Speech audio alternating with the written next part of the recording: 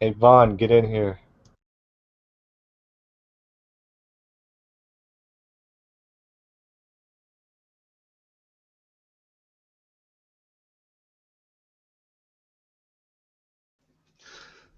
So is everybody in here an atheist then?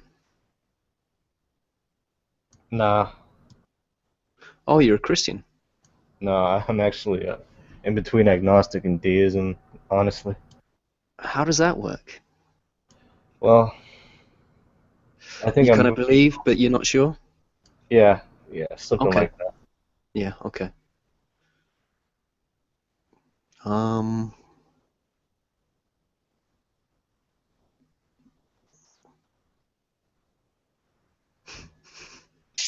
I'm a super duper atheist. yeah, I thought I was till I started actually talking to people live. And you know, people like Aaron Ra could be talking to the nicest Christian, and he'll ask really pointed questions that are quite harsh. If I'm talking to somebody that I like, I can't do that. I feel bad about doing it. Do you know what I mean? Yeah, I hear what you're saying. Hey Philip, I don't even bother arguing about God anymore. Whatever. I What's don't up, care. Desert? same here. Yeah, I'm kind of tired of it as well.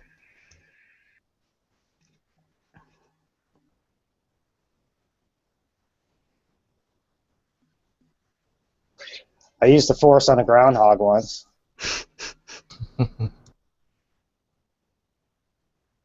What's in your hair lyrics? Let me see.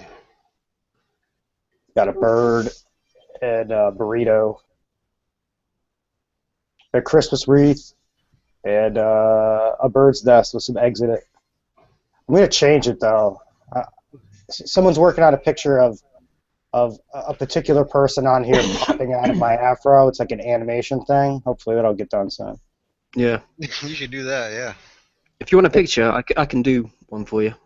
I kind of know how to do that kind of thing. Looks like a Godzilla eye you got on the right.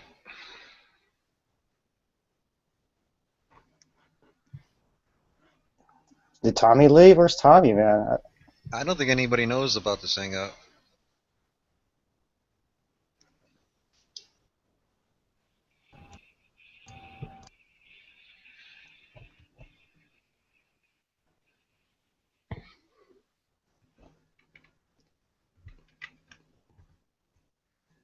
Take a look at that link.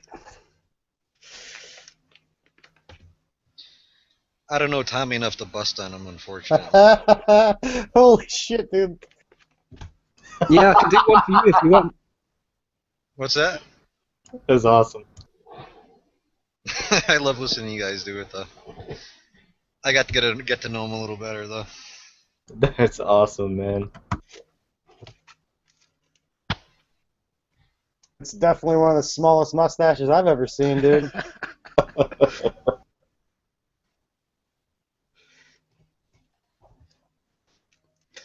Right, I'll be back in 2 minutes, okay?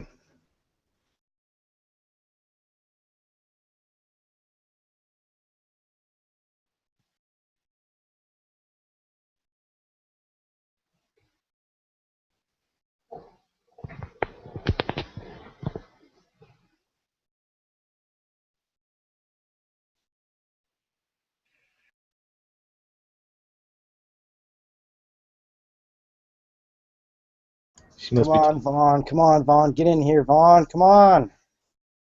man, Vaughn, show me how to kill a deer from a tree with two knives. I came in here because of Tommy, but he's nowhere to be found now. Oh, here they come. Hey Art. Hey Bud. Hey, Hey, sorry I was a bit slow.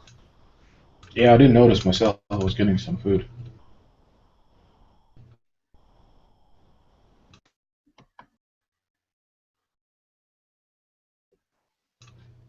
Sorry, guys, I was just getting annoyed with Incorporated. He just pisses me right off. Hey, Natty, let me know if anybody wants to come in. I can drop off. Where's Tommy? Is Tommy trying to get in? Is Tommy alone? Is Tommy alone? I think he should be if he's not. Alone in the other room.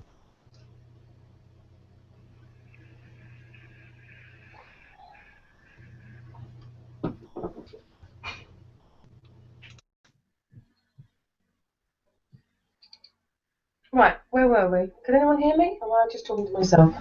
Nope, we cannot hear you.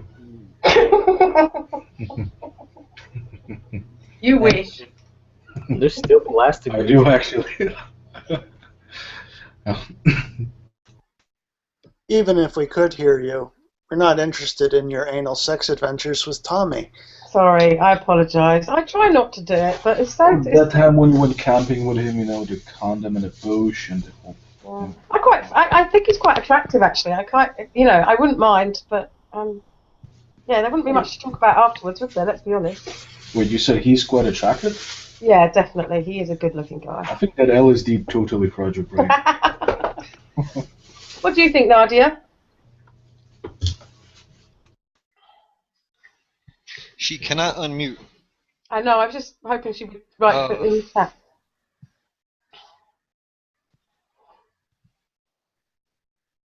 Well, after you sleep with them, you can have a girls' night out. See,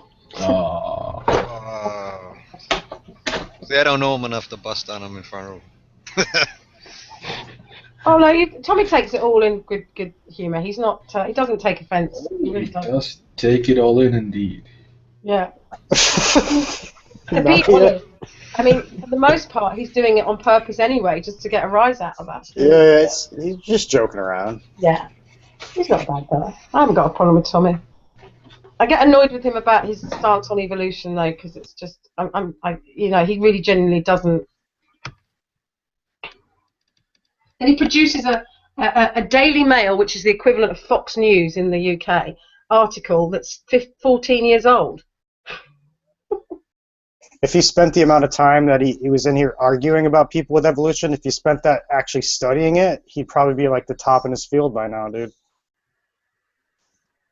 If I have a question about things, I go look, for the information. I don't come in here and argue and complain about it and shit. Oh, he's had the information 100,000 times. I've seen him. He's been given it so many times. It's laughable. I just don't. To be honest, I don't think he really understands it. I think that's. I mean, I'm going to say something controversial, of course, but I think that's half the problem with quite a lot of the creationists. He doesn't accept any part of evolution, or just like the beginning. No, I think he accepts. I think he accepts the natural selection. Ah. But as far as anything else is concerned, he's the old. We didn't evolve from rats or monkeys or whatever it is. I did. Or you evolved from a retarded fish frog. No, that's rough. And that's whole Stop Brett insulting King's the fish. favourite. Brett Is King's that his? Well, Well, he got it from South Park, so it's not his original. Oh, really? Oh, fuck. You think Brett King would come up with anything original, dude? Come on now. No, Yeah, that's from South Park. Well, he That's did his come up line. with an original poem one time, if you remember. Oh yeah, and he stole it from some girl. Exactly. No, he calls it. He said, in that mouth-breathing voice of his, which I can't really do. I can't do it. We're all made from primordial soup. The primordial soup, the gunk, or whatever. He's got a new one now. He calls us meat bags. You're just meat bags. Yeah. You're just hamburger meat. I gotta try to do his voice one time. Yeah, I can't do it. He's got it's the creepiest voice. It's, Hey, Nadia. yeah, Hey, guys. Something like that. yeah. It's I'll like have the to wolf. listen to It's him. like the Wolfman and a vampire had sex, and that's what popped out. Yeah, but they'd be attractive. This one's got no chance. This is the missing link, I'm telling you. That's what He he does is. look like Wolfman Jack, though. Telling you, dude, vampire and the Wolfman fucked. And then, No. Yeah, but Annabelle said it. Brett Keane is the missing link. Absolutely. What's he missing? I don't. Well, a large Feelings. part of the cranial matter. It's fucking hard to pinpoint. You know what I'm saying, dude? Yeah. Oh I bet you I guarantee he has a minute penis. I'm telling you that now. Micro. Yeah, absolutely. I can even imagine a little mushroom. That's what it is. All right, okay. Von's kind of nasty. You think Brett's nicer than Von? Yeah, I would prefer Vaughn any time of the day. Oh, I can't Oh believe yeah, you said that, dude. Nadia. Vaughn 24/7. Oh, Von. I mean, Von's funny. He's entertaining. He's quite sweet in his own strange, special kind of weird way. Yeah, and Vaughn is not a piece of shit, who will No, try to lead you into a loaded question and will not allow you to explain what you meant in this nuanced way. How Brett many? Kid will ask you a stupid question and he's like, well, on that note, I'm gonna kick you out. Yeah, I mean the fact that he blocks people in Hangouts, it's ridiculous behaviour. Yeah. How many Oh, transitions from the slime Did to anyone? the fish? Yeah, What did it? Say that again. Say that again. How many transitions from the slime to the fish? Yeah. You've got him quite well. You're doing him quite well, actually. Oh, Just- thanks.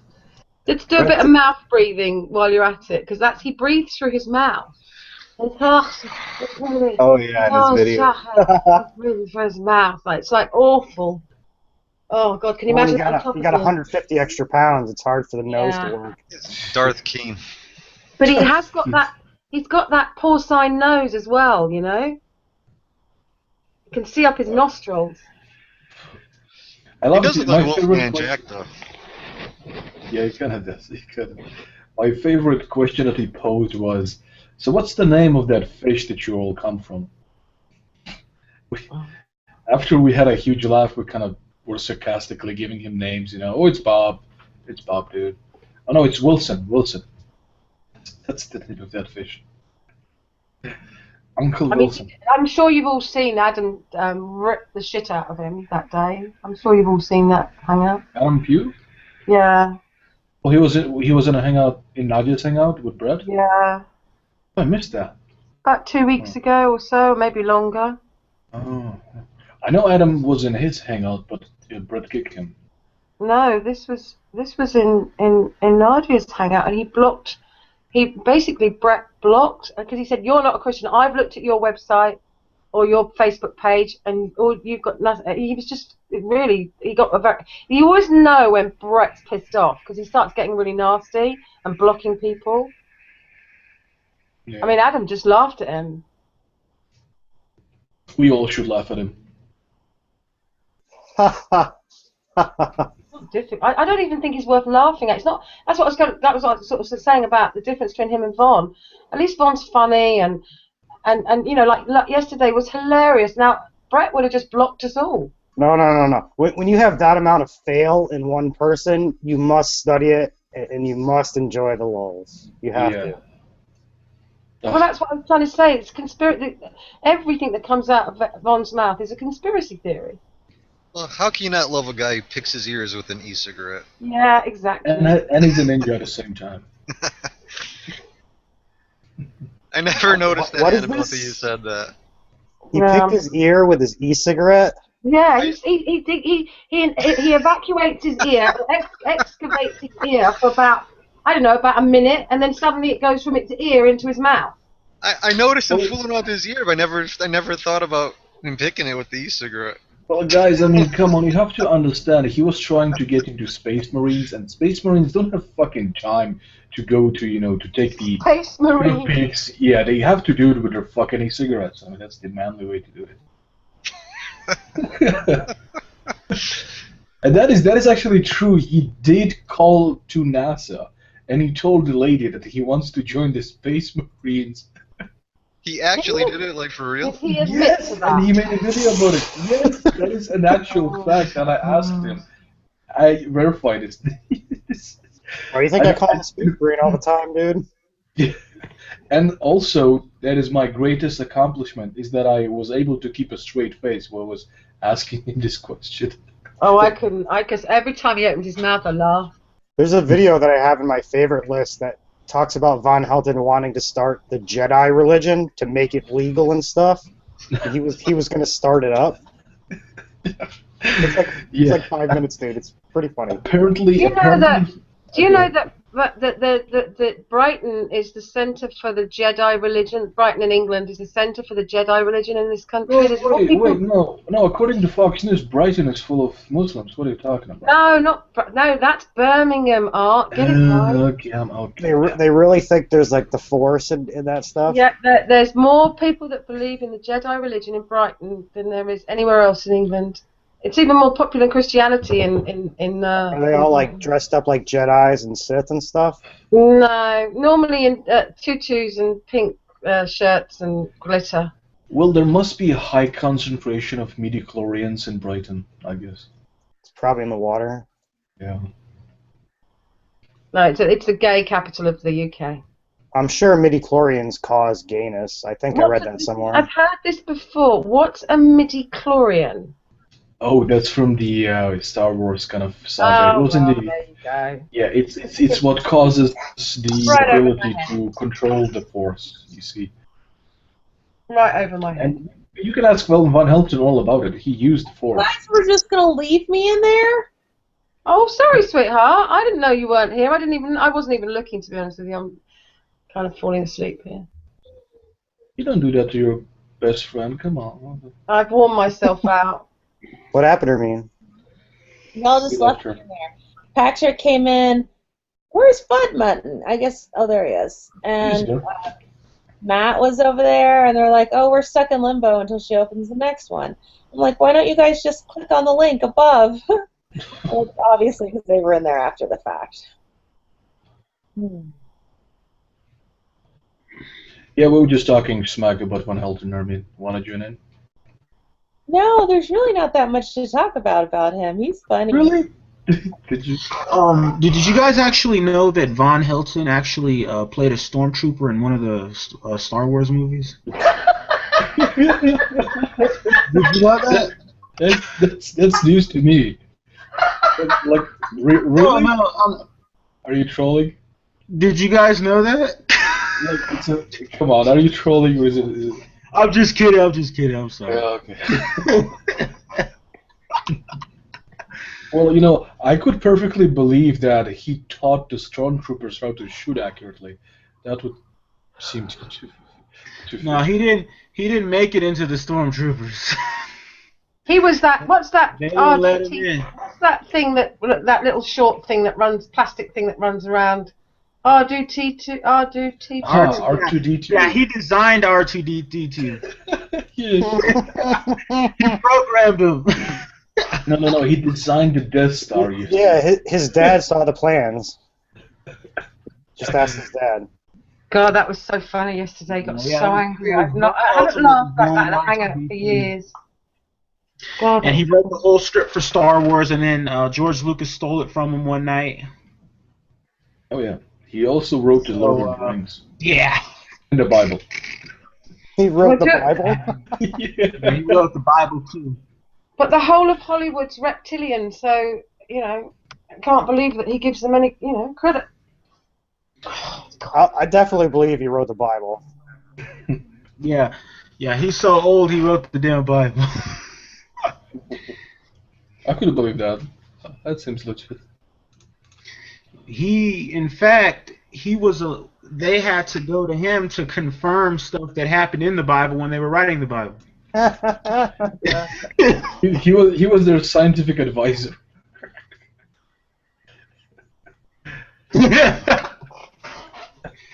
I'm sorry. Hey, what's up, Incorporated? What's up?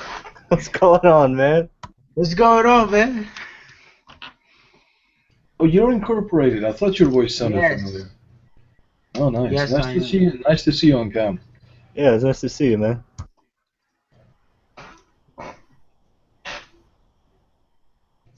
Awkward So, Nadia, pause. what's the topic, Nadia?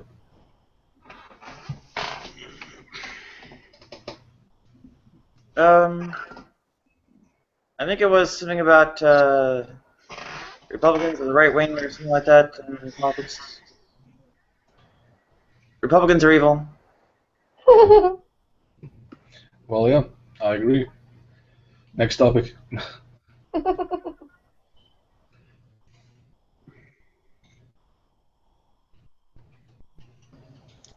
Gender dysphoria really sucks.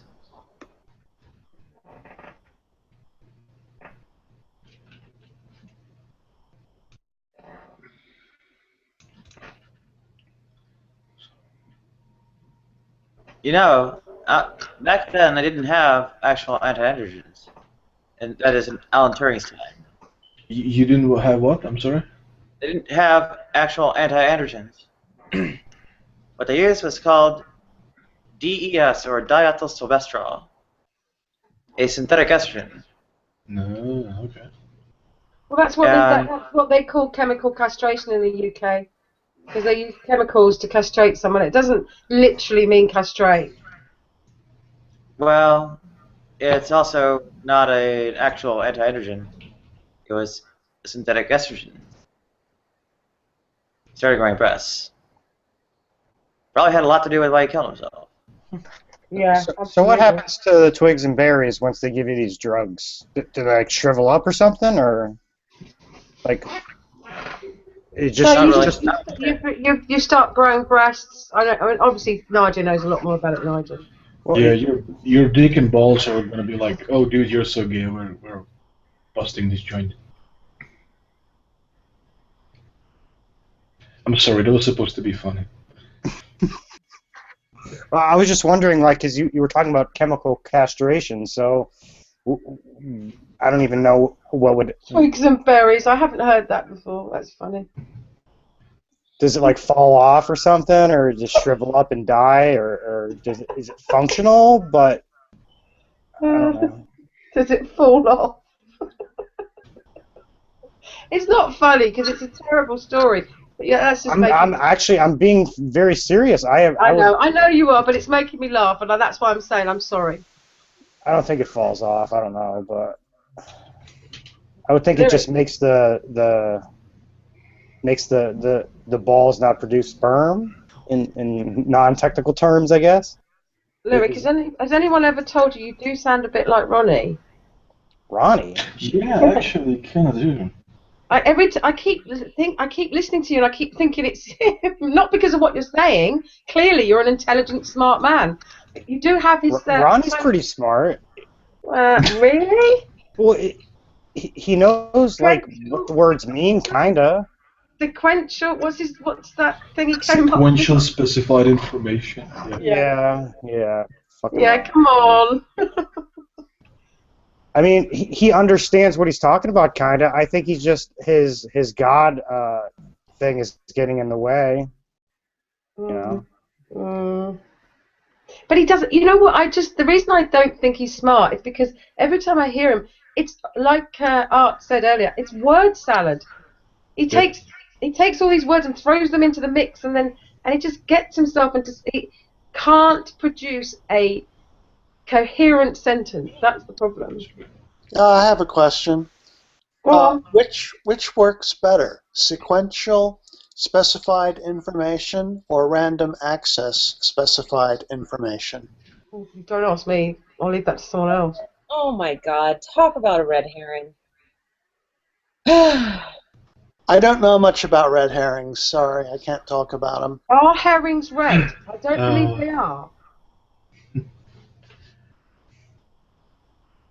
Well, if I hear DNA is a computer code anymore, I'm going to pull out my fro. I love herring, though.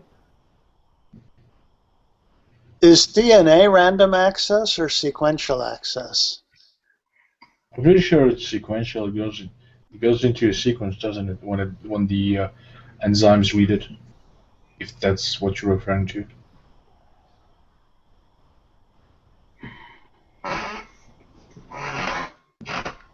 Oh, I wish Tommy was here.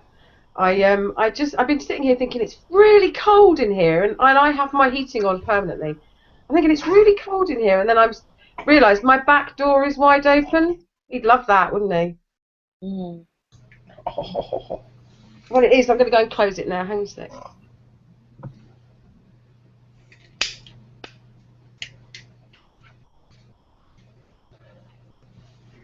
What'd you guys do to Tommy to make him quit? Not me. I was getting food.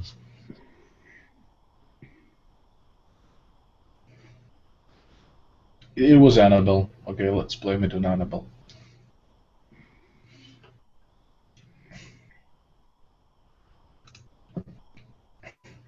Holy shit, did you guys notice?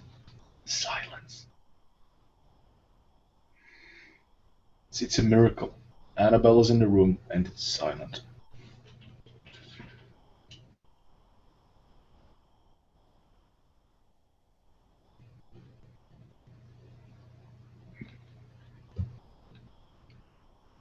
Ugh.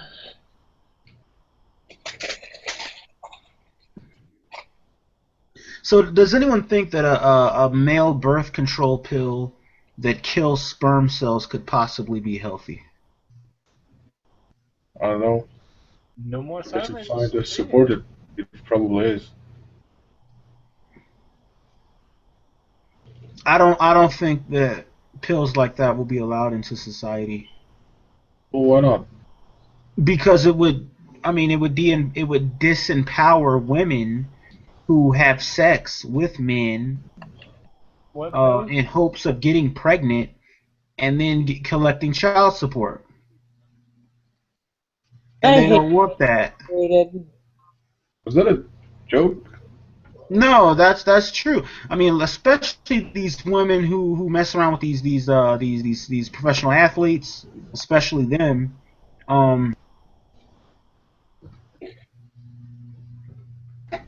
Please don't block me anymore, Airman.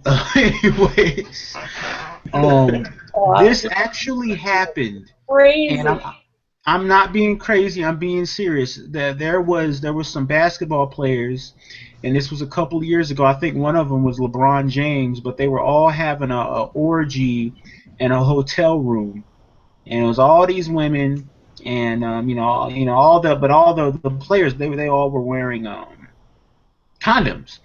And so when they got done with their condoms, they take them and put them in a little disposable bin and whatnot. And do you know that when those players left, that those women took turkey basters and got some of the sperm out of the used condoms and injected it into themselves, so that they could, in hopes of getting pregnant by one of these players and then getting access to their money.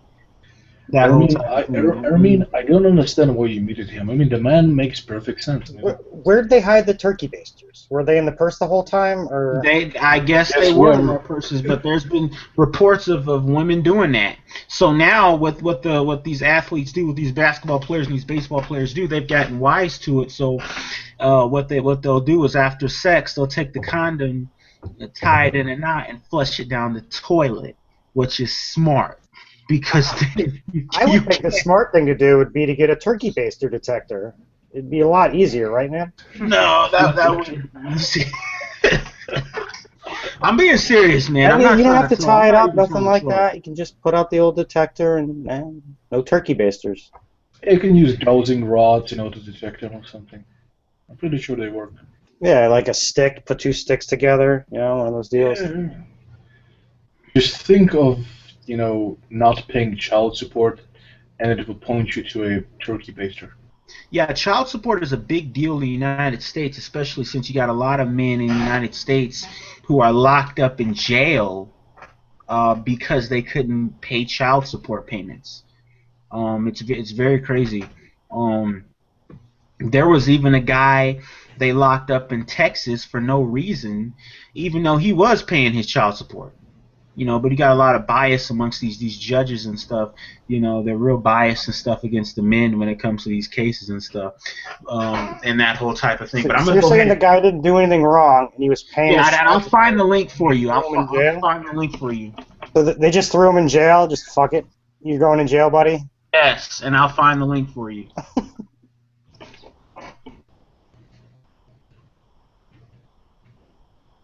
Child support's real easy to pay, dude. You just need one of those jobby jobs.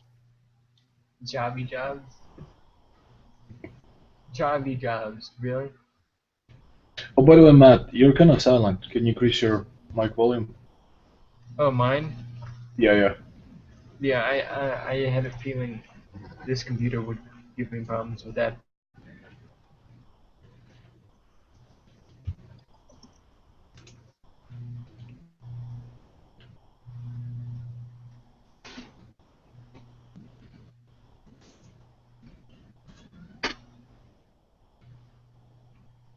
All right, here it is, guys. Get ready for it. Get ready for the link. There you go. Okay, it says father sentenced to 6 months in jail for paying too much child support.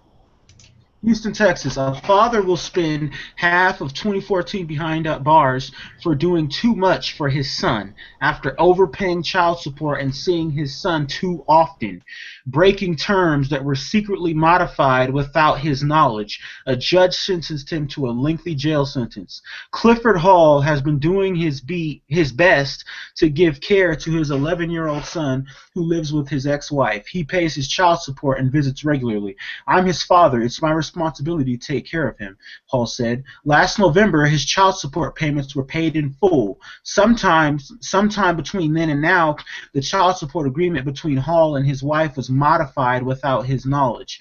Hall wound up overpaying by $3,000, a fact that Harris County District Court Judge Lisa Miller found contemptible.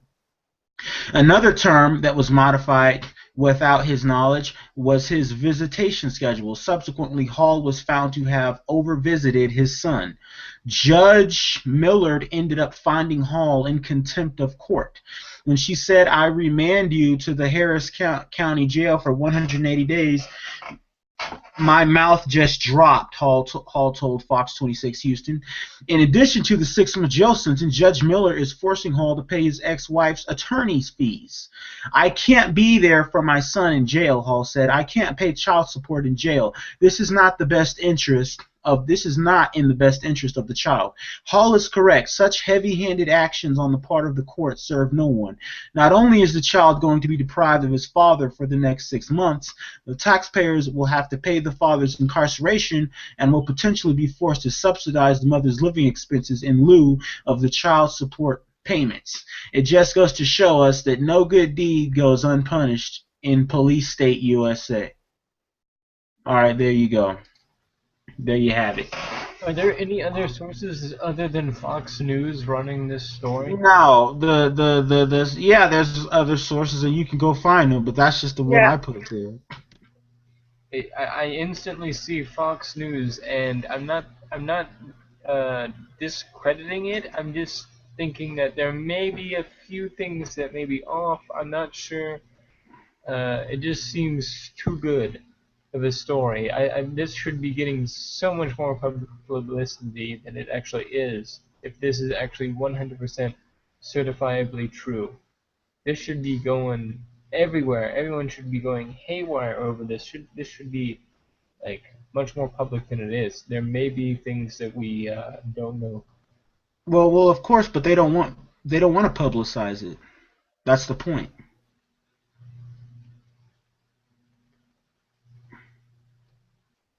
They don't want the truth getting out there. Who doesn't want to publicize it? They. The media industrial complex. The aliens. I'm just kidding. Never mind. They're all. I want to read the story so that I can get an idea of what his name is, and then you put. There is something in there. There is something in there that flags up to me. Okay, after overpaying, and I'm going to look into it after I've finished saying what I think it is. After overpaying child support and seeing his son too often.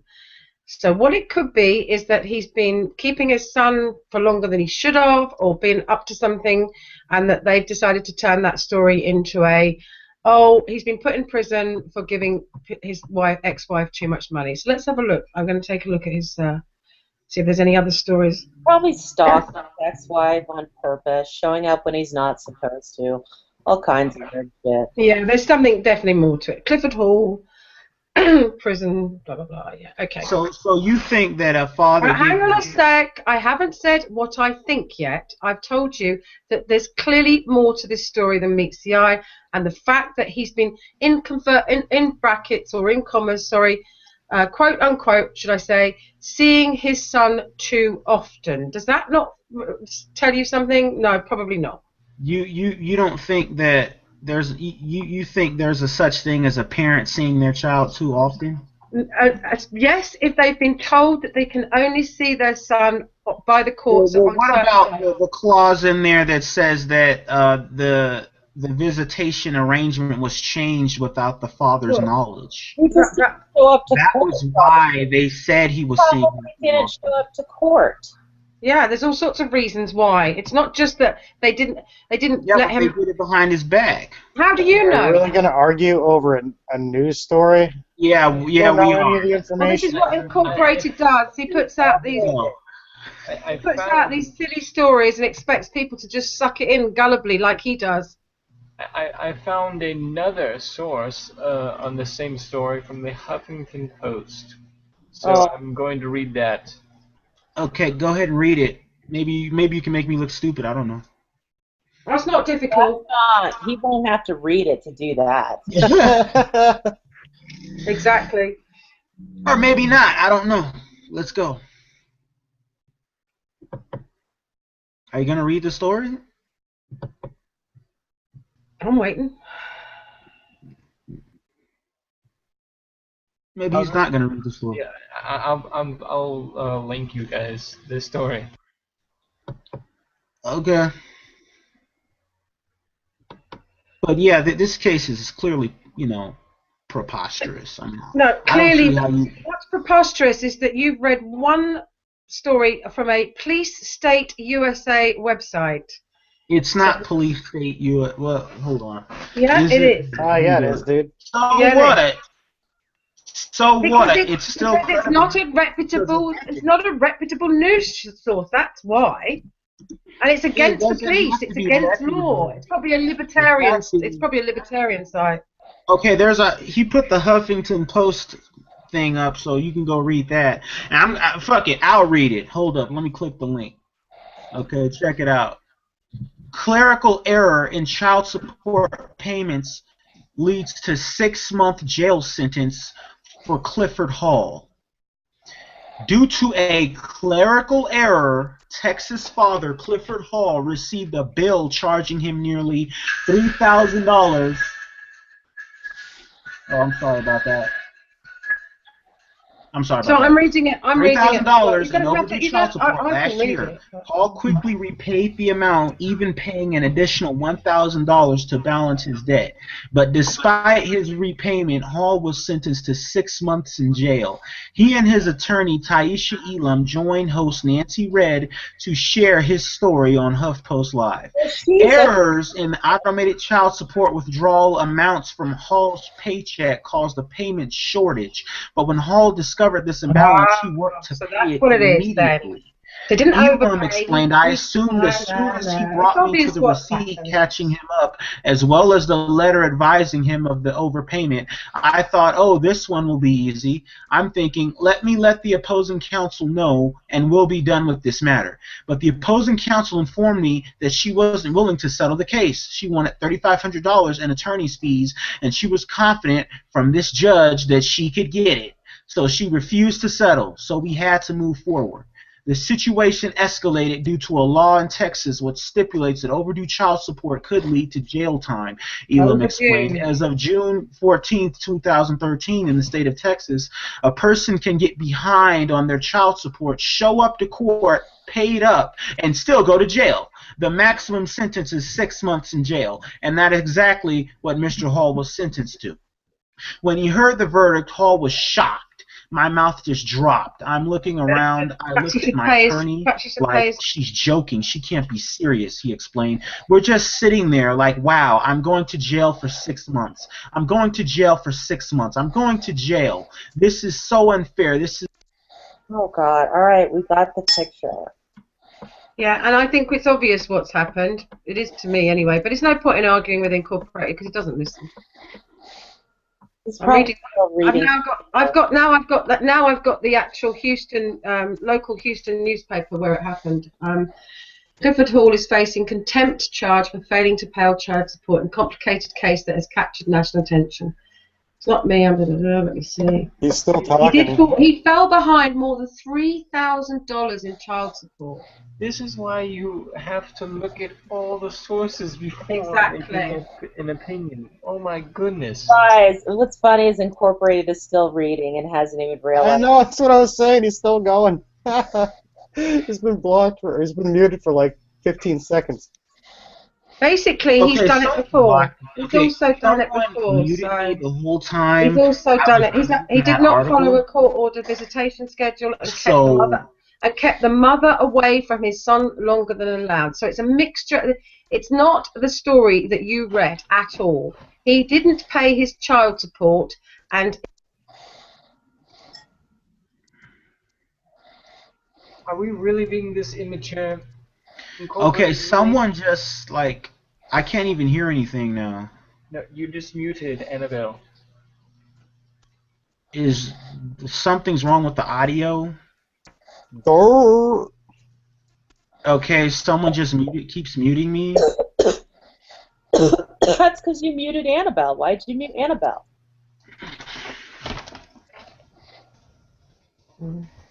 he's playing dumb now, so it's okay. He's not playing. Anyway, basically the story's this. He didn't pay his child support for months on end. He got told by his lawyers that if he didn't pay it, he would probably go to jail. So he came to court and paid it. He also kept the child away from the mother of the child longer than allowed. So he's basically played up, got caught. Oh, I'm sorry, my sound was down. He basically played up, got caught, and the judge decided that he deserved to go to jail for 6 months, and that's her choice. That's why she's a judge. I think it was too strong of a punishment. Yeah, I agree with that. I do. I mean, I agree with that, but it's not because he overpaid his, and it's not because, and it's also a mixture of reasons, and yeah, the judge was being harsh, but we don't know. He might not have. The judge was being oppressive. Yeah, whatever. Do you know how many women don't get paid their child support? Millions. No, I don't know. But what I do know is that in America, if you don't pay the child support, you can go to jail. And that's what happened. So I know there's a lot of men sitting in jail because they didn't get to pay the child because they didn't pay the child support. He turned up on the day and paid the money, and because he was told by his lawyers that if he didn't, he would be going to jail. So that he decided to suddenly cough up the money all of a sudden. But the judge worked that out, that he was clearly just doing it because he was frightened of going to jail, so she sent him to jail anyway. And you don't think that's wrong? No, I just said it's a harsh sentence, but it's one to teach him a lesson. You either pay it on time. A lesson about what? What did he do wrong? I'm just about to tell you. It was my understanding, Annabelle, that the reason that he got that big child support he was ordered to pay that huge amount anyways was because of a discrepancy that the courthouse did on his child support bill. He was 6 months behind. You thought like Lit. He thought he farted, but he really shit. Okay, he fell behind. Listen to me. Incorporated, he fell behind and owed more than $3,000 in child support. He turned up on the day of the court date and tried to pay. He tried to pay even more because he was scared of going to jail. Not because he felt obliged to his kids, because he was scared of going to jail. So the judge clearly saw what he was up to and decided to punish him for it. Yes, it's a harsh punishment. No, but that wasn't his fault because the courthouse. Well, it wasn't his fault. He failed to pay his child support. Sent him wrong amounts about what he was supposed to pay. According to this, and he did pay the full amount. He never didn't pay. He paid his child support in full and still went to jail. You don't think there's anything wrong with it? If you don't think there's anything wrong with that, then I have to seriously question Yeah. What are you going to say if with the you have question? some sort of bias or some sort of Bias to what? you know, To men who something don't pay in their child you. support? Yeah, sure I do. Absolutely. You mean some kind of issue that you have in you why you can't look at this man? No, because he didn't pay his child support, and he also kept the And child it away. boggles He my mind. also kept the child He away. did pay his child support. He paid On the day of the $3,500. court date. How is not paying your child Well, support?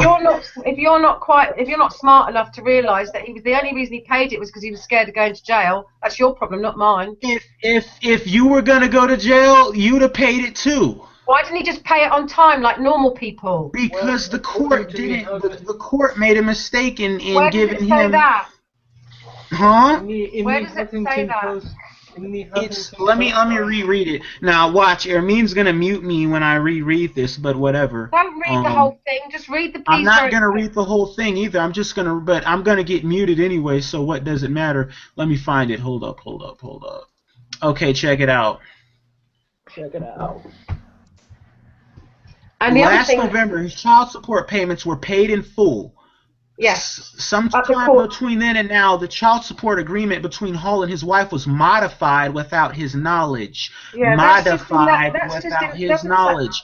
That's not an Hall official. wound There's no up evidence. overpaying by $3,000, a fact that Harris County District Court Judge Lisa Miller found contemptible. So it was modified without his knowledge, and it caused him to overpay, and the judge found that contemptible. No, because that's he overpaid. nonsense. Nonsense. Absolute nonsense. No, it's not nonsense. According to his the story I've got from the Houston newspaper, not from some conspiracy theory website. No, what I just read to you. Damn it! And hold on, it was that link that was just up. If that's someone that I accidentally closed it. What I just read to you, that was from, I think, what the Huff. Yeah. Hold on, is that it? Hold on. Anyway, I've got it from the Houston paper that was there. They probably had a journalist at this, following this story. And there was a discrepancy with the courthouse. Oh, I give up. Oh my gosh! Are we I gonna know. Anyway, you've made you don't care about that. And I think it's incorporated. I tell you what, I hate all men. I'm a man hater. I'm a misandrist. They're happy now. You said he How is that overpaid. supposed to make me happy? That's awful if it's true. If you hate men or you hate anyone, I hate all men. Absolutely hate them. Disgusting people. That's awful. And You no, it said doesn't make me feel better. It actually makes me feel worse. And it makes me feel bad for you for carrying around. Oh, I'm glad that you feel sorry for me. I really am. Am I hearing? Am I working? Yeah. How do you like it? The Huffington Post article says errors in the automated child support withdrawal amounts from Hall's paycheck caused a payment shortage. No, according to the Houston paper, he was 6 months behind. He hadn't paid his child support for 6 months, and that he owed £3,000. Turned up, tried to pay it because the lawyer had told him he would be going to jail if he didn't. And not only that, on top of that, he kept the child away from its mother on various occasions longer than he had agreed. So clearly, it's clearly a case of Incorporated not knowing shit. Incorporated just making shit up.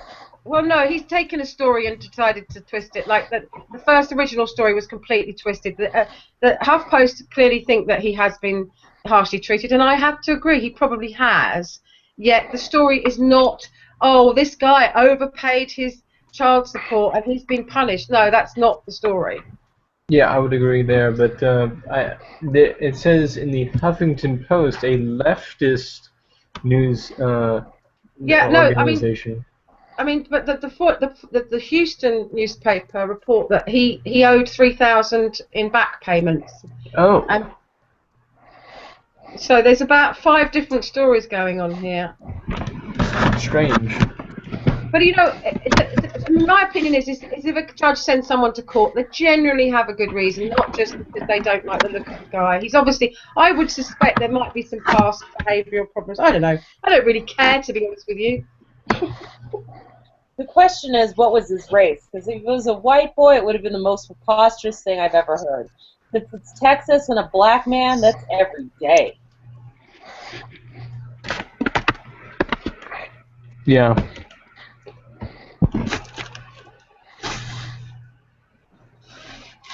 Just pay your fucking child support.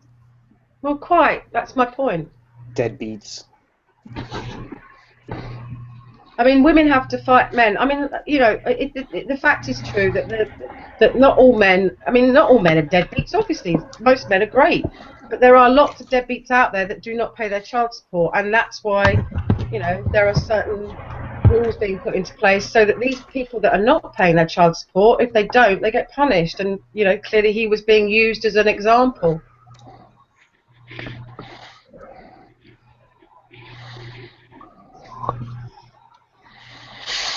You know what's the best way of getting out of child support? Don't have fucking kids. Hey, how about this? How about this as a novel idea? How about keeping families together and keeping families unified so that you don't have to have a child support system? After all, we're How about that? separated. Yeah. He couldn't still live with mom and dad. Can you please repeat that, please? I said after because I didn't hear you. He could live if he couldn't live with mom and daddy. Wait, say that one more time because I couldn't hear you. I said, after all, where would Incorporated live if he couldn't live with mommy and daddy in the same house? Where would whatever. And also, can I also point out that you're expecting people to stay together if they don't love each other anymore and are in a violent or unhappy relationship? Is that what you're saying? Hell no. I'm not saying. If there's abuse going how about on, you don't make generalized statements about family relationships? Incorporated, do you have kids? Are you married at all? I'm gonna have kids, and one day I will be. I just told you that. He lives with mommy and daddy. All right. And then he talks about everybody else. I'm not even talking about anybody. I know what you're talking about. But you're making sweeping, generalized statements like, "Oh, let's keep the family together," when you've no experience of having a family or being married. You don't need experience from having a family and being married you do. to come to a judgment that it's better to keep a family living on your own before you start giving people life advice about living on their own. Yeah. Quite. I'm not giving life advice. I'm just simply stating my opinion. Yes, you did. Well, you're kind of telling people, how about we keep the family together, which is a very generalized, sweeping statement. Yeah, and you think there's something wrong with keeping the family together? Did I say that? No, she never said that. No, of course I didn't. I didn't say you said it. I just asked you because the way you're wording the. It's like dealing with we are dealing with a child. I realise that, but you know, it's quite this conversation with this boy. Sorry. Oh, I get bored with it. It's like you say one thing. I mean, I'm not saying that. Incorporated. How old are you, dude? Huh? How old are you? How old am I? Yeah. First, tell me how old you are, and I'll tell you how old I am. I'm 34. I'm 34. 48. You're 34. Yeah. How old are you? You still living with your mom? What's up with that shit? All right, dude. That's not cool, man. Still everything. That's not cool. You know what? Whatever. I remember You can't come out with the ridiculous things you say and then tell other people that they're not cool. Sorry, that's just. And also, how old are you? Because you were going to tell us, weren't you? How old am I? I'm pretty young. I'm going to go 16, 17.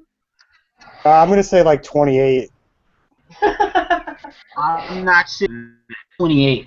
I look old. Okay, I'll tell you how old I am. You ready? You ready for this? You ready for me to tell you? Just bloody tell us already. Okay, I'm 23 there. Still at home with mommy and daddy? That's 23. Interesting. So what? Oh, have you thought of actually doing something independently on your own? Yes, and I'm working towards that every day. Well, off you go then, chop chop. That's why I have a YouTube channel. That's why I'm What? trying to get into, a lot of different types of Get business. into the So, dollars with a YouTube a channel. YouTube channel. No. A YouTube That's channel right, will never get you enough money to support yourself. Yes, it will. Unless if you somehow spontaneously become a internet sensation. And that's not going to happen, I'm afraid. Yeah, I highly doubt that shit, man. I think it's time to go get a job, bro. Yeah, you can't just I have a snap job. your fingers and bam, you're getting tons of money from YouTube. It doesn't happen. You guys sound like a bunch of like old failures that are, mad you didn't make it. So you're trying to beat up on someone younger than you. All right, let me just Get a job. This is Reality Check Incorporated. It wasn't too many days ago that you were in here telling Von Helton to forget about being the president of the United States, because the same chance he has at doing that, you have at being an internet celebrity on YouTube. Yeah. You know why I told him to forget about being to forget about being president of the United States?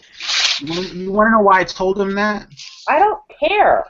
Because I don't want him to end up being like Palpatine. And that's why we're That's telling you not to bother with your YouTube channel, because it's never going to work, because you don't have the mental capacity to even go and research subjects properly. So there you go. I have plenty of mental capacity, and I have. Let us know when you're going to show it. I showed it just now when I made you guys be silent with that article about the guy. No, you didn't. No, you didn't. You just used an article that twisted the truth. Delusional. Yeah.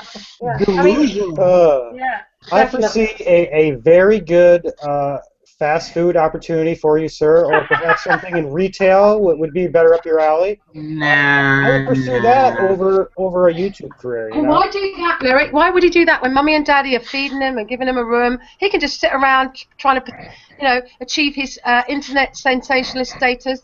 Let him do it and see how far he goes. We could be looking at the next Von Helton right here.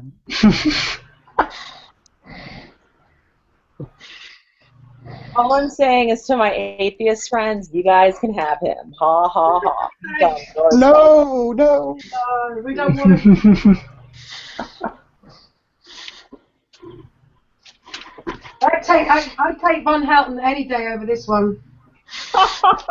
You can't be serious. No, I am serious. Because at least Von Helton is entertaining, funny, and he's just he's good entertainment. This guy just comes on, makes a statement, and then it gets upset and his knickers in a twist when the facts get pointed out to him. Well, Von Helton does the same thing, but I can see what you're saying now. When Von Helton tries to make his point, it's absolutely hilarious because it's just the way he does things. Yeah, but the difference between me and Von Helton is I'm a lot more articulate and concise. And when I make points, I actually prove it. Oh and dear. It doesn't descend into... That will incorporate. He hasn't got a clue. He really doesn't. Yeah, corporate. Do you have college education? I got plenty of education. No, sorry, I want to see the evidence. We were being very, I believe... You have a bachelor's degree or an associate's degree? I believe Fred Mutton was being very specific about the education. I was born educated, okay? Okay, you see... The reason I'm asking... If you look on my birth certificate, it says educated. It's a dickhead. I was just asking because, if you have a college education, the miss in the military as an officer, you get officer pay. Yeah. Just got to go to officer candidate school. Why would I want to be in the military? I don't think he's left that room, dude. You can start a career that way, a real one. No, thank you. Yeah, actually But if you're only doing something worthwhile, that's enlisted. You guys want to know a secret? A real secret? I'm about to tell you guys a real secret. You guys can make fun of me all day with this. Are you ready? This is geared towards you, Fud Martin. Are you ready? Are you ready, guy? Yeah, I'm ready. All right, I just got kicked out of the military last year. Okay, in basic For what? training. They kicked you out in basic training? Yeah, I got kicked out in basic training. Why? Because I'm a dickhead. I wasn't up to par, and I was not, Well, failure to comply. Yeah, there you go, failure to comply. Yeah. Was that under you're a washout dishonorable then, conditions or No, honorable? it was a general discharge actually. Yeah. General discharge. Yeah, that's what they are usually. Yeah. What is a general So, discharge? you can still vote, get a job, what have you.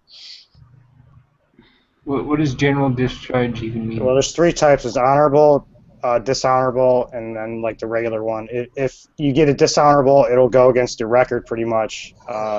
That's really the only one that is bad. Yeah, dishonorable is kind of like having a criminal record. Yeah. General is usually for medical purposes or something along those lines. Okay, so honorable is like you fought. An honorable is you fulfilled your contract. Oh, okay. Without. Can I just butt in for a second? Does anyone know where to get any decent pictures of Brett Keane? Oh, yeah. Brett I mean, Keys, you just put, I don't know. If you put images, if you put his name in Google, Yeah, I have, and they're all terrible, like low-resolution pictures, like YouTube screen caps. I want a decent picture of him. I'm sure if you give him $5, he'll do a photo shoot. Get a life and leave Brett Keane alone. Oh, don't even go there. He deserves it. I've told He's a you what fucking he's all ass. about. You should take it. You should trust me on it. Please trust me on it, honestly. Yeah, have you looked into Brett Keane? Yeah, why are we harping on Brent King now? Like, No, I just want a picture of him. Because he's a cunt. I know that your intentions are pure optics, but everyone else is just His intentions are pure. I don't think his intentions are pure. No. Neutral. No, not neutral. I Okay, heard who's what he picking up said, the and I Brett think King? it's cool. Yeah. Who's Yeah, picking but up the basically I Brett want to King? turn him into the missing link. But I need to I knew. Have you seen optics? Have you seen what the Drunken Peasants did? They put his head onto a manatee. Did you see that Yeah, one? I saw that one. Brilliant. Oh, talking of which, I'm missing their show, guys. It goes to show you how much I love you all. That I've not bothered to watch the Drunken Peasants, and I'm still here talking to. There's another episode out. Yeah, they do it on a Monday night, Monday, Wednesdays, and Fridays. I've never seen that before. I should start watching it. Oh, lyrics! It's you got it's a it's not highbrow Shamos type discussion. Yeah, there's no philosophy there. No, there's no philosophy going on. Yeah. It's just basically. Are you saying that I wouldn't be interested, madam? No, I'm saying that you've got to. Okay, you know You gotta what like I'm shit like. jokes? I'm a female version of TJ, except he's a lot smarter than I am. Are you talking about the Amazing Atheist? Yeah. Oh, Lord. I love how you knew who I was talking about straight away. I saw a video once of him in a steaming pot of oil. Oh. Did you see that one? No, I haven't seen that one. No, I didn't see that one, but I've heard about the banana video. Oh, who was it that told? Somebody told me that you can. You know that I've got that little crush on Ben because of the mask and everything. And I found a picture of him because somebody said that you can get the picture on this website. And he looks about 16. I felt like a paedophile, for goodness sake. Micro penis. Yeah, that's. I mean, he's cute as hell, but far too young for me. Some of our discussions. Ben is the drunken pez. The Amazing Atheist has his own channel, but he also has a podcast called The Drunken Peasants, and his brother, I think it's his brother Scotty, It is his brother. and his best friend Ben. The three of them do the show together, but Ben is the more calmer of the three of them, and he's just a nice guy. And Well, I would not say he's a nice guy, but he does awesome voice. yeah, he's got a really sexy voice, and he wears a mask, and I kind of find that a bit, attractive. You know, some of our discussions get crazy, you know, with especially with Von Helton and Incorporated. But I think this link right here will really show what those discussions are like a lot of times. Oh, Monty Python. Right. But were you sticking up? Who was sticking up for Brett Keane just now? Matt Ditto, the guy. Matt, what is wrong with you? Sorry, I guess I haven't seen his bad side yet. I just Oh, don't see my it. Just goodness. go to YouTube, dude. Just Google it. Just type in into Talk YouTube. to him, dude. Brett Keane, or talk to him. Just say hi to him. I've been listening to him. I've been listening to him on Nadia's channel. And he's playing the nice guy. He's doing really well at the moment. He's really keeping it in check. No, it's because someone else isn't the nice guy right now. That's what it is. Someone else is being an asshole, so no one's paying attention to him. Well, it's not so much what he's up to at the moment. You've only got to do a bit of research and the history of Brett Keane, and you'll see what. You've got to remember this guy was an atheist. Has been most of his time on YouTube. He's been an atheist. Yeah, an interesting thing is that these criticisms were actually born while he was an atheist, and they were made by atheists. So it's not like we're biased against him because he's a thief. No, we're biased against him because he's a piece of shit. I mean, he's been e-begging for 6 years. He's managed to kit himself out with the PlayStations and video games and goodness knows what else. What's wrong with e-begging? What's wrong with e-begging? When you're using it so that you can buy video games, when you're pretending that it's because you're sick?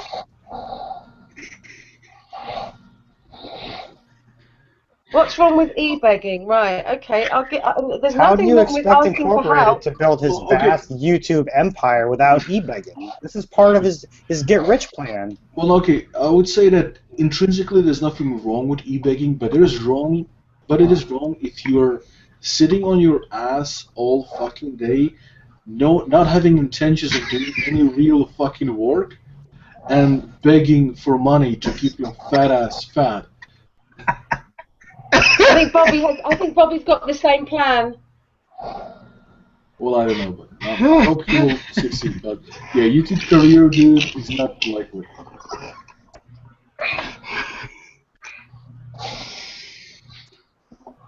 Who's snoring? Yeah, that's your name. Someone sound like Darth Vader up in this piece. It's freaking me out. It's your name. He will always pop something.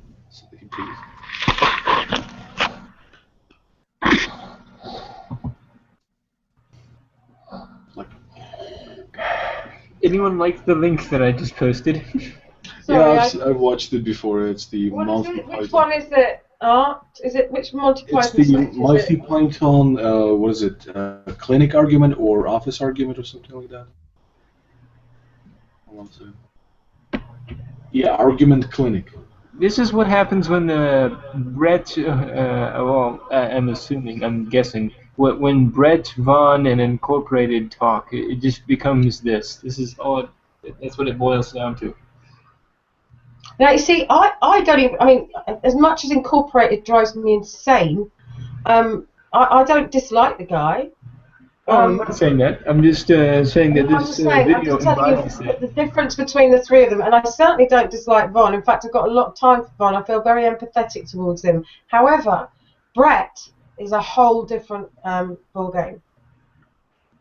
He's poisonous. He's toxic. You don't know Vaughn very well. No, I know, and I'm aware of that. I realise that there's a lot more to him than meets the eye. But the problem I've got is that I've got this. It must be the woman in me, obviously. I'm a bit sort of gullible when it comes to guys when they're sort of in dire straits with the kids and his wife in hospital and he's got no boiler and all that stuff. And I just kind of feel a bit sorry for him.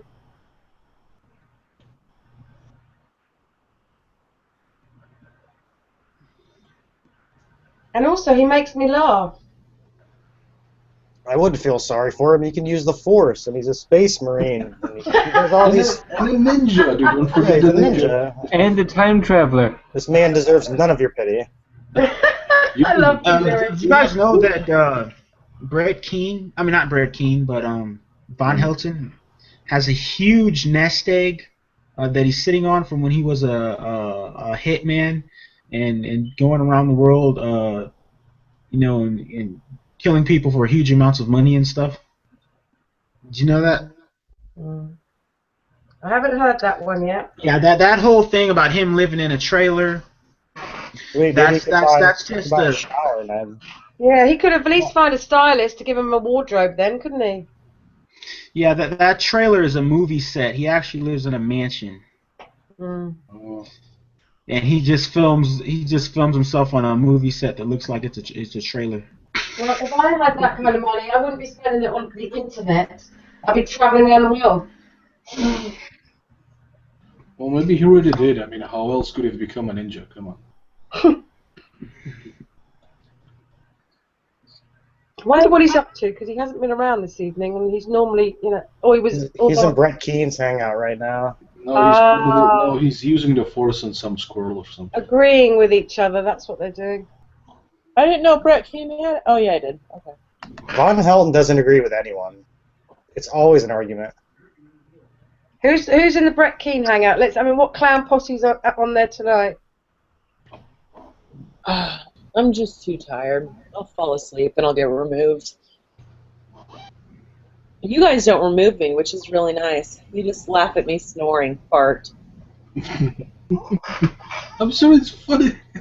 Well, I've never heard you fart. I don't know. I think that's I call Art. Instead of telling him to F off Art, I just tell him fart.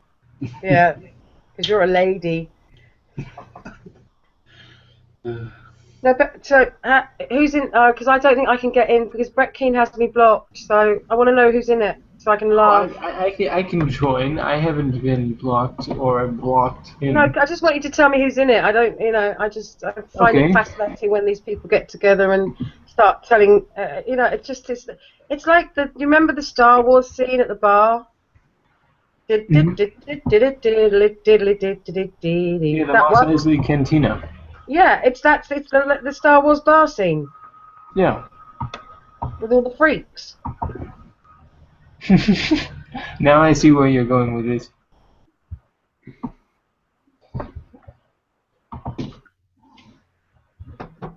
I mean, I can't talk because I've been, ever since I've got addicted to Nadia's Hangouts, I've spent more time in Hangouts in the last 2 weeks than I have in the last 2 years.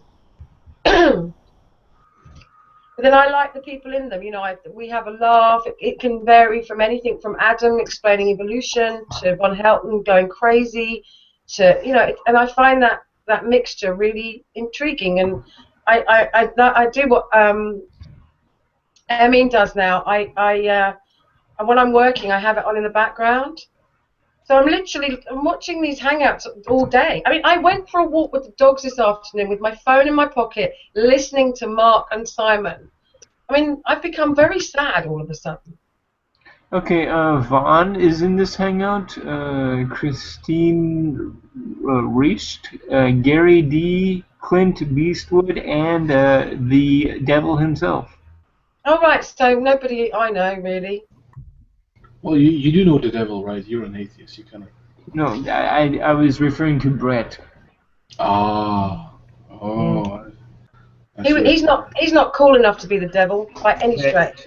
He's like an imp, like an underling of. Fat imp. No, he's a troll. Okay. A fat slug. That's what he is. He's a fat slug. Hermine? Yes. Are you here? Yes. How come when I do an image search for Brett Keane, your picture comes up? Found that quite strange. Oh, this is suspicious. No, seriously. Holy shit, Armin is a Brett Keane. I knew it. I knew it all along. Probably because I go on a show a lot. I like Brett. Oh God! It just drives me. So you're such a smart, intelligent woman, and you can't possibly like him. I can't. Hey, but you know what they say? You know what they say? Opposites do sometimes attract. That's very true. Oh, jeez, man, he's a cave troll. But not Keane, though. I mean, I can understand with Von Helton or even. I'm just trying to think of someone else. Thick Shade, no, maybe not. Even Seamus? No, here's what's going to happen, guys. Armin and Brett Keane are going to get into a relationship.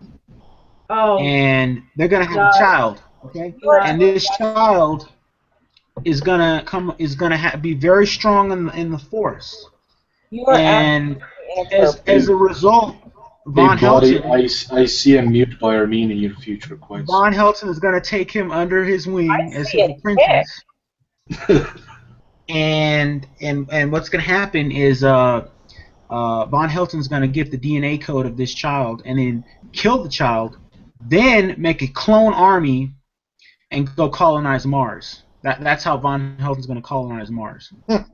That's the most rational thing you said. It makes a lot of sense to me, dude.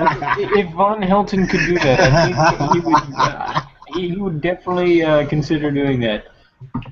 Oh, You know, I mean, is such a stylish, intelligent, smart woman. The thought of her anywhere near Brett Keane makes me feel physically sick. No, Never mind her. Von Helton.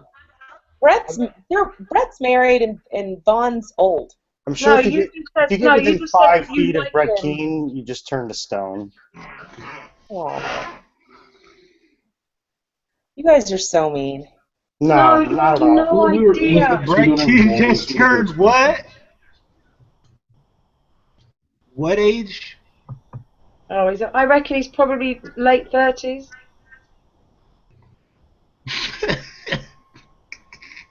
He's actually not in his late 30s. He's actually much younger than that, but he's a clone that was designed. I know you're trying to be clever, but it's getting boring now. So he's actually about Okay, don't listen to my him. age. Really. Knowing it doesn't matter. He has like no concept of the world around him. Just wandering around. Fuck it. Right Incorporated. YouTube star. Haters gonna hate. I know, man. Yeah. I don't dislike anyone other than Brett Keane. I mean, I really, really dislike the guy. I've seen what he's done. I've seen the people he's hurt, and the things that he's done to people on the internet because he's jealous, he's bitter, and he's just can't stand the fact that he's never been able to make it on YouTube. And his behaviour is appalling. Could you send me a link of this? Hang on a second. I'm looking. I wanted to. Just type in Brett Keane. That's all you need to do.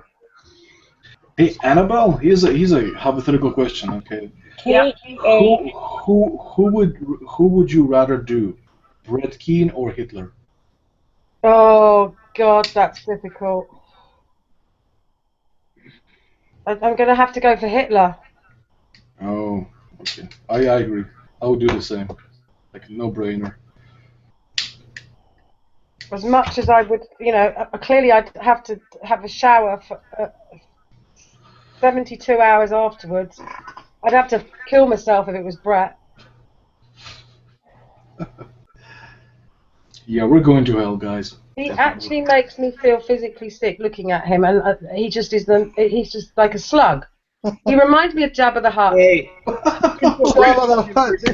Yeah, but you stole that from Drunken Peasants, Annabelle. No, I've been calling. Actually, no, in fairness, I've been calling Rand Campbell Jabba the Hutt for ever since I've known him because he looks like Jabba the Hutt. Rand Campbell looks like Jabba the Hutt. Okay, I give you plausible deniability. Okay. But no, I tell you, the nasal thing with Brett Keane really kind of makes me feel sick. You know the way his nose turns up and you can see up his nostrils? Oh, it makes me feel sick. And that ridiculous hair that he's got, it makes him. He thinks he looks cool. He looks like an overgrown twat. All right, check this out. Who can do a Brett Keane impersonation? A good Brett Keane impersonation? Nobody can. It's really difficult. Although I think Desert I can. Came very close. Desert came very close to it earlier on. Wait, who? Who came close? Desert. Who? Desert. Oh, okay. All right. It usually requires getting punched in the face about 40 times to be able to do that. No, I think Captain Awesome can do one, but I don't think it really sounds like him. But he does. He knows this. He uses his phraseology, so it sounds, It's Oh, Captain Awesome can do a perfect MG Pillbox 42. Oh yeah, he's spot on with that. Do you know what? The first time I saw him do it, I thought it was pillbox or pillow box, as I like to call him. Yeah, I thought so myself. Yes, like, is this pillbox? What the? Pillow box? Really? Yeah, I tell you why. Because Jason Burns every time calls him pillow box without fail. Oh, Jason Burns, another candidate. Well, he's been very, very quiet recently. Well, we just have to wait for the next video, and he's gonna be like, "Oh, you're cyberbullying me." The only person I really pay attention to on here is G-Man for the fundies. I don't really pay attention to anyone else. Yeah, G-Man's funny. I got a soft spot for G-Man.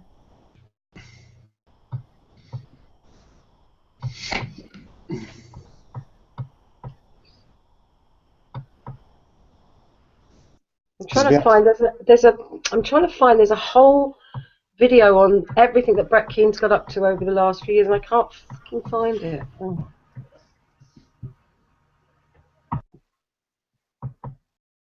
I mean, nobody's got a right to tell anybody who they can and can't like. Clearly. Can we talk about who's the most violent country and violent countries again? I would say Central America. Okay, Central America. Yeah. I would say Iraq and well, perhaps you need to look it up before you say it. I have looked it up. Well, Afghanistan clearly is a very violent country, but that's not just that's we've got to take some responsibility for that. Not like we haven't added to the mix in that one, but if you're talking about pure, social society, it's Central America. I mean, Afghanistan's at war. Yeah, well, yeah, to a certain extent, but anywhere you also have Islam, you also have a huge amount of violence as well. Yeah, and where you have Christianity, clearly where you have if it's Islam amongst Arabs. Clearly, where you have Christianity, you have an awful lot of violence as well. Central America, Catholics. Yeah, but you need to understand that has the violence in Central America is not because of the religion; it's because of the drug trade that goes on there. But they're all religious. And they all criminal have activities. They even have a god devoted to the drug lords. So they're not very moral, are they? Yeah, but that's the religion is not the reason why they're like that. And the religion is not the reason for a lot of the time for the wars in Afghanistan, Iraq, and Iran. It's about oil. It's about politics. Granted, they're very violent people. The fundamentalists are very violent people. Okay, you just said they're very violent people. So Yeah. which one is it? Is it I'm talking about is it the religion, or is it that they're just intrinsically very violent people? I just said the fundamentalists are very violent people. No, you said They use very oh god, it's like trying to talk to a fucking child. Okay, I'll go along with that. You said the fundamentalists are very violent people. Okay. Yeah, I'm talking about ISIS, ISIL, Al Qaeda, the Taliban. Yeah, what do you guys think about ISIS? I mean, those people are just nuts. Yeah, I mean, there's a lot of people that will argue that it's just a political group, but they do use their connection to Islam. I mean, don't get me wrong, I'm not sticking up for crazy Islamic fundamentalists here, not at all. But you can't just paint them with the brush that they're the only violent religious people on the planet. It's just clearly not true. I mean, you're right that in Central America, the violence is very much drug related, but it's also poverty related. It's also the fact that these drugs and poverty go hand in hand. Yeah, well, quite, and there's a lot of drug. I mean, Afghanistan is the center of opium production. Absolutely. Drugs and wealth go hand in hand, dude. Just drugs and society. Wealth, violence, poverty, war, all of them go hand in hand.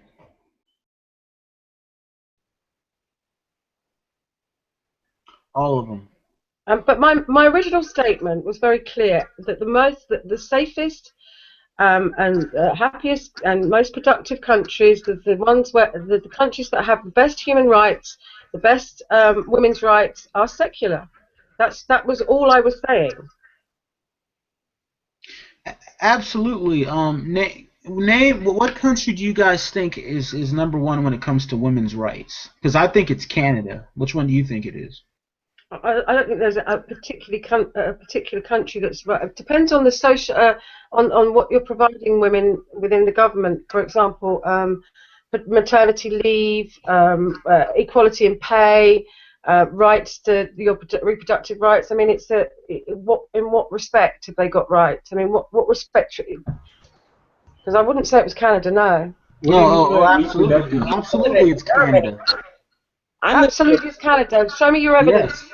Show me You your want to know evidence. why? Because there was a Indian guy who he had a show up there, some kind of news program, similar to like the O'Reilly Factor in the United States or something, some kind of political news program. But anyways, he was very popular and he was abruptly fired. And the reason he was fired was because one day, during the prep before the show, one of the aides or one of the camera women or whatever was doing something, and he took his hand and slapped her on the butt, and said he basically wanted to have a sexual escapade with her. Well, when she reported that was enough to get him fired. So now he's actually he still does his program, but he does it on YouTube, but he doesn't get as near as many views as he got when he actually had a television program. And on top of all that, Canada has very strict laws when it comes to going after men's assets in divorce. So does England. So does Scandinavia. England so does too. any of I mean, these they have countries. very So strict I'd like laws. to no, let's just stop there. I'd like you to provide the evidence, other than a story about a guy that was sexist, so he got thrown off his show, and the fact that women's rights in respect to paternity leave. No, he wasn't sexist. He was just being a creep, and they kicked him off. Okay, whatever. This is not evidence that Canada has the best women's rights in the world. Sorry. I think it's supporting evidence, though. Yeah, it might be supporting that they have good. I'm sorry, I'm very tired. It might be evidence that they are for a good place for women to live, but it doesn't tell you where they stand as far as gender equality in the world. Okay, let me go look it up. Let me tell you who it is. One of the Scandinavian countries, but let me go look it up. Hold on. Let me tell you who it is. Shall I? Do you want me to tell you who it is? Would you be interested or not? No, obviously not. Annabelle, who is it? Iceland. Iceland. And then Finland. Just trying to get my computer to work properly. Norway is third. Come on. But you guys want to know why that is? It's actually Sweden is fourth. Still not Canada. Still wait. New Zealand is sixth. Ireland is fifth. Sorry, New Zealand is sixth. Oh, come on, you slow computer.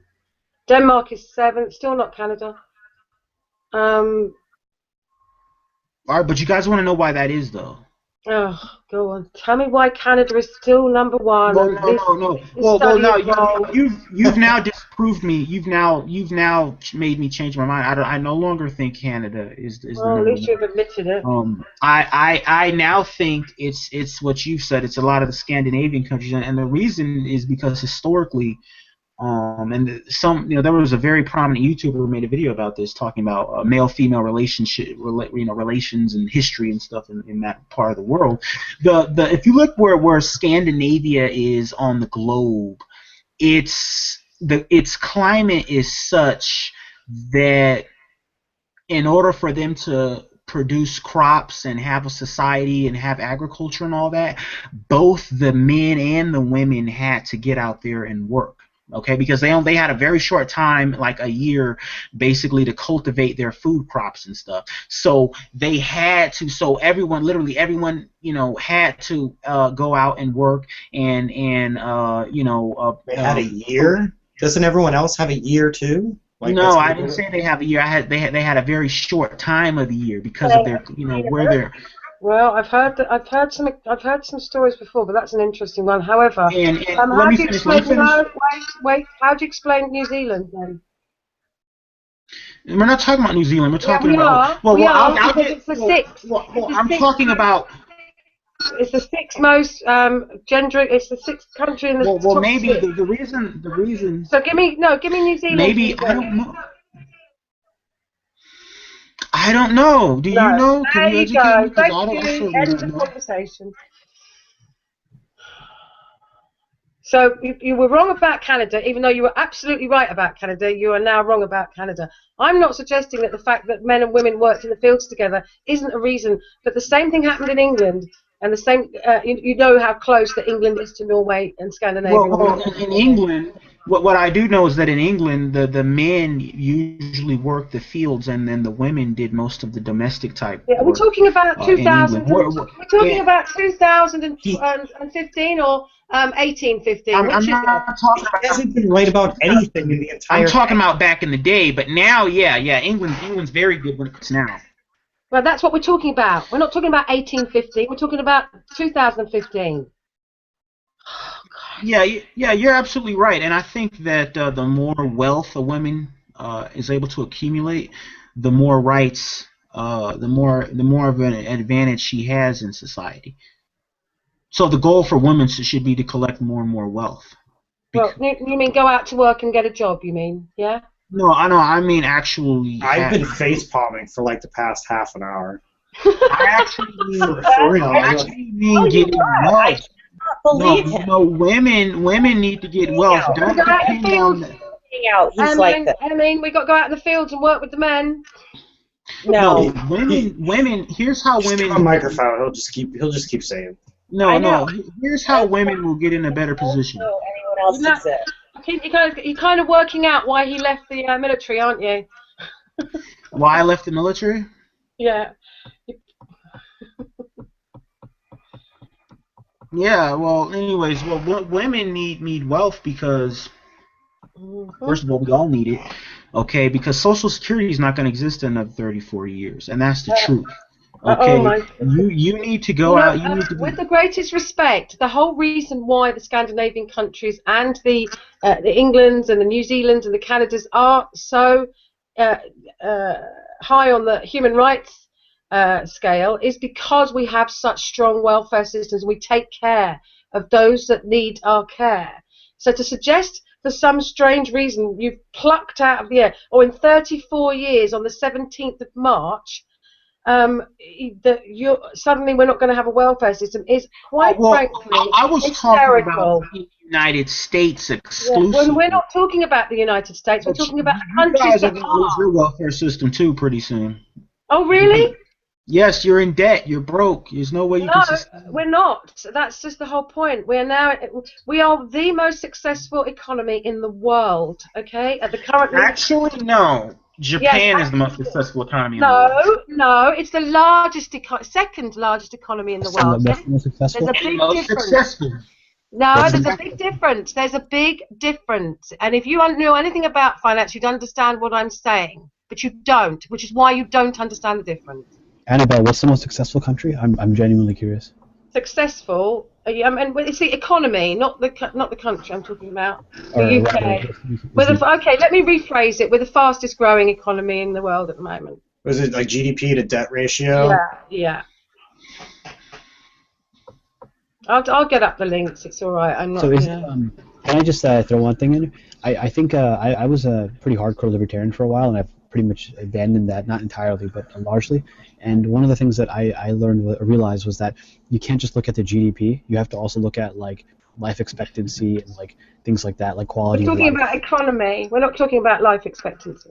I know, but the actual number can be kind of meaningless because if like your GDP, if you're looking at how successful the economy is, then you can go, but on the World Bank, scale or whatever. I mean, life expectancy does not come into how successful an economy is because our economy might be in the doldrums in 3 years' time. That's got nothing to do with life expectancy. Right. I'm sorry. I think I'm speaking more generally, but like what I was saying. Yeah, we're not talking about successful as a whole. We're talking about the economy.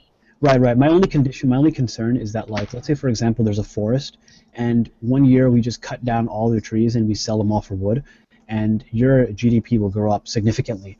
But does that really mean that it's your economy has done well, or does that really mean that like it's good for your people? It probably doesn't. But your GDP actually probably goes up pretty damn high.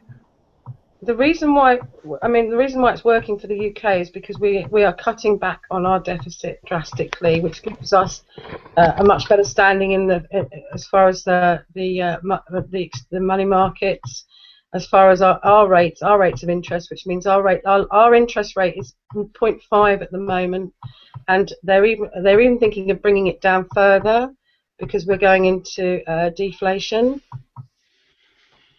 Are you an economist? Sorry? Are you an economist? No, but I'm in the financial industry. That was my undergrad, was economics. Yeah. But I mean, I don't know. I'm a publisher. I'm not a banker, but I have to know what's going on. Otherwise, it looks stupid when I'm in with clients. Right, makes sense. Britain is on track to overtake France and Germany to become the biggest economy in Europe. But there is another. I was reading another. Okay, rapidly growing population, relatively low taxes, independence from because we're not part of the euro, so that's helped us enormously. That's why because we haven't got the ball and chain such as Iceland. Well, not Iceland, but Greece around our necks. Greece is a huge problem. Huge problem. Yeah, and now they recently said are they not going to pay back, or what was the whole deal about? Well, initially he said he wasn't going to pay any of it back, but he's had to backtrack on that because he realizes that he will bugger the country entirely. He will destroy the country if he does that. Well, it's not exactly healthy at the moment. It's not exactly healthy at the moment, but if he turns around to the EU and to the world really and say, Argentina did this about 10 years ago. No, 10 years ago. It was about 2004. It went bankrupt. And it spent 4 or 5 years negotiating to pay back, and it ended up agreeing to pay 60 cents back in every dollar or something along those lines. And it's still, struggling to this day. I mean, it's just starting to turn the corner. It'll destroy your economy because your currency will become useless. Absolutely. Yeah. I mean, the drachma wasn't exactly a strong currency in the first place. It was just like and Greece hasn't really got an industry except for tourism. That's one of the things about cheese. About destroying your economy is that it sounds very nice sometimes, we should have debt forgiveness, right? That sounds very good, and in a sense it's almost even feels good, but that's a fairy tale. It's actually really bad. It can actually destroy your economy. Absolutely. I mean, if Greece doesn't at least attempt to honor its obligations, it will never. Annabelle, I hate to break it to you, but Greece is going to be Britain in another 25 years. With all your guys' social welfare. You haven't got any education, no qualifications, and you don't know anything about finance, yet you're telling me what's going to happen to Greece in 25 years? Oh, yeah. Okay, you carry on. You carry on talking to yourself, mate. I want to know why. Why do you think? Why? Yeah. Because when you have social welfare and you have a country like Great Britain, which is constantly bringing in more and more immigrants, from a lot of them from Islamic and Catholic. Yeah, here we are, the most successful economy in Europe. Funny that, isn't it? All they do when they get there is they breed. They have a bunch of children. Hey! Now I'm one of them. They're putting all their take no notes. Putting all their babies. Yeah, this is why we can't. I can't. Farhan, where are you? Are you actually in Saudi Arabia? Are you actually in Saudi Arabia at the moment? I don't want to hear anymore, Bobby. Sorry, I'm not interested. You're talking shit. Farhan, are you in Saudi Arabia? No, I'm from the U.S. I'm from D.C. And I thought you were. Are you from Saudi Arabia? No, I'm Pakistani. Ah, okay. Ethnically, but okay. Well, we have a massive Pakistani community in the UK. I've heard the stories. I've heard about Bradford and law. Yeah. It's not all negative. I've heard bad things actually. I've heard a lot of really bad things, but I've also heard really good things. My sheikh is from. I mean, my experiences have always been good, but I'm very well aware that there are bad things happening as well. But my editor is Pakistani, but he's based in New York at the moment, so. Bobby, I really I don't think what you're saying is entirely the case, because the UK has something really good going for them, which is that they're not part of the European Union, or they're part of the European. They're not part of the European So all them immigrants, though, all them immigrants coming in and doing all that damage. Well, that can be good for the economy, actually, because Exactly. when you have that, you can have a population boom, which is actually good for the economy. It can be bad in some ways, definitely, but Oh, and don't get me wrong. They are, you know, there are problems in that we've got, you know, like a very big welfare state, and there are problems in that it's getting a bit overloaded in the National Health Service.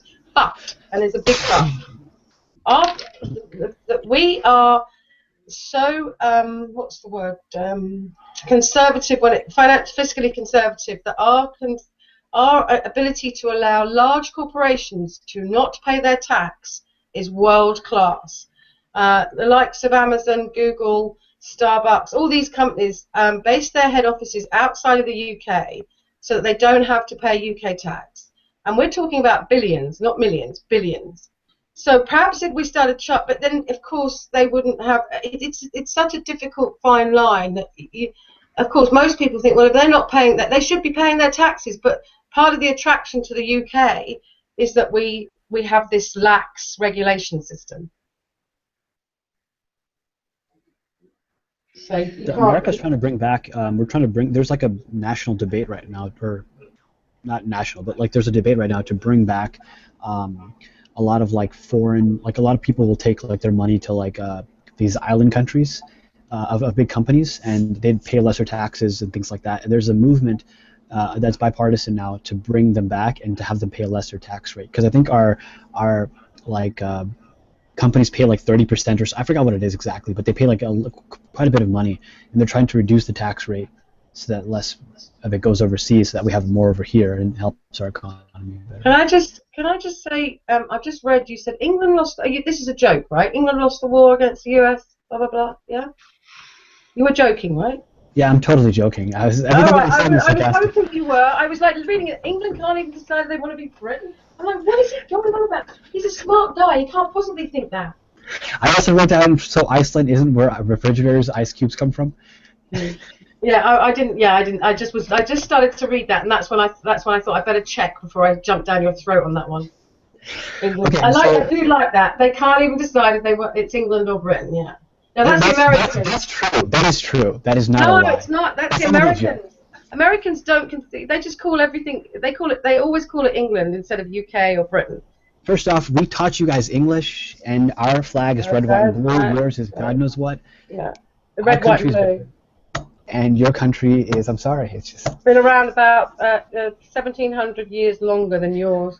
I seriously, I'm not even joking. I really want to do this. I want to go to like one of those double-decker buses and claim it in the name of America, and then start saying like really stupid things with a cowboy hat. Like I wanna like wear like a big cowboy hat. Wouldn't get away with that, unfortunately, because you don't look like one. You blend in no problem at all in London. Let me tell you. You'd have no issue. Nobody would think you were from America. Taught you guys English. Get out of this country. We claim this in America. Go back to like China, or just start saying stupid, ignorant stuff. Were you born in Pakistan? I was born in the U.S. I was born in Texas. So you're really American, then, aren't you? Hold on one second. I'll be right back. I can't. Oh, Vaughn, you're in. Look, Vaughn's here. No, I think that's someone just sharing screen. Oh, it's lyrics being silly, making me get all excited. It was kind of funny. Do you know, there's times when I really wish that Incorporated was a Christian and I could really rip some shit out of them. I'm so thankful. I'm like, that. You guys have him up. You go. Yeah, no. I mean, like. It's really funny to say. Just fascinating. I just find it fascinating that it comes out, oh, Canada is the best place for women's rights. I know this. It definitely is. I know. I'm telling you. So I say, no, sorry. Oh, okay, I'm wrong. But at least he admitted he was wrong. Give him that. Is it not a good country for women? I wouldn't say. Yeah, not good. It's not exactly Saudi Arabia. It's not the number one country. The Scandinavian countries, they're pretty much number one at all human rights stuff. I mean, their social, their welfare system for women is unbelievable. It's fantastic. You know, I'm not even saying this as a joke. Saudi Arabia is a huge embarrassment for us. Like, it actually, it bothers me a lot. Well, you know, as I point out to Americans an awful lot, you've got a lot to be grateful to them for as well, remember. To Saudi Arabia, oh yeah, definitely. Our economy is basically Exactly. our economy is basically Exactly. affected by, like, the only reason Well, we have it's such low held debt up. It's you know, Saudi came in and started buying banks up when the crash nearly happened. What a coughing it. Just trying to think. It owns half of Citigroup, for goodness sakes. Does it really? Wow, I didn't know that much. Well, you know, it's what's his name from Dubai? I think it is one of the princes in Saudi has got quite a big chunk of shares in Fox News. Yeah. Yeah. Isn't that crazy? Isn't that It's crazy? mad when you think what they say about Muslims, and you just think, how do they get to? So you guys have Sky News, right? Yes, which is the same thing, but they don't. Is it- Well, actually, it's not the same thing. They're nowhere near as bad as Fox, but they're owned by the same company. Yeah, they're really Rupert Murdoch. No, look, yeah. We don't like him over here, though. We don't, you know, most people eye Murdoch with a huge amount of suspicion, and you know, I don't even know if Americans are even aware that Fox News is owned by an Australian, or is he an American citizen now? I thought he was Australian or Austrian. Yeah, Not even I'm Australian. pretty sure he's still Australian. Yeah, I thought he was okay. I didn't know that. I don't know, but he's definitely Australian. He was he is originally an Australian and started his empire in Australia. Yeah, you're right. So can I ask? I mean, you don't have to give details, but what do you do professionally? I'm a financial publisher. mentioned- I publish financial books and information. I'm gonna cough again. Excuse me. No, that's pretty cool. Actually, I wanted to get into that at one point. I'll just tell you my own political background. I was kind of left wing when I was in undergrad, and then I went to college.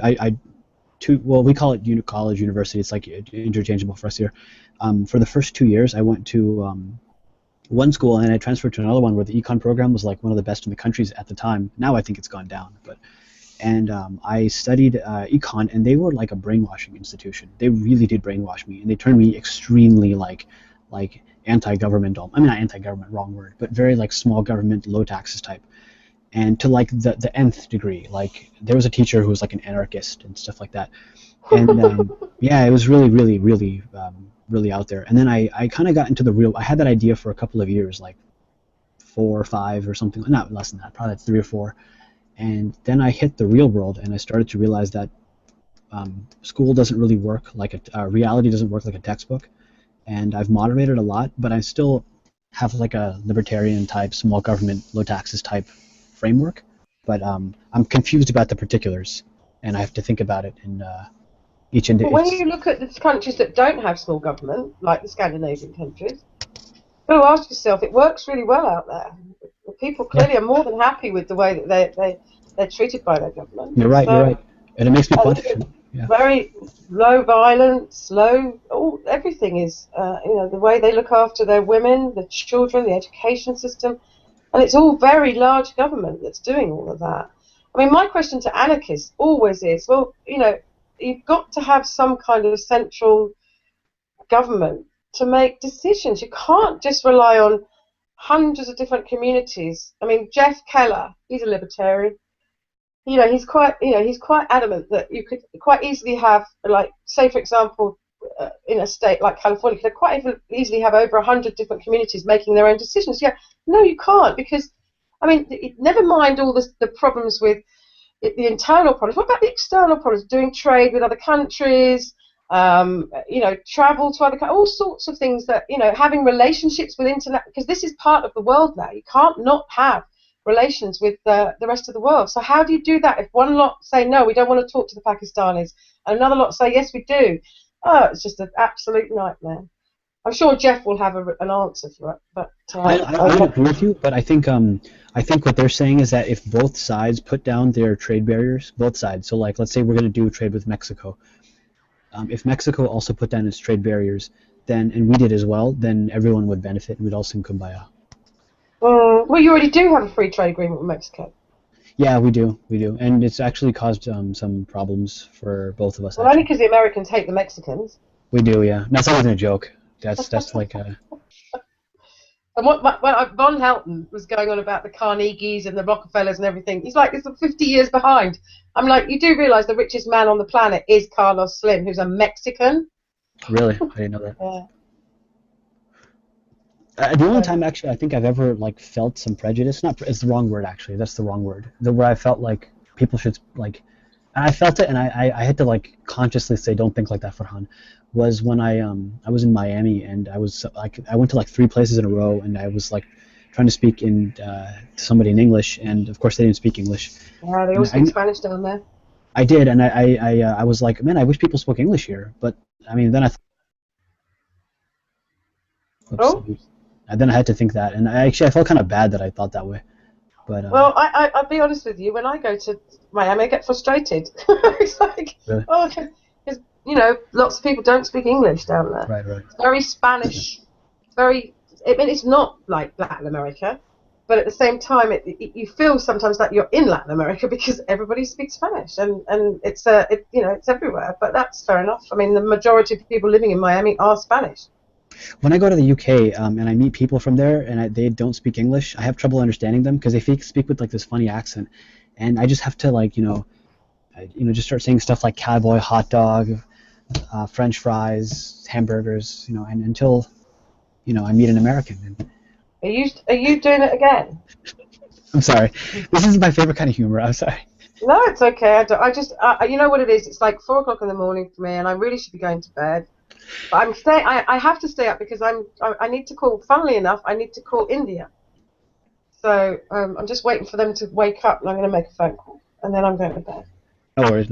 I'm sorry. This is I like I'm very particular about accents. Like even like outside of this kind of conversation, I like hearing accents and the way people speak and things like that, and I like dialects. It's just like a personal side hobby. And so whenever I hear some differences between different dialects of American English or different dialects of like, I don't really have the Scottish, Irish kind of thing going on, but... Well, that's quite... Sometimes that can be quite... I don't even understand the Glaswegians, for goodness sakes. But I find it very charming, and so I like to joke about it a lot. So I don't know, maybe it's 4 o'clock in the morning for you, so you're not getting my... No, like I said, I've got to bring a client in Chennai, so... I'm just trying to remember what time it is. I think it's 6 hours difference. I know, I'll just look it up on Google. 6.5. Is it 6.5? Okay. So what time is it there now? So I don't have to do it. It's 11 o'clock here. No, sorry, not there. In India. 10:30 in the morning, shouldn't it be? Oh, right, okay, so I can call them now then. I'm just looking at who else I need to call. Have you guys ever been on like a teleconference, like rather you're calling tech support and the person is speaking like in kind of a strong accent, and sometimes you might have a little bit of trouble understanding that person. Has that ever happened? Have you guys ever been? Yeah, like every time I use the phone. Okay, so like I'll be honest with you, I usually never have trouble understanding what they're saying, but like every now and then like something like that will occur, and I'll be. Guys, I'm sorry to interrupt you, Farron. I just need to. I'm not going anywhere. I'm just going to make a phone call because I didn't realise it was 10:30. I thought it was 8:30. I'll be back in a sec. Thumbs up. I'll be like, you know what? Screw it. मुझे बात ये है कि मैं यहाँ पर जा रहा हूँ और ये कुछ ऐसे हो रहा है आप मुझको मदद कर सकते हैं, or I'll just start speaking in a different in their language, and it's always becomes Wow, that's funny. That's pretty cool. Screw it, I'm just thinking. Farhan, I have something to tell you, I wanted to address something with you. What's up? You do know that once a lot of these jobs get outsourced, that they never really, there's really no realistic chance that they could come back, right? It depends on the job. It depends on what it is and who you're working for. There's some jobs that can't be outsourced, and there's some that can. Yeah, but most of the jobs can be outsourced, hence why, you're not seeing any swelling of what would you call it? Sustainable employment in America. I mean, most of the jobs is like low-level, entry-level, wage type jobs, part time, that type of thing. Our economy has been gutted. So I'll say something that happened today. In fact, I work in IT security, which is basically like hacking. Like I mean that in as literal as a way you can mean that.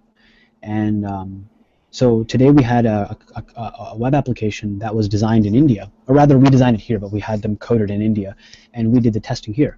So I did the testing for this application. I can't talk about like what it was or whatever because I'm not allowed to, or I haven't signed anything, but I shouldn't anyways. But it's a pretty major thing, and I actually was able to break into it, and it took me like a couple of hours to do this, and it's a major application, and like it might actually bring down like that part of the network and do whatever. But the point I'm getting at is that site was coded. We designed it in America, but we sent it over to be coded in India. And sometimes like some of the certain things there's nothing wrong with people from India in terms of their coding. I'm not just saying that, but I'm saying that it becomes a production-based thing, and sometimes those things have to be brought in source into the U.S. because you can't contract somebody out to do this. They'll just get the job done. But some of the stuff has to be done internally sometimes. I'm not even speaking about India, by the way, in particular. I'm speaking just in general. That's like sometimes you can't necessarily outsource things. You have to be done in-house. Yeah, and you're right about that. Certain aspects of IT in the corporate world, do have to be done internally. But for the most part, a lot of these big internet jobs that a lot of people said people were going to get in the 1990s and stuff, a lot of that has been outsourced. Yeah, I agree. But I mean, like, they say that most of the innovation actually takes place in America, doesn't it? And like a lot of most of the innovation does take place in America. Yeah.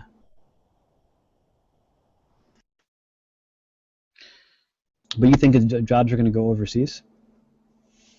They're already overseas. So I'll tell you, my undergrad, I was telling Annabelle, was economics, and the reason I didn't do computer science, even though that's like my personal passion, is because I was under the same impression that a lot of the jobs were going to go overseas.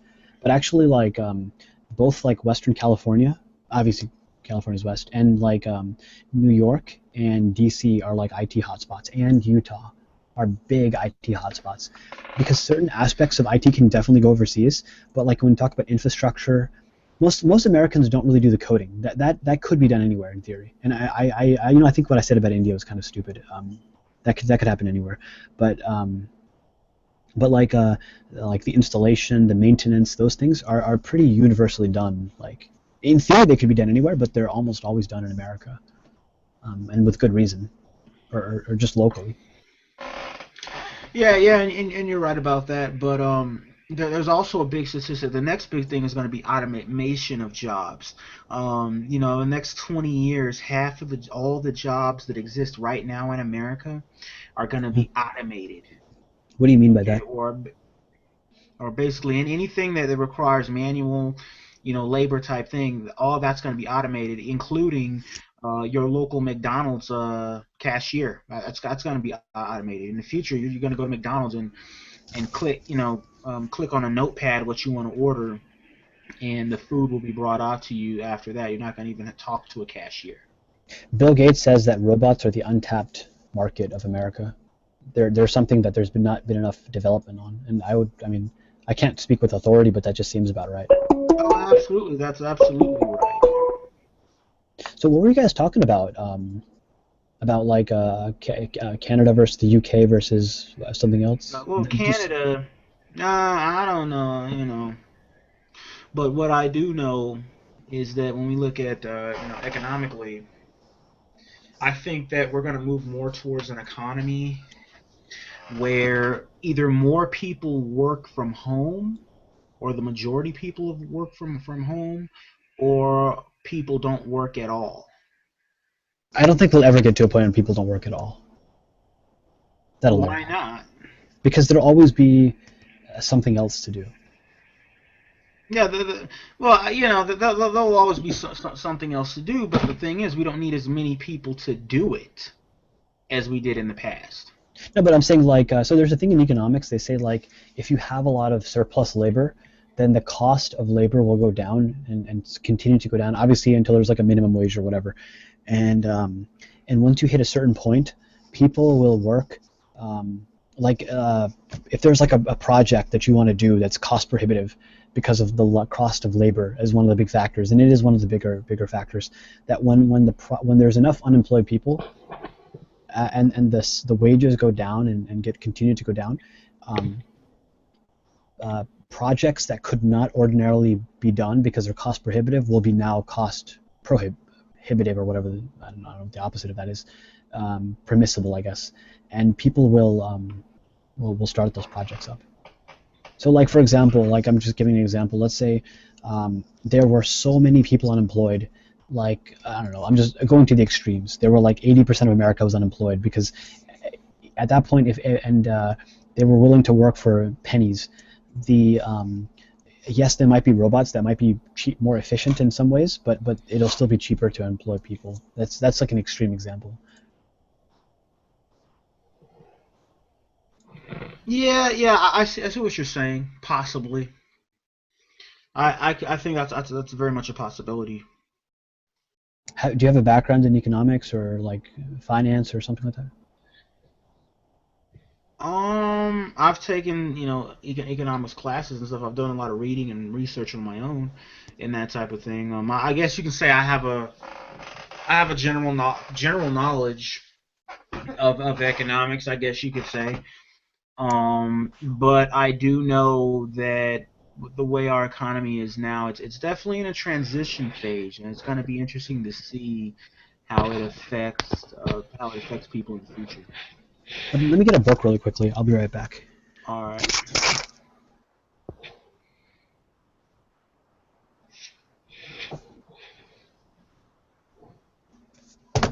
Okay. I thought you were going to be going longer. No. It's right over there. Okay, let me ask you something, man. Where do you live, man? I live just south of DC. Oh, there you go. All right. I was gonna say, so I grew up, like I said, being very libertarian, whatever the hell, and there was a time where I was taking a lot of public transportation, and there just happened to be this phenomenal bookstore right by where I worked. Excuse me. And I got this book here. You guys probably can't see because I think my monitor converts it, but it's How the Economy Works, and it like I said, I mean, I had a certain mindset, and in this book, what it talks about is the history of economics, and so it talks about why there were people who were very hardcore Keynesians, and then after that they switched to being more like free market, and then they went to the other extreme, and basically the pendulum went back and forth. And it talks about how every one of these ideas came in with like this glory, and it seemed like it made a lot of sense, and then it went the other way, and the pendulum just swung back and forth. And it was like, by the time I was done with it, I was like, not even when I was done with it, I was like reading it still. I was like, man, I don't know what the hell I'm talking about, and my pitiful undergraduate degree has no value. I might as well just, tear up the paper and whatever. So. Yeah, man, things are definitely changing. Economics wise. I think that I think the internet in and of itself is huge. I think that's going to be what carries us into the future. I think you're more referring to like economic systems, not necessarily like the impact of like something like the internet, or I think they're called disruptive technologies or whatever, but more like economic systems, as opposed to like some grand technology that just comes up. Well, yeah, but how would you characterize the American economy right now at this point in time? I mean, we have supposedly unemployment's 7.2% nationwide. We have more people right now. Actually, more people underemployed than ever before, and we have a whole generation of, especially the Generation Yers, of young people who, for all intents and purposes, they're the first generation to not do better than their parents, or at least in what is generally accepted in general terms as doing better. A lot of them aren't working. A lot of them don't have jobs. You okay, Ernie? I'm just tired listening to. Yeah, I was just on the phone, listening to this, and it's just like Farron's got an amazing amount of patience with this situation. Oh, absolutely. Well, I haven't. I just got here. I don't know why people are hating on him. You really don't? The conversation that's coming out of his mouth? I don't know. I'm not gonna. Yeah. On who? Well, I'm surprised you're not. I can understand you may not want to because perhaps you haven't dealt with him in the past, and also because perhaps you're just a very polite person and that's not your style. But to suggest that you're asking us why we are is I find a little strange. I don't know. Like I just got here. I don't know what's happening. So. No, no, I'm talking about the conversation he's having with you. Right now. Oh my gosh. I don't know. I mean, like I'm sure I sound like that to a lot of people. Like I don't. I mean, Bobby, I'm just barely hearing you, so I haven't really thought about fully. But He like. just said to you. You just said to him, has he got any education in economics or in finance? And the answer was pretty much no. Yet he's talking as though he's been running a bank for the last 20 years. And, Hey, Annabelle. Yeah, what? No, I mean, I'm not being funny, Farron, but you're dealing with someone here that just makes it up as he goes along, quite frankly. And I'm not just talking about his very slim knowledge of finance. I'm talking about everything. Okay. Is that your real very name, little Annabelle? patience. Very little patience. Is Annabelle your real name? Oh, what's his name doing? I mean, the way I see it, like there's a lot of stuff, like that I think I know what I'm talking about, and I don't. I know what I'm talking about. I'll tell you. Recently, I went on an interview. I left the paper at my desk. I went on an interview. There's a computer system called Linux, right? I've been using it for like 16 years. I put it on my resume. I'm an expert in this system, and I really think, even now, I think I'm an expert in it. But I went to the interview, and the guy who was interviewing me, who happened to be a family friend I just learned recently, this guy starts asking me like these ultra technical questions, like PhD level questions, and I come out of the interview thinking, I don't know what I'm talking about. And I guess like that's the difference between you and Bobby, is that you immediately acknowledge that. Bobby seems to think he knows about everything. How'd the interview go? I got the job. I'm working there. That's. Well, then obviously you didn't make that bad an impression, did you? Oh no, I think I did very good in the interview. I think this particular interviewer was like above and beyond, and everyone knows that he does that. But so what is the job? I'm it's called, the technical term is called penetration testing, but it's like basically. I know. I'm sorry. I know. Oh, Tommy, it's such a pity Tommy's not in the call. We would love that. My Penetration testing. I'm gonna go on. Explain. Okay, so basically what I do, and I'll just summarize it, is that they have a computer system. Excuse me. Sorry, I keep on coughing in the mic. By the way, let me cough again 1 second. So you need some water, Farron. That's what you need. I do. Excuse me. So they have this computer system, and some engineer, whoever has built it, and my job is to basically break into it and figure out how to break into it, and then tell people how I did it, and then tell people how to fix the problem.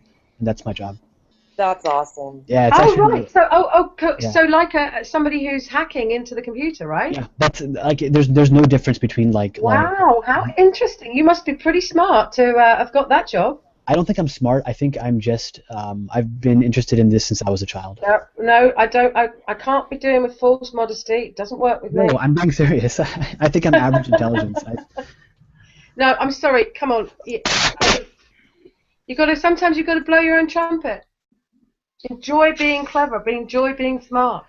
Okay, so I think here's what I think actually, and I've thought about this for a while. I think people who, for example, have studied finance for years and years, they can look at something like a financial problem and they can almost intuitively see the solution in it.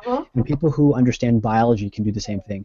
And I think I happen to have that with computers, but I don't have that with like I'm taking a calculus class like for the hell of it. I don't think I have that with calculus, but I think I have that with like I don't know, like I'm pretty good with languages. So like I think really different people. Quite good at hacking as well. Since I was a child, dude, that's. Have you managed to do anything naughty? Let's just say that there was a guy who I knew who had not the same last name, but it began with a K, and he was a very smart guy. He was a very nice guy, but he was not very intelligent. Like legitimately, I think he might have had a learning problem, and he passed Earth Science in 11th grade, even though he should have had an F in the class. There's a guy named Tommy. We need you to hack into his computer. Yeah. It's okay. It's not like you just like, oh, like in the movies. I know. You It's might just funny. spend It's just funny. like 3 months like attacking a system. Maybe not that long. Our assessments are about a week. You might spend like 4 or 5 days before you finally get into something. I was reading up about how there's these people in Russia and Asia that are hacking into the bank system and learning the techniques or the habits of the people that program the cash machines. So they watch them. They're watching them over months and months and months and watching how they behave, what they do, and then they are imitating them. So they're able to get into these systems by I'm using terms obviously terms I understand, but I'm going on layman's terms here. They're imitating their actions so that they can get into the cash machine system and withdraw money without actually even, I don't quite know how it works, but they're taking millions apparently with this. Yeah, that's messed up. Like I think I mean, I don't know. Some of those people, they're not even necessarily smart. They're just they just found a bug.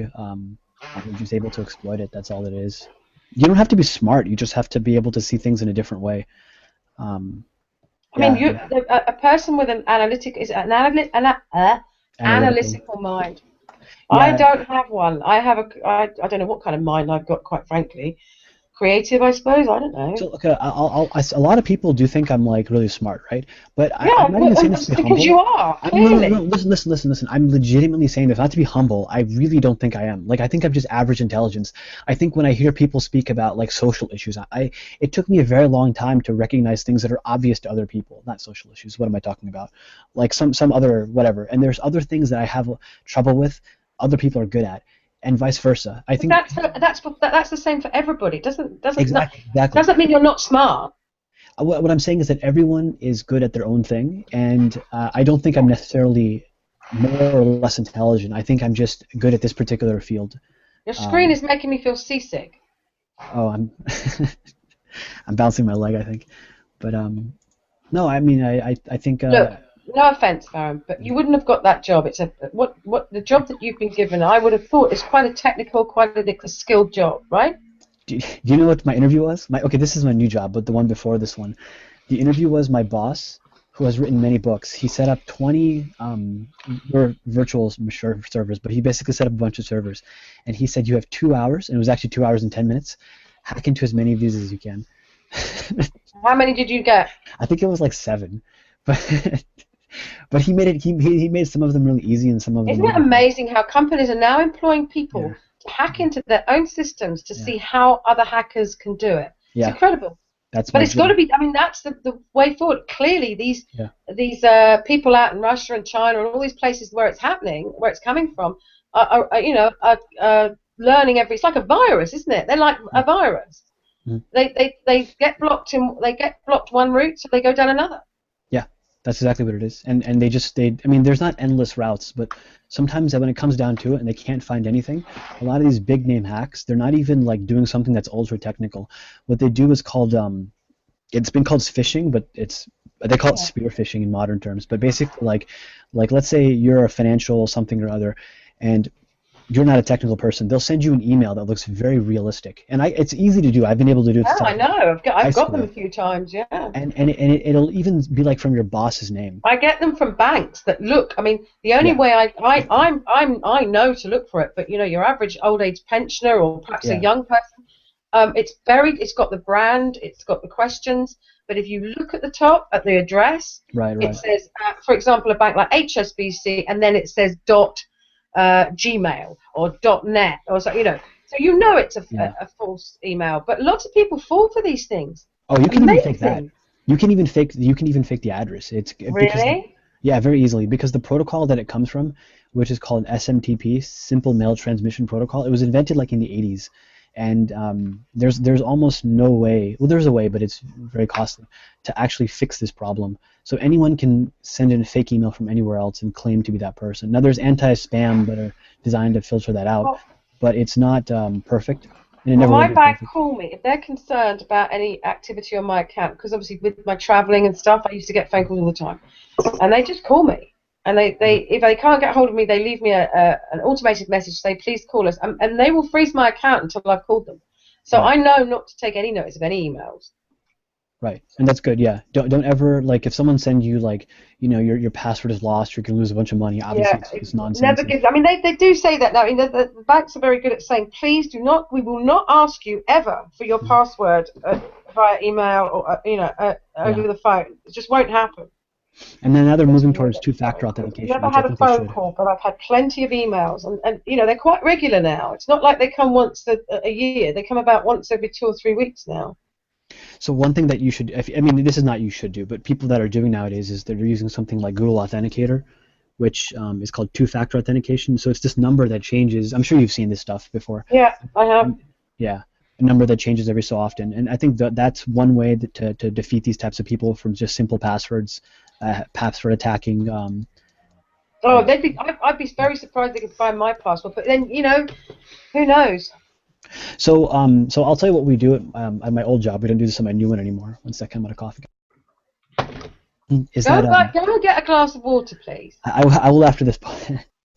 So what we do is we passwords are when you're ideally when they're stored in a database, they're stored like they look like and Nadia knows about this. They're stored in like gobbledygook. She's actually definitely a lot smarter than I am because she's done kernel coding. Oh, she's incredibly smart. Yeah. She knows everything. I mean, she's like the Encyclopedia Britannica. So like your password will be stored like this. Like I made that. I just typed that up, but it's like gibberish, and it's stored in like a password database. Now the thing is that it's not hack. You can't crack that password. It's not like you can do that and you can just do a bunch of calculations and go back to like the actual password, which is like password 123. So they have these computers that basically try every combination. So they'll try like, is your password A? No. Is it B? No. Is it C? No. All the way to Z, and then they'll try A, B, A, C, A, D, all the way to Z. Then they'll try and so on and so forth, and they'll try every single combination.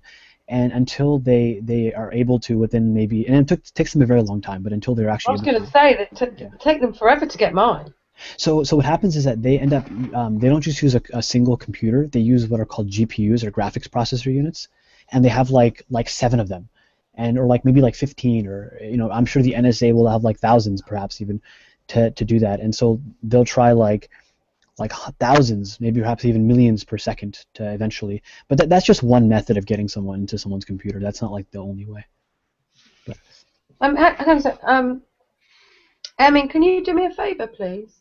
Get some water. Could you just check what time it is in Egypt, please? Sure. I'm in Egypt. 6 a.m.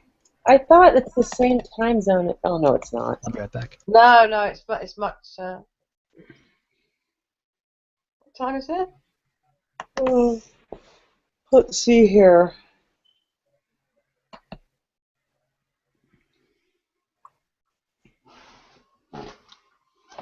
I'm actually being really lazy. Oh, and Annabelle, I have a statement to make. It's 6:17 a.m. Can you let me? Oh. 6:17. Oh God. Oh. You do know that China got caught hacking extensively into U.S. computer networks, right? What, and you don't think the U.S. are extensively hacking China's? Well, China's the one that got caught. Okay. And you don't think the U.S. has got caught? No. No, of course you don't. Never mind. We're too good to get caught. Yeah. Why do you want to know what time it is in Egypt? Because I've got to call a client in Egypt. Oh, I got an uncle in Cairo. Yeah, this is in Cairo. That sounds like the name of a movie. I have an uncle in Cairo. Yeah. Our Man in Cairo. There is a name of a movie. Our Man in Havana, isn't it? That's what it's called. He's a chiropractor. Right, yeah. Oh, God. Seriously, you've got an uncle in Cairo, right? Yeah, he's a chiropractor. Me? So so that means that you're Egyptian? No, he is. He was saying chiropractor. I know. I'm pretending that he's being serious. Okay. I missed it. I just All right. want to ask this. I guess it's too late. Another one. Here we go. And next. Come on. What bullshit now? Colonization will affect the economy. Sorry? Do What you you call guys it? do you What guys you call think that Colonization? yes What do you mean colonization? of Mars? Oh God. Space colonization. Oh, Wait. Okay, so I think this might He's be getting like. as bad as Von Helton. He really is. Von Bobbin. What are you talking about? Mars? What the hell? See, now you're going to learn the hard way. How will that affect the economy? That would destroy our economy. Why? Because we'd spend billions of dollars on that. You don't think it would create jobs? So okay. Yeah, I mean it might, but it also like it's kind of like if you dig a bunch of ditches and fill them back up with dirt, like that'll create jobs. Well, what if you run across Martians and now you have more people than jobs and Martians? Okay. Well, if you run across Martians, then you can also create. You can make money. Basically trading with them. Give me one good reason, Tom.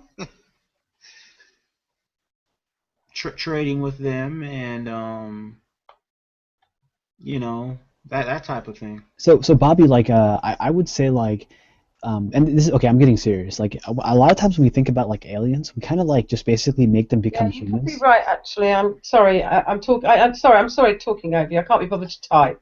Sorry, I'm responding to something in the chat. That's all. The one about attacking the UK for having weapons of mass destruction. No, attacking somebody for having learning disabilities.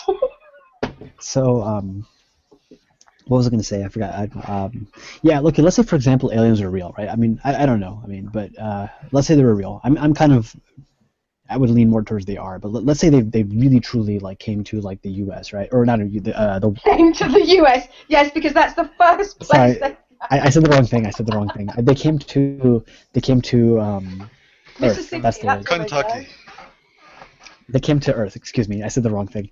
I know. I'm just. Yeah. If they really did come to, I was about to say America again, but if they really did come to Earth, do you really think that they necessarily would be humanoid in that they would think like, okay, let's open a business trade. Let's even the concepts of war or peace might be foreign to them. Their whole mentality might be very different. Do you know what I mean? Absolutely, I do believe that they would be humanoid, and here's why. No, I'm saying the opposite. I'm saying that we can't assume that they are. I'm saying that we can't assume that they are.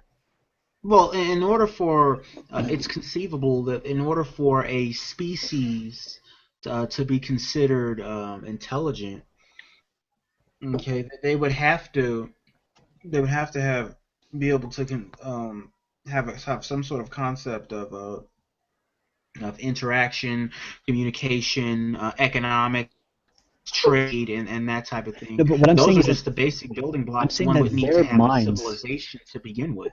I'm saying that their minds might be different than ours. Like if you think about it, like let's say there's like ants. Well, they might have a different mentality or culture. I've been banned from saying anything. I can't respond. I'm sorry. I'm not allowed. These are just thought games. Like I mean, I don't really think this is gonna happen in my lifetime, or there's even really any practical point. It's just interesting to think about. They shouldn't come here because Von Helton's going to shoot at him. Yeah, no, but in all seriousness, I mean, from listening to people that know what they're talking about, you know, sort of Stephen Hawking, and if aliens were coming here, they'd be so far away that it would be another 1,000 years before they arrived, or something along those lines. I can't exactly remember how he explained it now, but I know what he meant. Well, not necessarily, Annabelle, if they have what's called hyperdrive technology. That's basically where you can bend space-time and arrive from one location to another. How come they're not here then? To another location in real time. So why aren't they here then? Through hyperspace. They're not the Jehovah's Witnesses of the universe. Well, they're already here. I mean, there's evidence that they're already here. Sorry. Wait, are you being serious, Bobby? Yes. Yes. Why do you think there are aliens here already? Well, all right. Let me go ahead and explain why. First of all, Yeah, I kind of we want to have hear evidence this. This is interesting. that we have cave drawings and paintings from various indigenous ancient peoples around the world, depicting mechanical craft flying in the sky. We have various, in the lore of various cultures, such as, the Mesopotamians. They had the Anunnaki, the Aztecs. That they talked about, gods coming from the sky, pale gods or whatever coming from the sky or whatnot, that type of thing. We know that there's been eyewitness accounts. One of the most prominent, the Roswell incident. Also, the Betty and Barney Hill abduction, who were a couple who were abducted in the United States in, I think, the 1950s, and they actually came back and said that they had been abducted by extraterrestrial beings, and they said these beings showed them a diagram of the star system that they lived in, and it was called the Zeta Reticuli star system. And about 30 years later, NASA discovered that very star system, and it looked exactly how they described it, and no one had discovered it before that, up until that point. Now you can say that's a coincidence. I don't believe so. I think that there's something, there's a lot to that story, but also. We know that there are many government facilities, specifically United States, Area 51, that is completely restricted to the public, and has been it's been well documented that for years they've back engineered, they've been known for developing all types of advanced aircraft, super secret aircraft, and there's even evidence to believe, and even eyewitness testimony to believe, that have been employees there who said that they've actually worked with aliens to back engineer their craft and use it to develop military aircraft used in the United States, by our military, and that whole type of thing. So we have a plethora of evidence that point to that type of thing. Project Blue Book. Okay, if there were no aliens, why would the government hide, and try to hide a lot of these incidents in a Project Blue Book? China recently, a couple of years ago, they had a huge UFO incident over there, that type of thing, where they actually scrambled fighter jets and stuff. Countries all over the world have scrambled jets, to pursue craft that they couldn't explain, and then when they got into the air, the craft just disappeared. So there's evidence out there. I mean, it's not just all made up fairy tale. There's very much evidence out there. Okay, fair enough.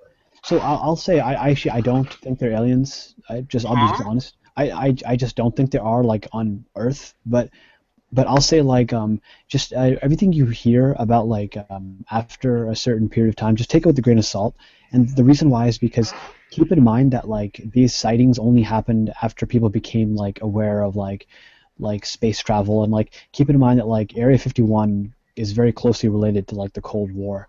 And, like, not these types of necessarily jets and things like that. Just keep this stuff in mind. I mean, again, I'm not saying I'll just lay my cards on the table. I don't think they're aliens on Earth, right?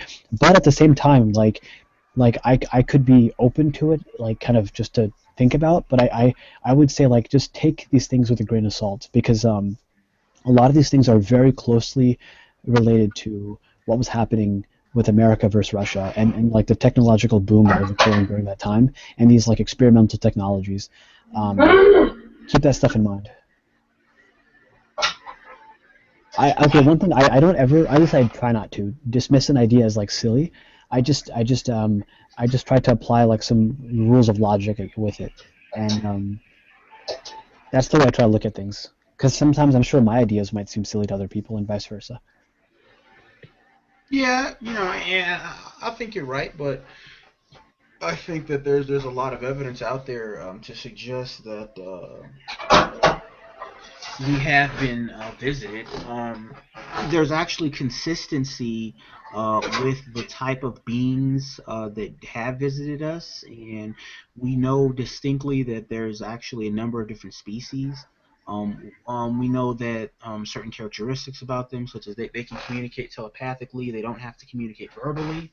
Um, this was stated by a former Area 51 employee who said he worked at Area 51, I think, in the 50s or the 60s, and he said he back engineered saucers, and he said there was a being that would help them, that that was on their team, that would help them back engineer these craft, and he said that whenever he had like a question or a query, the answer would automatically come into his head because the being would communicate, the answer to him telepathically. He didn't even have to verbally ask the question. But have you ever thought about how like incredibly inefficient like a flying saucer would be versus like an airplane?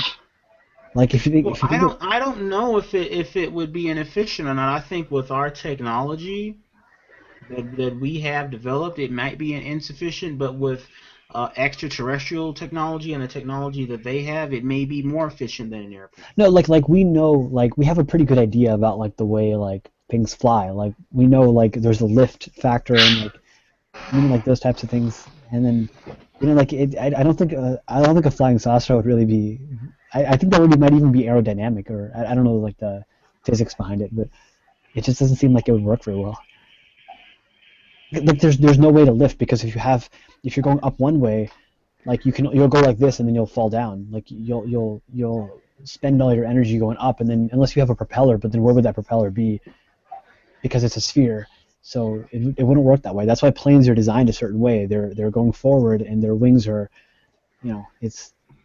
I just don't think it's very efficient. That's all I'm saying. Yeah, well, we can talk about that, but I want to kind of go back to what we were originally talking about, and I mentioned this to Annabelle. I said that China got caught. Was it last year or the year before? But it was a huge hacking scandal, and where basically the Chinese got caught hacking into a number of, I think, U.S. firms, a number of our tech firms. I think they may have hacked into Microsoft or Google and gotten some files and whatnot, and the U.S. government caught them doing that, and I think some Chinese people were actually even prosecuted or held in custody.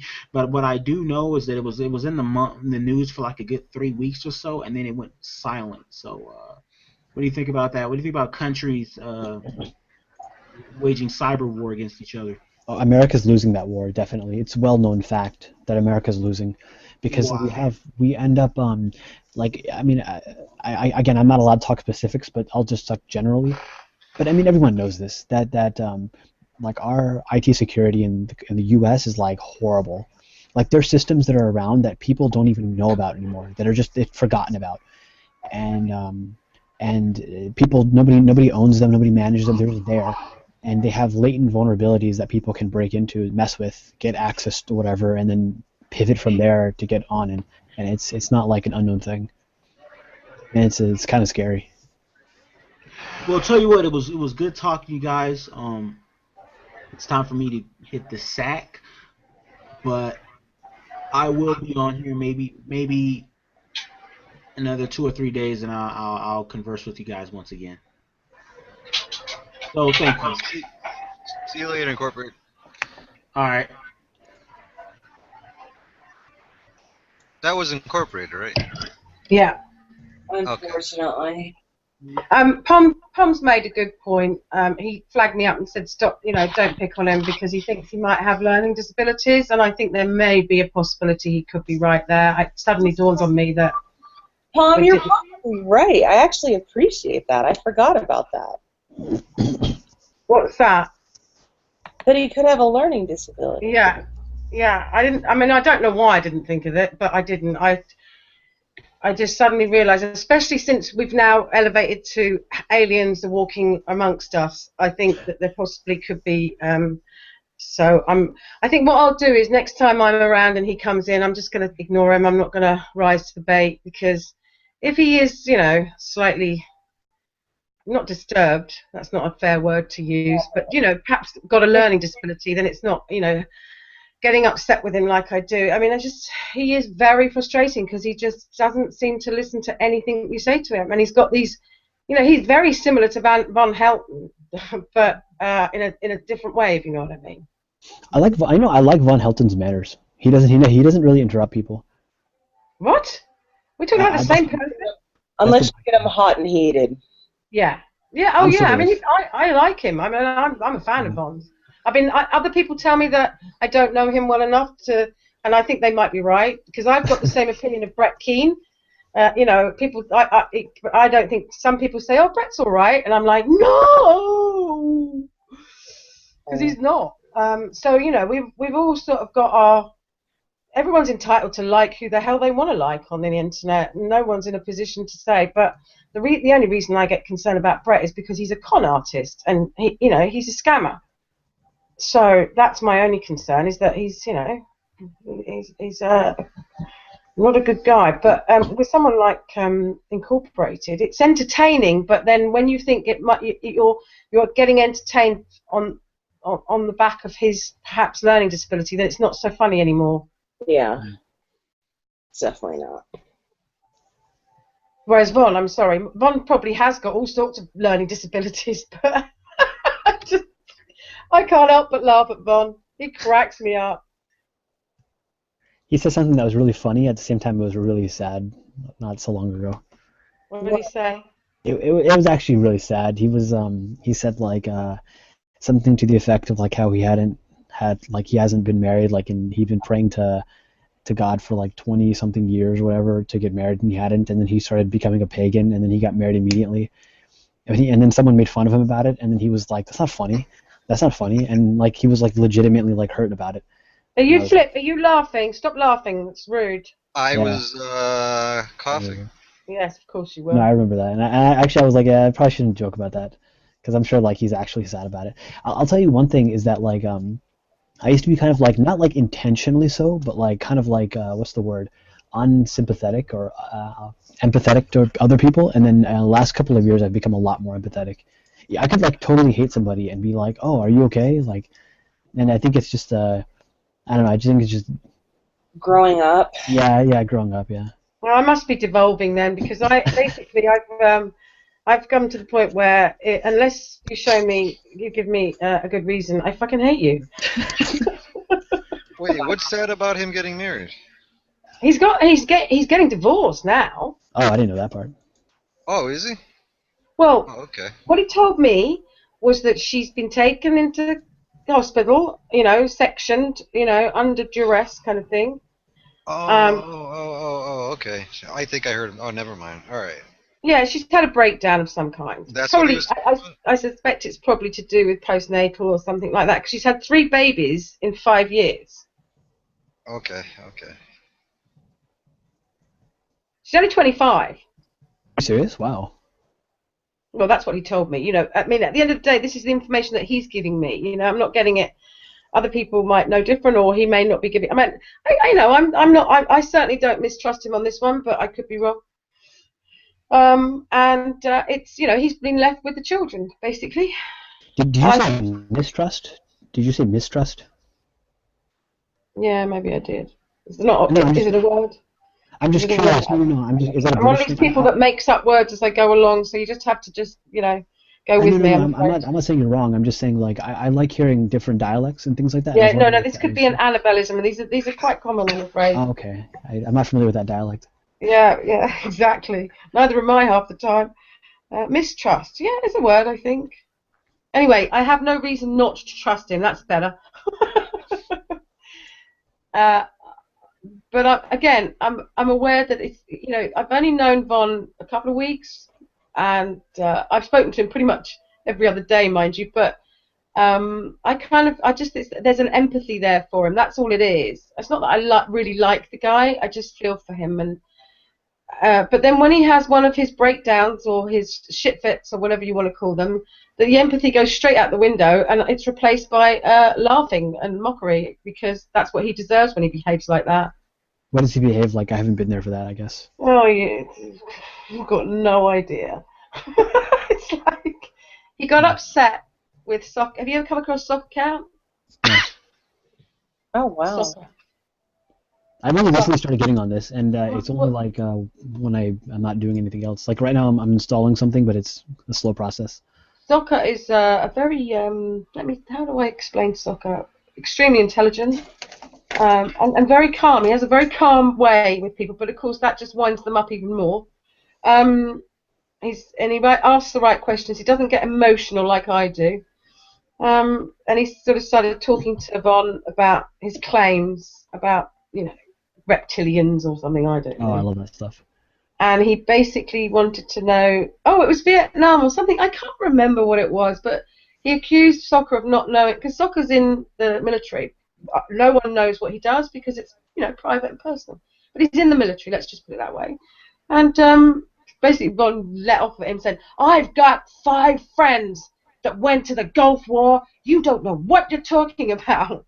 And of course, Soccer said, well, yeah, what do you do? And it just kicked off massively. And everybody was shouting and laughing, and loads of people were muting each other, and it was like the playground without any shadow of a doubt. But it was bloody funny.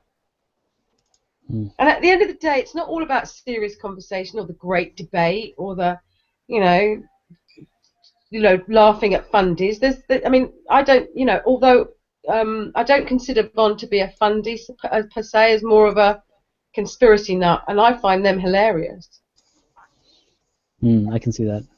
I do find them interesting. I like to listen to their ideas sometimes. They're just on the side. Even today, like, I don't know if you've ever heard of the sovereign citizens movement. No. So you might not have. They're not very well known. Did someone say something? No, I was listening. There's a movement called the sovereign citizens. Basically, they don't consider like America to be like a legitimate form of government over them, and that includes every level: state, federal, local. They don't consider themselves to be subject to the government. They're based in Texas by any chance? They're dispersion. They're all around. They're not in any particular location. I've heard of them, yeah. So they and they are prepared to use force. A lot of them, not all of them, but they're prepared to use force. Scary. So like there was a case, and this is an old one, but there's been a lot of cases where like one of the probably the most extreme was there was a cop that pulled over like a father and son, and they basically shot at the cops and killed both of them, and fled. And then and this happens every so often. Like there's like a couple of times a year there's like a shooting or something like that. But they're interesting to listen to. Just to, hear what they have to say. They're the ones who don't think they need driver's licenses and things like that. And they have like fake driver's license, and when they get pulled over, like their license plates it'll say like their last name or something. That's the thing I don't like about Middle America. That's where these people tend to reside, and it's like scary when you drive through it and you think.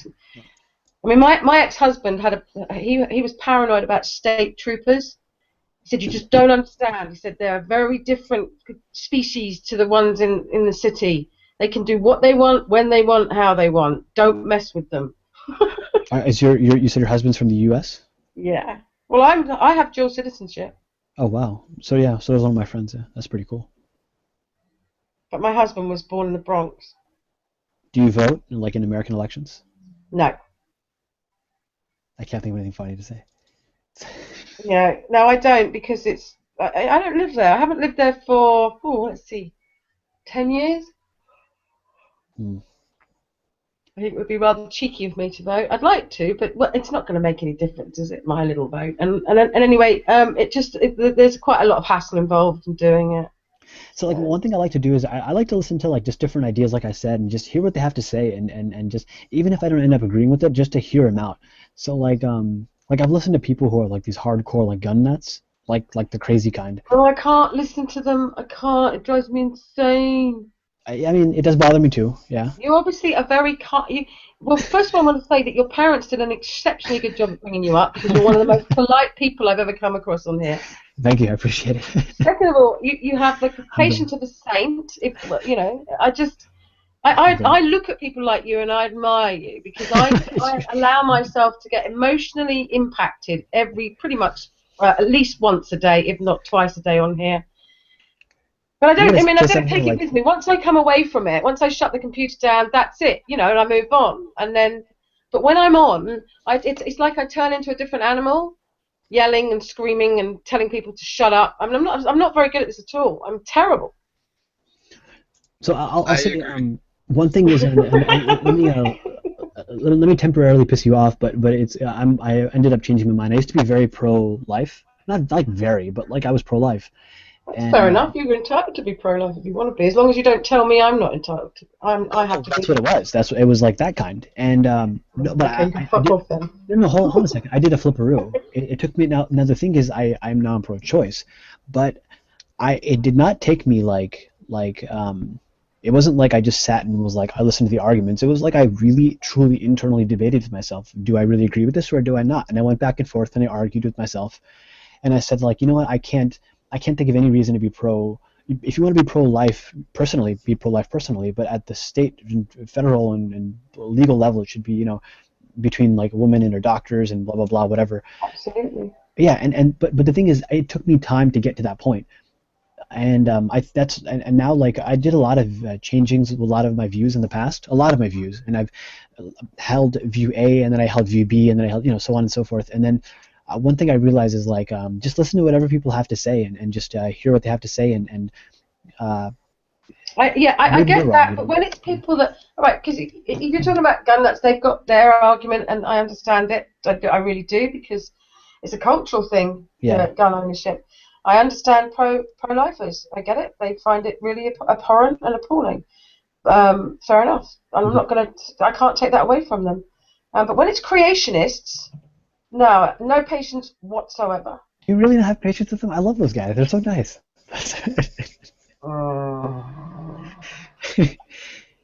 So okay, I don't know. Drives me insane, the ignorance. I don't know. I mean, And we're talking about this. I don't know if it was Flip that said that she was a pro. I think it might have been you, Flip. Recently, there's been this woman who's a member of Christians Against Dinosaurs or something. I don't know. Have you heard about this woman? Never. I heard somebody bring it up, so it wasn't me then. No. It did actually make the mainstream news because it's so fucking ridiculous. This woman was a member of this online group called Christians Against Dinosaurs, and it's basically a Christian group that are that are young Earth creationists, right? And she's basically, they argue that there's no fossil record. They've got all the usual creationist bullshit. The denial, basically, that's all it is. It's just denial. And Aaron Ra interviewed her. And you listen to these people talk, and you do literally want to smash your head against the desk. You think, do you read anything? Do you take any notice of anything? Do you even understand how? I mean, she even started on the old science is only a theory crap. I guess this would be on our channel. Yeah, if you look on it, I've got it. I watched it. Let me just. Yeah, it's probably the latest video. I mean, he was on the Magic Sandwich Show last night because he was giving Nate Cunningham a hard time, which of course I always enjoy. Sorry. Nate's the guy with the hat, right? Oh, okay. What's the? I was waiting. What is the issue with Nate? Who is Nate? I don't watch that show. Who is he? Oh no, he's not got. He has got a channel, but he hasn't got a show. Nate's moderate Christian. I don't say that. He's just doesn't happen to believe in literal biblical creationism, and I don't know what he believes in, quite frankly. It seems to change every week. I don't know. I like Christians. I think they're cool. I think you're a cool chick. I mean. Oh. Yeah, I mean, I forget completely that Emin is a Christian because she's so un-Christian-like. That's a modern manifestation of these types of views. I've got I don't really know any Christians in America other than my crazy batshit crazy family who are fundamentalist Southern Baptists. I thought about this the other day. Suddenly, I've been telling everyone for years, I don't know any Christians in New York. Nobody in New York's religious, blah, blah, blah, blah. And yet, I've just remembered that my closest friend in America, who I've known for 20 years, right? I'm godmother to one of her children, blah, blah, blah, blah. I just remembered she goes to church every Sunday. it just escaped my mind. And I don't know why it came back into my mind suddenly the other day. And I remember they've got some problems. One of their youngest child's not well. And I can remember, because the last time I saw her was like we were in New Jersey and we went to the pool. And we went to the pool club and we were sitting in the pool. It was really hot. We were having a great time. And she was very upset. And well, I was having a great time, but clearly she was upset about what was going on. And she was talking about going to church. And I think I might have subconsciously blocked it out because I didn't want to hear it. So are people in the UK, are they becoming more and more like hostile towards religion? Not hostile like No, necessarily, I like would not say violently, that. No, but I wouldn't say like in the hostile, sense of no. like they don't like hearing it kind of stuff? Well, we never really. I mean, I've never known people to want to hear about Christianity in the UK. Really? They've always been called Jesus creepers or God botherers, or it's been you sort of avoid those people. You know, when they come to our house, I mean, they haven't in a while, but when they used to come to our house, my father used to sit them down and like legitimately hear them out and like bring them tea and like do all like the whatever. Yeah, so clearly it runs in the family then. Yeah, like I don't know, I like to hear them because the way I see it, like they believe and that they have a beautiful message and they want to share it with humanity. And to me, if only it was a beautiful message, then they would, I would understand, but it's not, is it? Let's be honest. I mean, I think when I read certain passages of the Bible, I'm like, this is pretty awesome. I'm going to get Ramin to turn Catholic, I think. Until they start telling you that you're going to burn in a lake of fire because you don't believe in their God, then it's perfectly beautiful message. I mean, yeah, I guess I mean that's one way of thinking about it. But I mean, like I don't know what like the mainstream Christian interpretation of that is. Like at least Catholics and Protestant or Orthodox. I'm kind of curious actually. Oh, there's 41,000 different denominations. How am I supposed to keep up with all of them? But there's only, I forgot who it was, I think his name is Shamos. He said basically there's like, realistically, there's like 7 big ones or something like that. And the rest are just permutations of that. So like, there's like the family of Orthodox, there's a family of Catholics, there's the family of like this particular branch of Christianity, and the rest are just like sub-variations of that. But nobody can agree on anything. Yeah, they're there though. It doesn't matter if they're just subdivisions. They are still, different denominations, and there are 41,000 of them. Anyway, it doesn't matter because obviously I don't believe any of it's true, so it's irrelevant. That part of it's irrelevant to me. I just don't. I don't care what anyone believes in. You can believe in fairies at the bottom of the garden. Of course, I'm going to think you're fucking nuts if you do, but you can if you want to.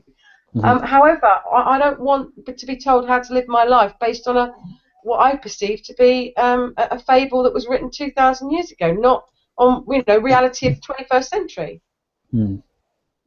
That's all I have a problem with is and human rights for the likes of like Nadia and other people that I know who in the US are suffering because of the laws that are being forced or being the attitude actually is probably a better word towards the gay community.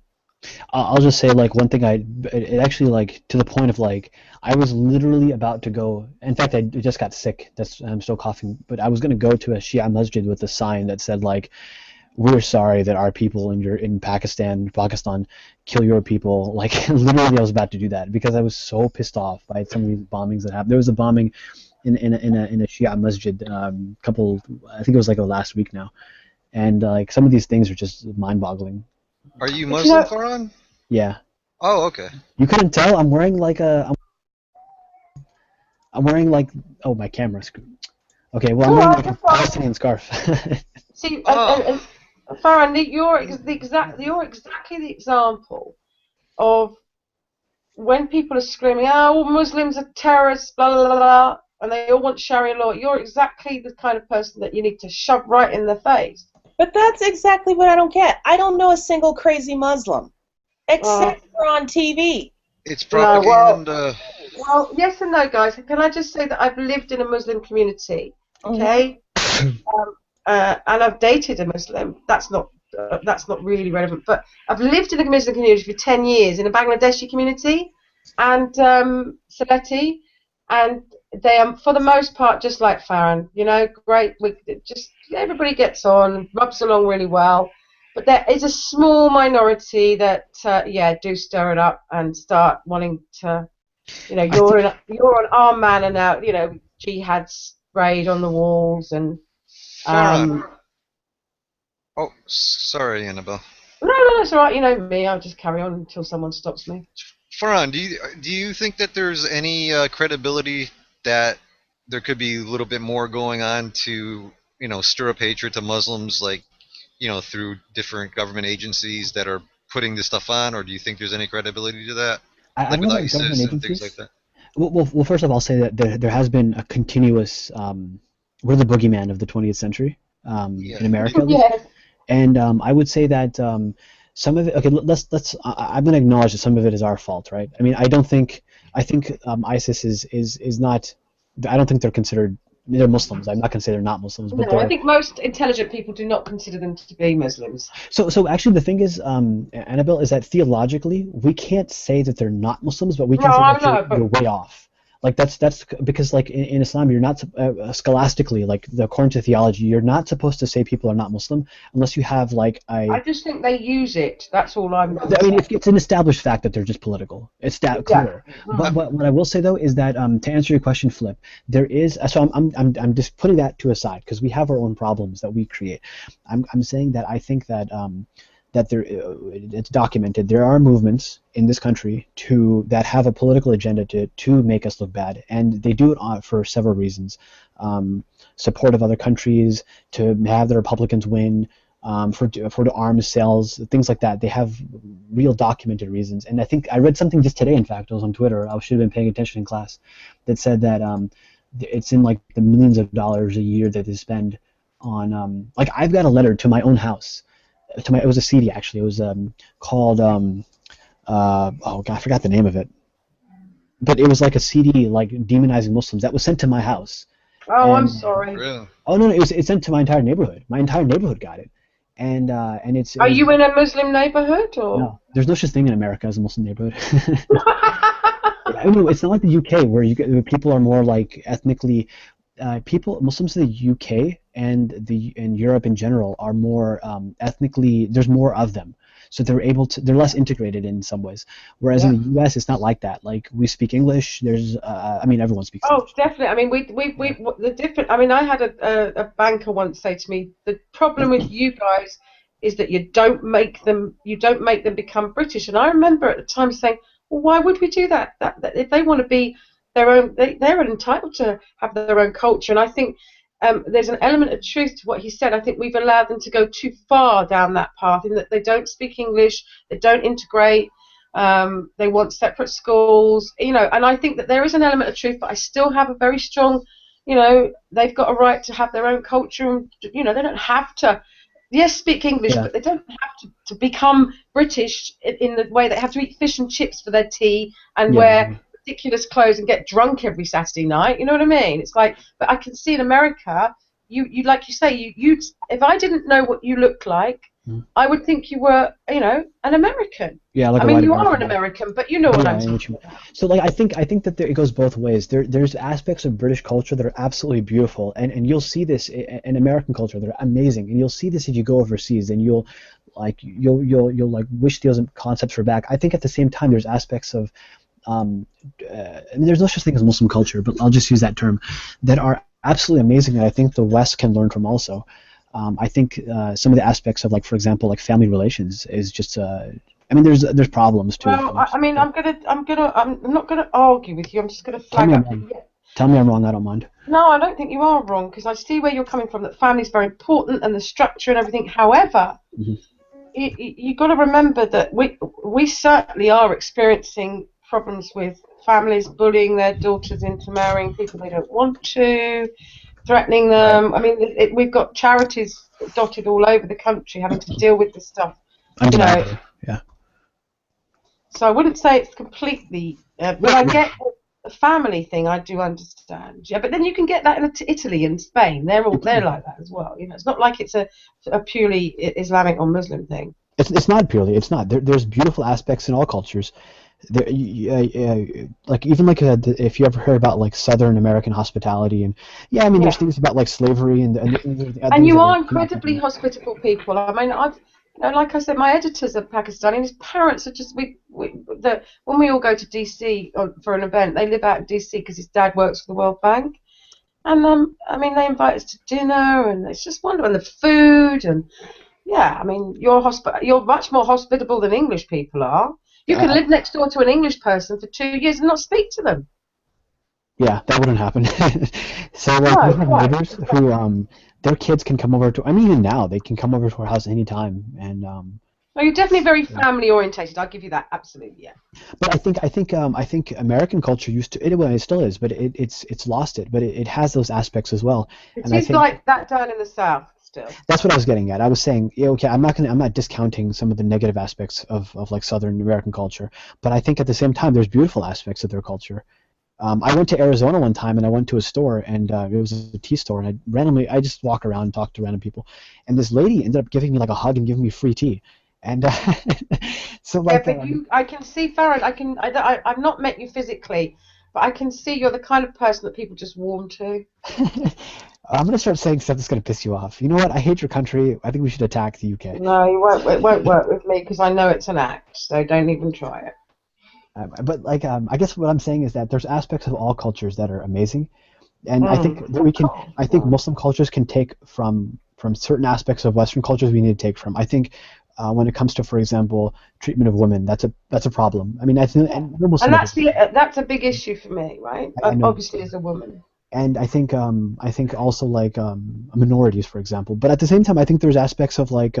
We don't exactly treat minorities very well either, so it's not like it's again limited to the Muslim community. Actually, I think let me take that back. I would say that I think the Muslims have a different way of treating minorities, and that's not necessarily. There's actually I kind of take that back. Actually, I think that classically, maybe not nowadays with like Iraq and Syria, but classically, I think the Muslim way of treating minorities was a little bit better, which was you become you do your thing, and like almost like people would have like different like boroughs, you could say. It would be the equivalent of like having boroughs in America, like in New York or whatever, or like that was the Italian borough, this is the Chinese borough, this is the whatever borough. It was kind of like that. You do your thing, and maybe the societies did not necessarily interact, but they didn't force them to become other people. And that's why to this day, like in Iraq, you have like Coptic Christians who are still there. Well, now they're being attacked, but they didn't historically. Or Turks who speak Anatolian Turkish, and they're like Iraqis. How can they still maintain Turkish? And but I think in America we didn't like our minorities, and we felt that they were a threat. And so I think that's something I think it. I'm going to change the subject slightly because I'm curious because I've met the gentleman in speaking. But what's your opinion on Musharraf? I don't know, honestly. I'm not really that political. I don't know much about him. But you know that he was the Pakistani president. Yeah. Yeah. No, I just wondered because clearly he had, even though he was corrupt and depending on which way you look at it, he had a very strong relationship with the West. He was bringing foreign direct investment into Pakistan. Pakistan was becoming a lot less third world and a bit more of a player in the financial markets. Blah blah blah. Yeah. I just wondered what your thoughts on him were, because I've actually met the guy. I mean, when I say I've met him, I haven't sat down and had dinner with him, but we held an event for him, so I had to organise his security and make sure that he was happy and make sure he had a drink in his hand. Not an alcoholic one, of course. Yeah, well, I've heard the same exact thing, that he actually did stop some of the sectarian / ethnic violence that was happening in some of the big cities. What he was really good at was international relationships. Yeah. And I wonder whether that he had to resign because he was going to get impeached. Blah blah blah. I wondered it was just a setup because he was far too secular. Honestly, I don't really know much about him beyond the fact that I know that parts of the country did prosper under him. Yeah, definitely. Yeah. But they say he was a dictator, though. People say he was a dictator. Well, yeah, but he was really putting Pakistan on the map, and that would have had, in the long term, a positive effect for the people. But hey. So, is there like a big cultural influence in the UK with Pakistanis? Yeah, definitely. Like not even Indians. I would say. Well, let me be frank. To start, first, it's Indians. They're the ones that are the most successful. Out of all three of you, it's the Indians that have thrived the most. Perhaps it's a religion thing. No, I don't think so. because they just I mean, out of the top 10 wealthiest people in the UK, 5 of them are Indian. Wow. Yeah. And then after that, probably comes the Pakistanis as number 3. No, and then probably comes the Russians actually these days. Oh, I meant amongst the subcontinent, but yeah, okay. Oh right, sorry. Yeah, I don't Yeah, know. the Russians, yeah. I guess the Russians would be number. Okay. Well, I'm going to have a look in a minute, but the Bangladeshis are the ones who run the Indian restaurants. Funny enough. Because we don't know, English people don't know the difference between Sylheti and Indian and Jain. They don't know the difference. Pakistani. Just trying to think. Yeah, there's a lot of Pakistani restaurants up north, more than there are Bangladeshi. It depends on which town you're in, really. I mean, the worst thing about it all is until 9/11, we all rubbed along really well. Yeah. And there wasn't as much ghettoizing and doubling down, and there wasn't. We just did, and we got on with it. And do you know what political party the Muslims all voted for en masse in 2000? Labour. Oh no, perhaps, in America. I would probably say Republican. By overwhelming. Yeah. Overwhelming majority. Because they want to be money is important to these people. Because of 2 reasons. Because there was a lot of so there's like 3 main Muslim communities in the U.S. There's the Arabs, there's the Pakistani/South Asian, and then there's African American. And African American tend to vote Democrat, but the immigrant communities, both of them, tend to be very anti-communist, and they tend to vote. They're against the communists, and so they don't like the Democrats, which are seen as more left-leaning, and therefore they tend to be, and also they're against like they're socially conservative, very. And then the third thing is that and I'll be blunt, they didn't like Lieberman because they thought he was going to support Israel, and so they ended up en masse voting for the Republicans. And now it's the exact opposite. Now they're, without a doubt, it's not even like in debate. Like, they will vote Democrat 100% of the time, or they won't vote at all. Going back to, because you seem to be quite interested in Saudi Arabia. Not, I mean, they're just an embarrassment. That's all. But there's a lot of good things too, though. They have a very powerful relationship with DC, obviously. Yes. Their finance minister was even educated in DC, so it's well. Prince Bandar. Pardon? Prince Bandar. No, Abdullah Al Asaf. I don't know who that is. I don't know. Yeah, he's their finance minister. Okay. Be the finance minister in Saudi Arabia. They don't leave office every couple of years. They once they get the job, that's it. It's for life. Right, that makes sense. He's been finance minister since about the mid-90s, I believe. Wow. I have a funny story about him. We were holding an event in the Willard in DC for. We have a finance ministers event that we run. We give them awards every year, and he was one of the winners. And honestly, he brings about 50 people with him, and they take the place over. And they're very, very rude, very bolshy. He is utterly charming. His henchmen, and he's got about 50 of them, are the complete opposite. So I have to deal with these people, and I was very strict with the staff at the Willard. I said I don't want any alcohol near that table, any at all. And then his henchmen all had tables at the back. Don't give them any alcohol. Don't offer it to them. Because it's an insult. Blah blah blah. Anyway, so the awards ceremony went on, blah blah blah, and at the end, I noticed he didn't have a drink, and I mean there was water on the table, but I was worried that he might want something else. So as soon as the awards ceremony finished, I went straight over to the table and I said, would you like a drink? Thinking he'd want water or juice, and he went, yeah, I think I'll have a glass of wine. I was like, yeah. The amount of stress that I was under, that nobody was rude enough to offer him a glass of wine or a glass of champagne, yet he was clearly going to have a drink in full, in public. That's what got me.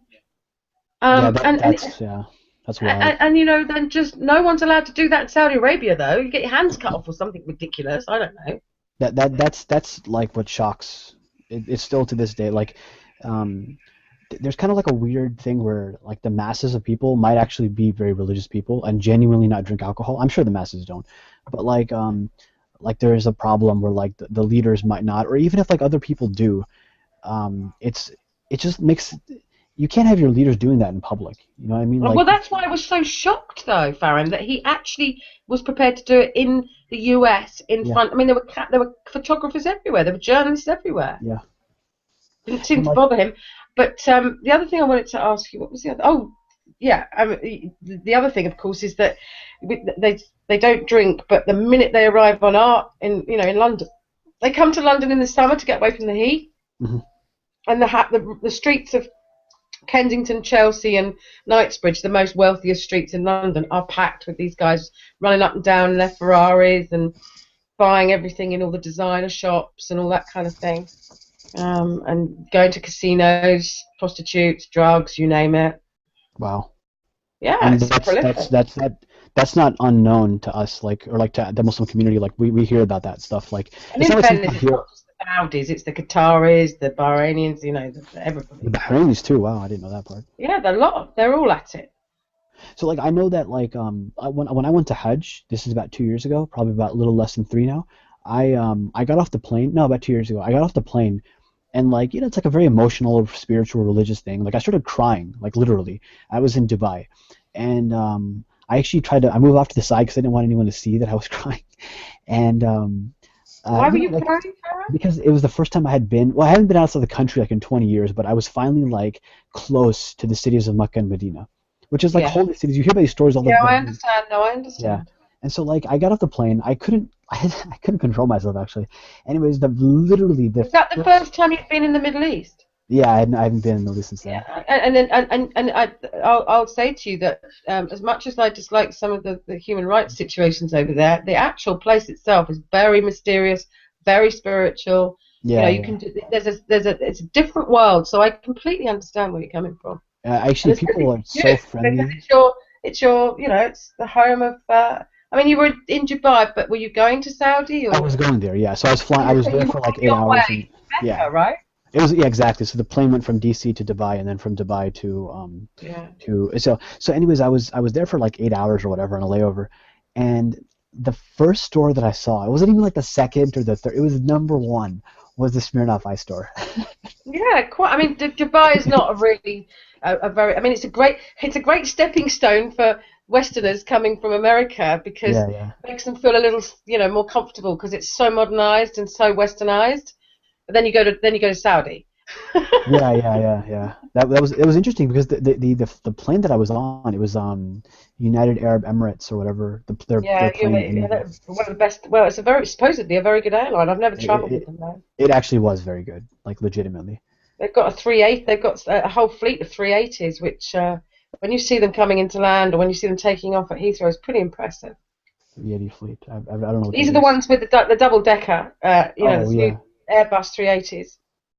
So they've got about 20 of them. I mean, this is how much money these people have got. 20 of these things must be £1 billion worth of aircraft. I don't know much about owned by the royal family, of course. It's owned by the royals. Yeah, everything. All these Middle East countries, the royals own everything pretty much. Let's be honest. So when I was there, like, keep in mind, like, I speak Urdu. I mean, I speak with an accent, but I speak it pretty well. And I'm there, and I got off the plane, and like all the workers, all of them, and these are like maybe the way we treat Mexicans in America, but like less, like worse. Oh, they treat them terribly. They're Filipinos. The majority of workers, I don't know about Saudi because I've not been there, but the majority of workers in Dubai are Filipinos. I didn't know they were from Philippines. India and the Philippines. And so I can speak their language, and so like I start talking to them, like आप कैसे हैं भाई, मैंने आप कहाँ पर से हैं, blah blah blah, where are you from, this and that, and like they're all really friendly, really cheerful people, whatever. But like you can see, like, okay, these people are not being paid well. No, and so when I say like it's an embarrassment, I mean like it's an embarrassment. Like we can't have stuff like that going on. And like, well, the royal family, I think I'm trying to remember. I know this is how it is in Dubai. I'm not sure about Saudi, but I'm sure it's the same. They provide housing for everybody that is Saudi or a part of the right. What's the word? It's not well, I suppose it is family. Citizens, proper citizens. Everybody gets free housing. They provide for everything. You get, And that's great. I'm never against that. I mean, if that's what they want to do with their money, by all means, do that. Absolutely. However, they don't do that for the immigrants. So if you're an immigrant, you get nothing, zero. There's no hospital care. There's nothing. See, I wouldn't even be necessarily against that. What I'm saying is, like, fine, don't do that, but at least do. If you're shipping in a load of people to build your cities for you, the very least you can do is provide some kind of welfare. Okay, well, so my thinking is this: like, the country has the right to spend its money on its people as it chooses. I might not, but what I'm saying is don't. But that does not mean you treat people badly who are from there. Well, if you're not providing these workers that are, a lot of the time. And in the past, particularly, they've died because the safety is so bad, blah blah. And you're not taking care of them. You're sort of. That's what I have a problem with, and that's what I'm talking about, because that's the kind of stuff that I don't like. Like, it's your money, spend it as you wish. I have no problem with that. I can't even really tell them to do otherwise. But what I don't like is bringing people over, abusing them, treating them badly. Which is what the Saudis do. Threatening to deport people if they don't work. They do it in Dubai as well, and it's quite common. And all those buildings you see. Did you see that fire, by the way, in the tower in Dubai? I have not, no. A massive fire in a 82 floor building. They do this thing. I mean, I first went to Dubai in 1999, and there was I think it was the year that the Burj Al Arab had been built. So there was that, and a couple of other big tall buildings. They changed the name of it. I think it's Burj Al Khalifa now. Well, yes, that's right. It is. You're right. And that was it, pretty much. And yeah, there was a big, shiny new road and lots of work going on. But as a city, it was still reasonable. I mean, the old town, which is my favourite part in Dubai, it was. Anyway, now, I mean, it's unbelievable. I mean, they've literally put up in the last 10 years about 100 of these bloody skyscrapers. You know what's funny is that, not even saying this like sarcastically, like it's like it's spoken about very publicly that like those skyscrapers are like a sign of the Day of Judgment. Well, they were all built by Indians and Filipinos. Yeah. For nothing, for peanuts. Right. I didn't know it was Filipinos. I didn't realize that. If karma is true, then good. I hope they all fall down. No, I shouldn't say that. I mean, I know you mean the sentiment is like, I understand what you're saying. I didn't realize it was Filipinos. I had no idea. I guess there's 1 million of them in Saudi Arabia. Wow. According to Wikipedia. There you go. And then in the Al-Umma Al-Arabiya Al-Muttahida, I can guess our country, there's 700,000. United Arab Emirates. Wow, I had no idea.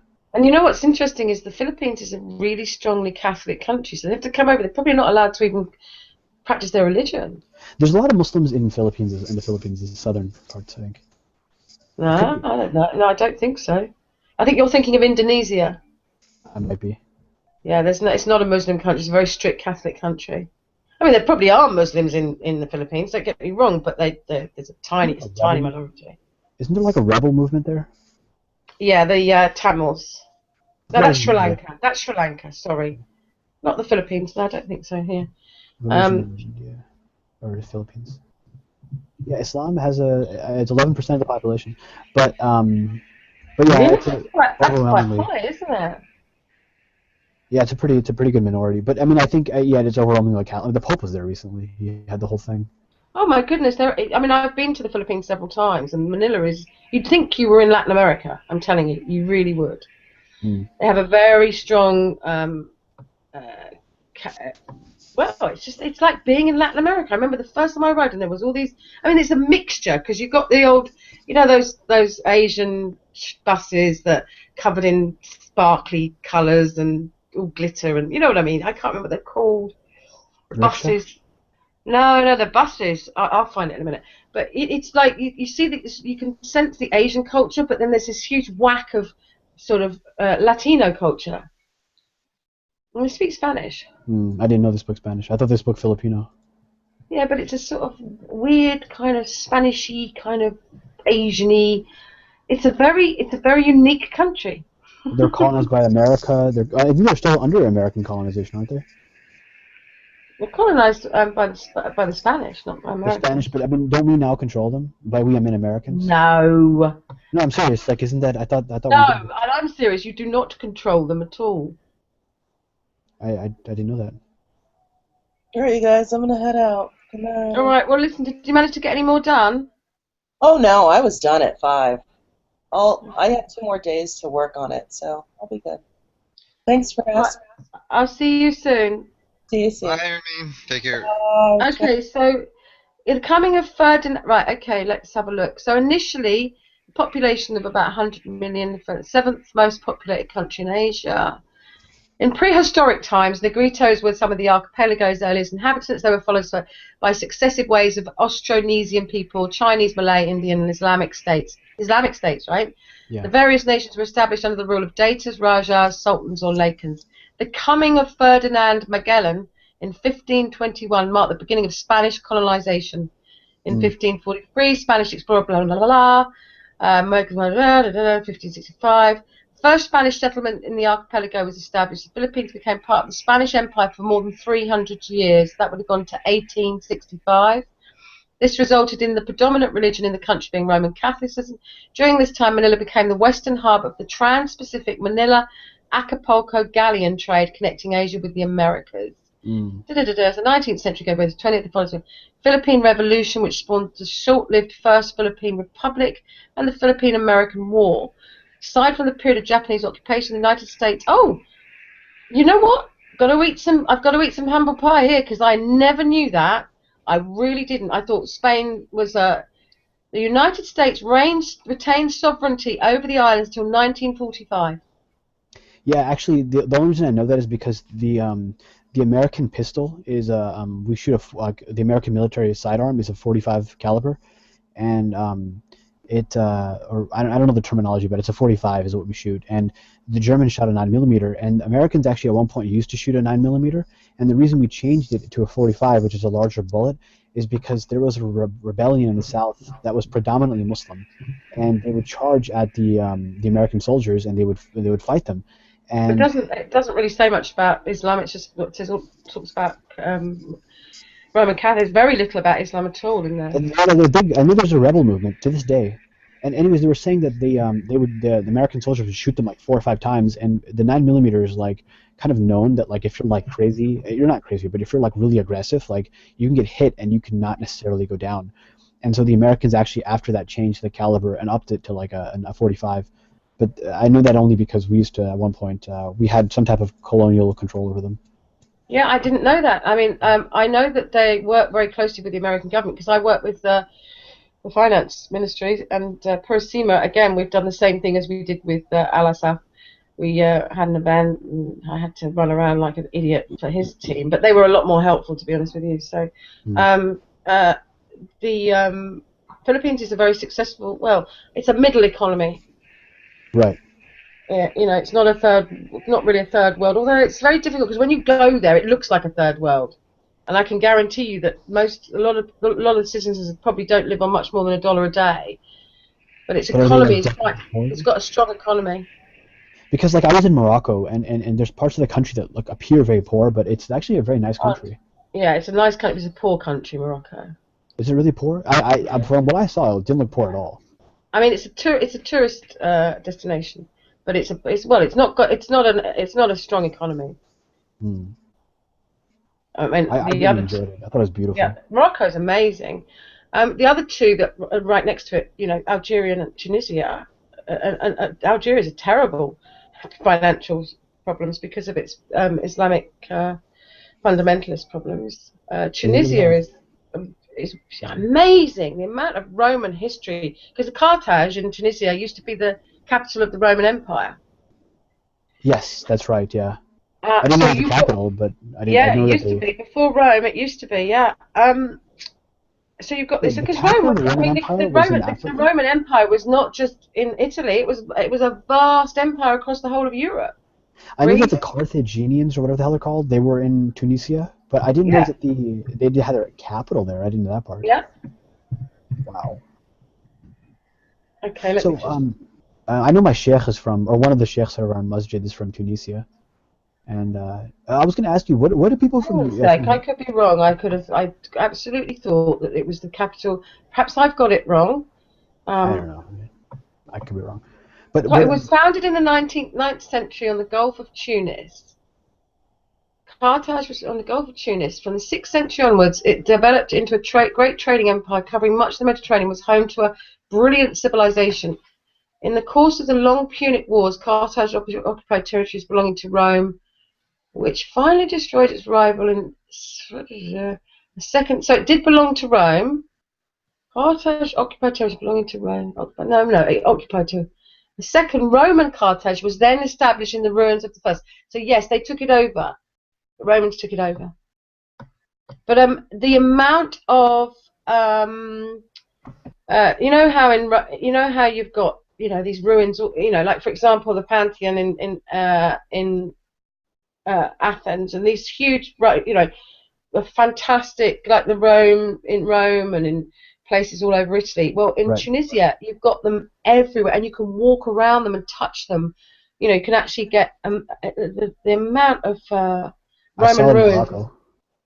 Yeah. Let me see if I can I'm find. sure. The town was rebuilt by the Romans. Ah, that's what it is. So, and originally, the Carthage was its own. It had its own civilization. The metropolis of Punic civilization in Africa. Here, let me get a picture. Capital of the province of Africa in Roman times. Carthage, and then it got rebuilt by the Romans. So first was the Punic, then the Romans, then the Paleo-Christians, and then the Arabs. There. So, I don't know if you guys can see so that. sure that I was, because obviously I've been there and I was interested, and I could have sworn they said it was it was the centre of. That's me above Roman ruins in Sorry, Morocco. I'm not. Hang on a second, let me get back into. It's whatever. But I was over Moroccan and Berber or. Well, that's what it looks like. That's what they look like in Tunisia as well. It's the same country, I guess. I mean, historically. Well, it's North Africa. Yeah. Well, one's on one side of North Africa, the other's on the other side. So Morocco's on the Atlantic side, Tunisia's on the Mediterranean side. I understand that, but I one time, actually while I was in Morocco, I kind of made fun of the type of Arabic that they speak there, and my friend's wife, actually from Algeria, kind of like scolded me in a funny way. She was like, "Yeah, don't make fun of our people," and I was like, "Well, you're from Algeria, and they're from Morocco," and then I kind of asked, and they were like, "No, actually, our culture's close enough that it's kind of like the difference between like American and British, like it's kind of like a stone's throw away." Kind of difference. Well, I'm sure they're probably closer, but I love the fact you could, because normally, in these places you can't go. Well, it's like Machu Picchu in Peru. You can walk all over it, and the drop, the steep drop down the mountain, you can walk right up to the edge of it. There's no fence, no warning signs. It's brilliant. Hey Nadia, you said your neighbor's been harassing you. I thought you were I mean, can I ask, like, what's your whole deal right now? Like, I know you're not secure in your housing kind of deal. I don't know how to ask that question in a polite way. Although you talk about it often, so. Nadia? She can't talk because there's music playing in the background, so she's keeping her. But she can chat to you in the side chat. So I'm so annoyed because I'm bloody sure that it was the Carthage is one of the most. Here we go. Let's have a look at this.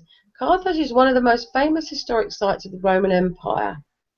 The Roman Julia Carthago illustrates the splendor of the. Carthage.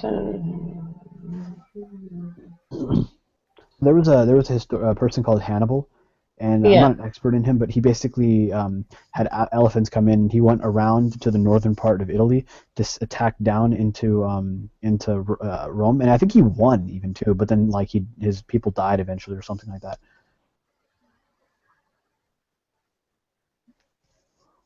Sorry, I'm just reading. But so basically, the Romans took it over from the Punics.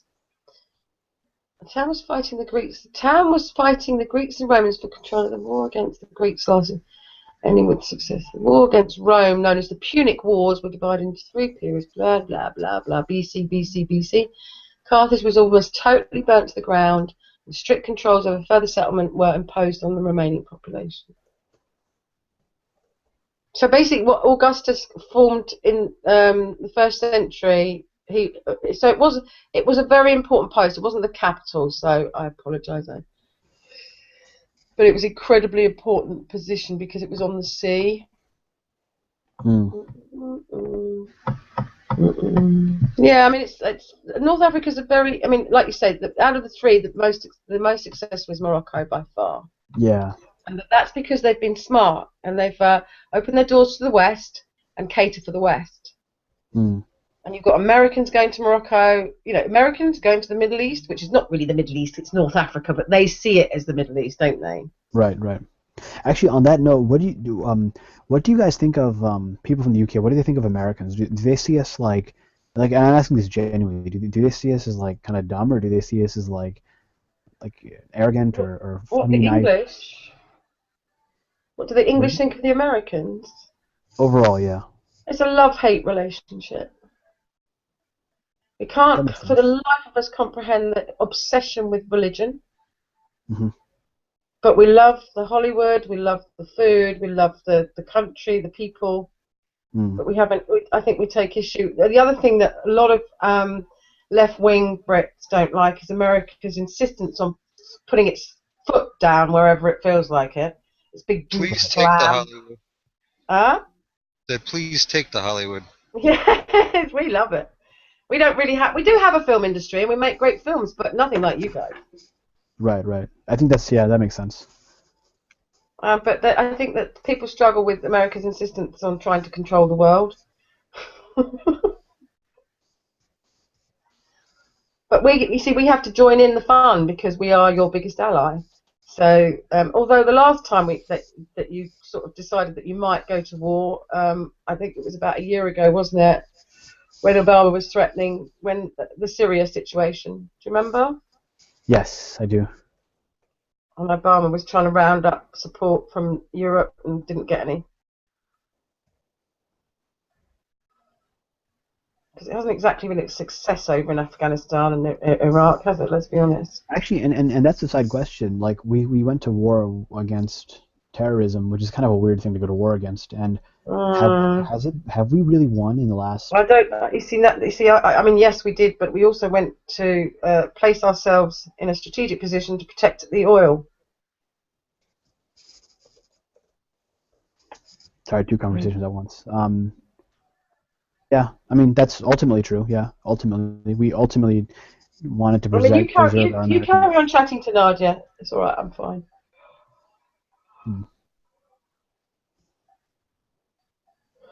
I don't know. I see, like, with the rise of ISIS, and we called them. I mean, in Arabic they call them Daesh, which is an acronym for ISIS, and what the stuff that they've done. And I mean, I don't know. I'm just making it worse and worse. I mean, personally, I'm an atheist. I've got little truck for people trying to force their beliefs based on faith. No, you know, forcing anything. There's nothing.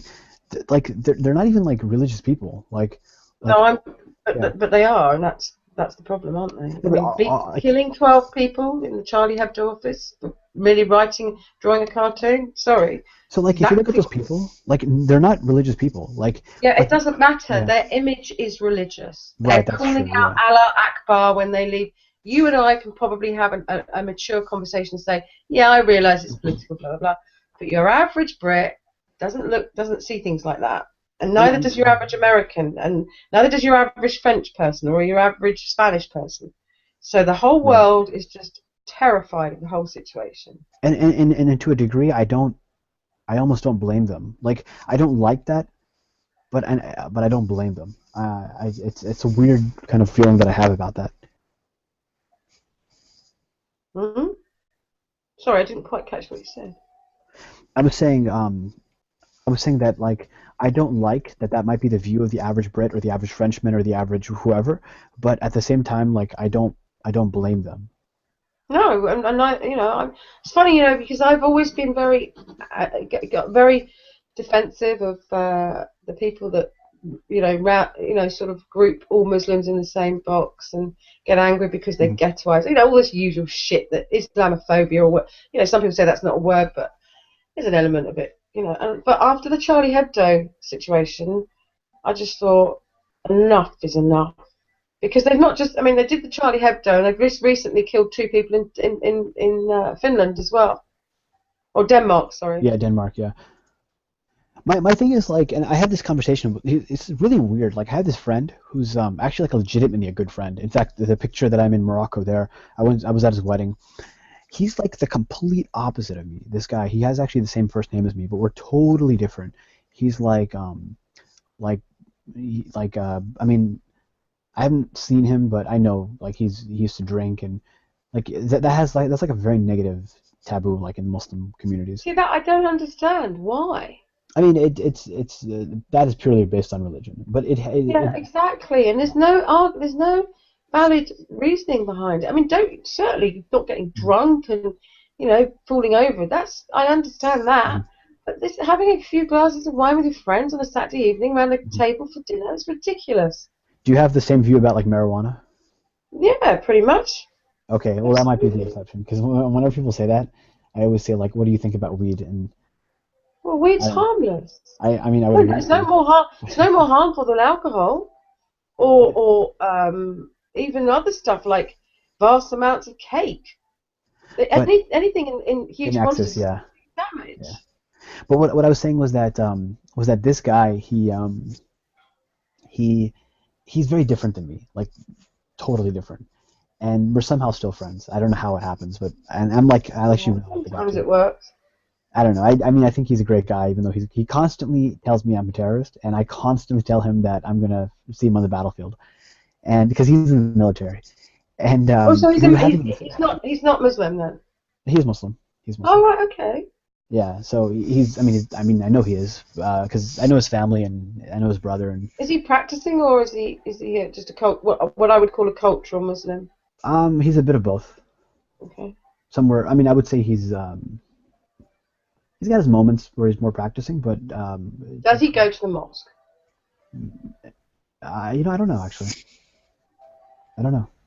Anyway, go on, carry on. But anyway, yeah. So the point is, like, we were having this discussion, and we have this, like, group. You guys, WhatsApp, right? So we were talking over WhatsApp, and we had this conversation. He teased, like, jokingly, and I knew he was messing around. He calls me, like, a terrorist, right? And then I'll jokingly say something to him, and then one day it got kind of serious, and not like serious like I was angry, but like serious of like who is really more likely to actually become like a terrorist. And he was like insisting, no, it's you, Farhan, it's you, because in my circle of friends I'm seen as like a religious person. And I was telling him, no, actually, like statistically, it's actually you, because because terrorism's not got that much to do with religion, really. It's more political, isn't it? Terrorism. It's two things. It's almost entirely political, but even if you separate that, what I was saying was that the terrorists actually, if you look at the ones from Charlie Hebdo, they were not religious people. Like, they were like drug addicts. They were like known for like gang-related crime. I know plenty of people that are religious that are drug addicts. That's a bit of a excuse me. That's actually a wrong thing for me to say. I retract that. I mean, I know lots of people that reach out to God because they're in. I mean, I don't mean it that way. It's a stretch to say that those people weren't religious, but you could possibly. But I mean, some of the people that the guy that was 9/11 that was being radicalized in the mosque, went to the mosque 3 times a day to pray, blah blah blah. You can say that they're not religious, but they use, if they're not religious, they use it. Well, if somebody goes to the masjid 3 times a day, I would consider that pretty good. But like that's what happens in England. These guys get radicalized in the mosques. Really? I would not expect that. Have you never heard of Abdul Hamza? No. Let me Google that. Not Abdul Hamza. What's his bloody name? Abu Hamza al-Masri.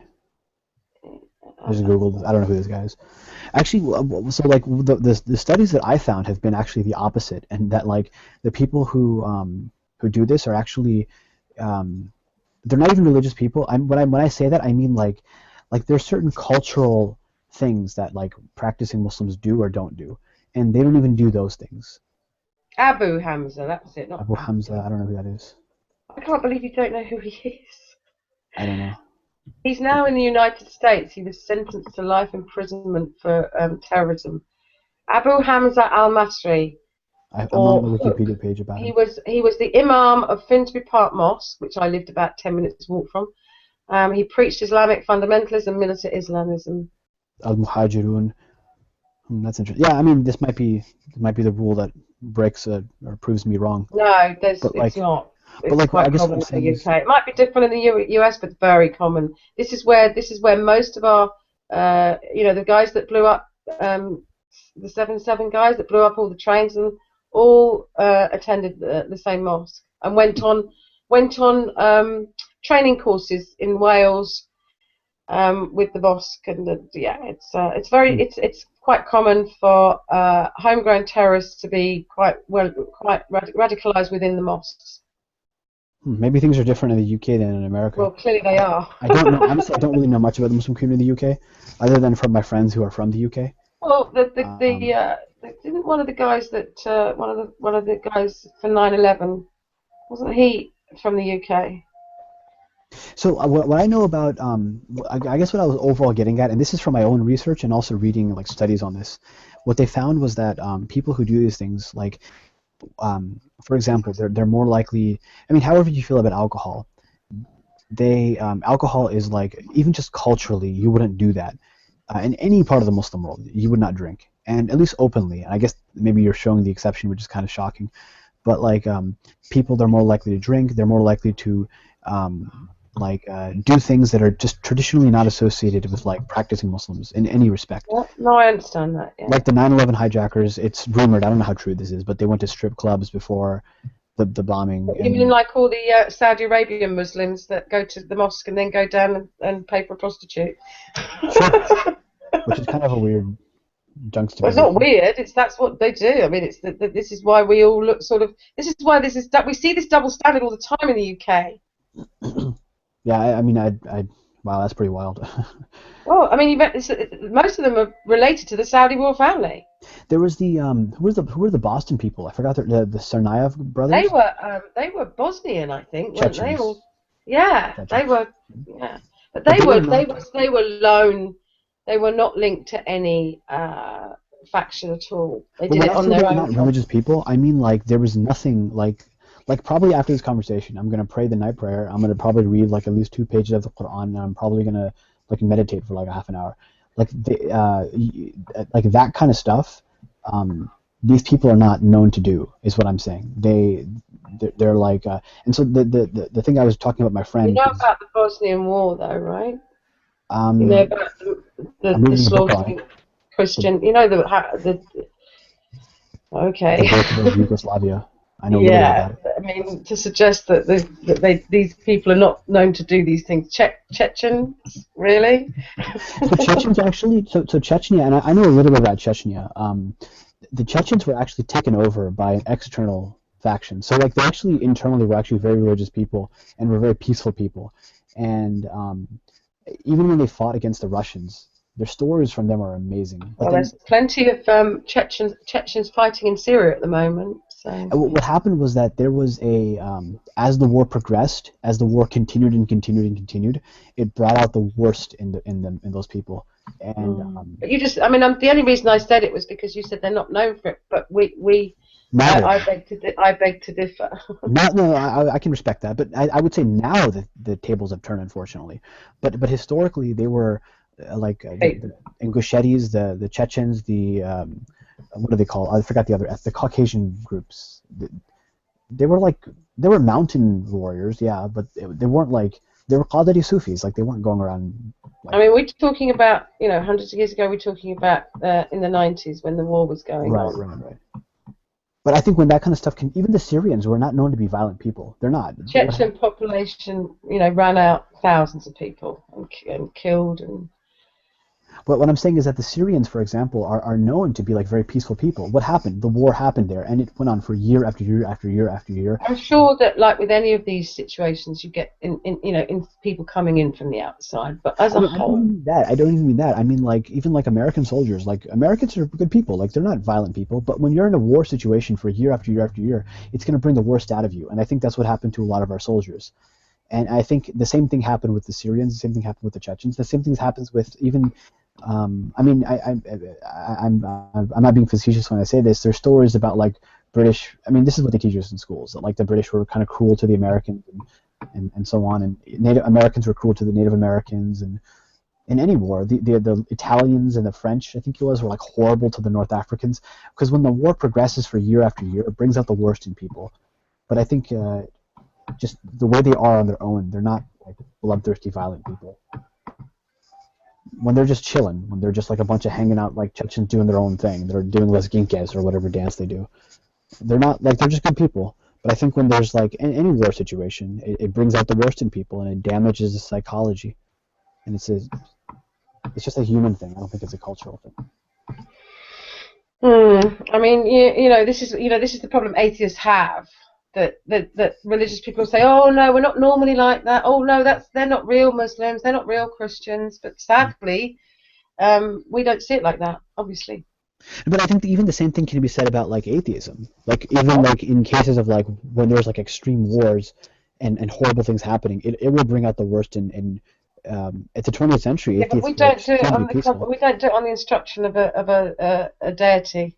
True, they don't. But they do on the instruction of like a state. So yeah, but that's nothing to do with atheism. That's to do with communism. I agree with you 100%. Atheism, all atheism is a lack of a belief in a god. It's got nothing to do with politics or anything like that. We have no rule book, no god, nothing. We just don't believe in one. No, I understand that. What I'm saying though is that it doesn't matter what the religion is. It doesn't matter where they're from. When there's war and the war perpetuates for year after year after year, it'll bring the worst out of humanity. The problem you've got with religion, like you know this yourself with Sunni and Shia.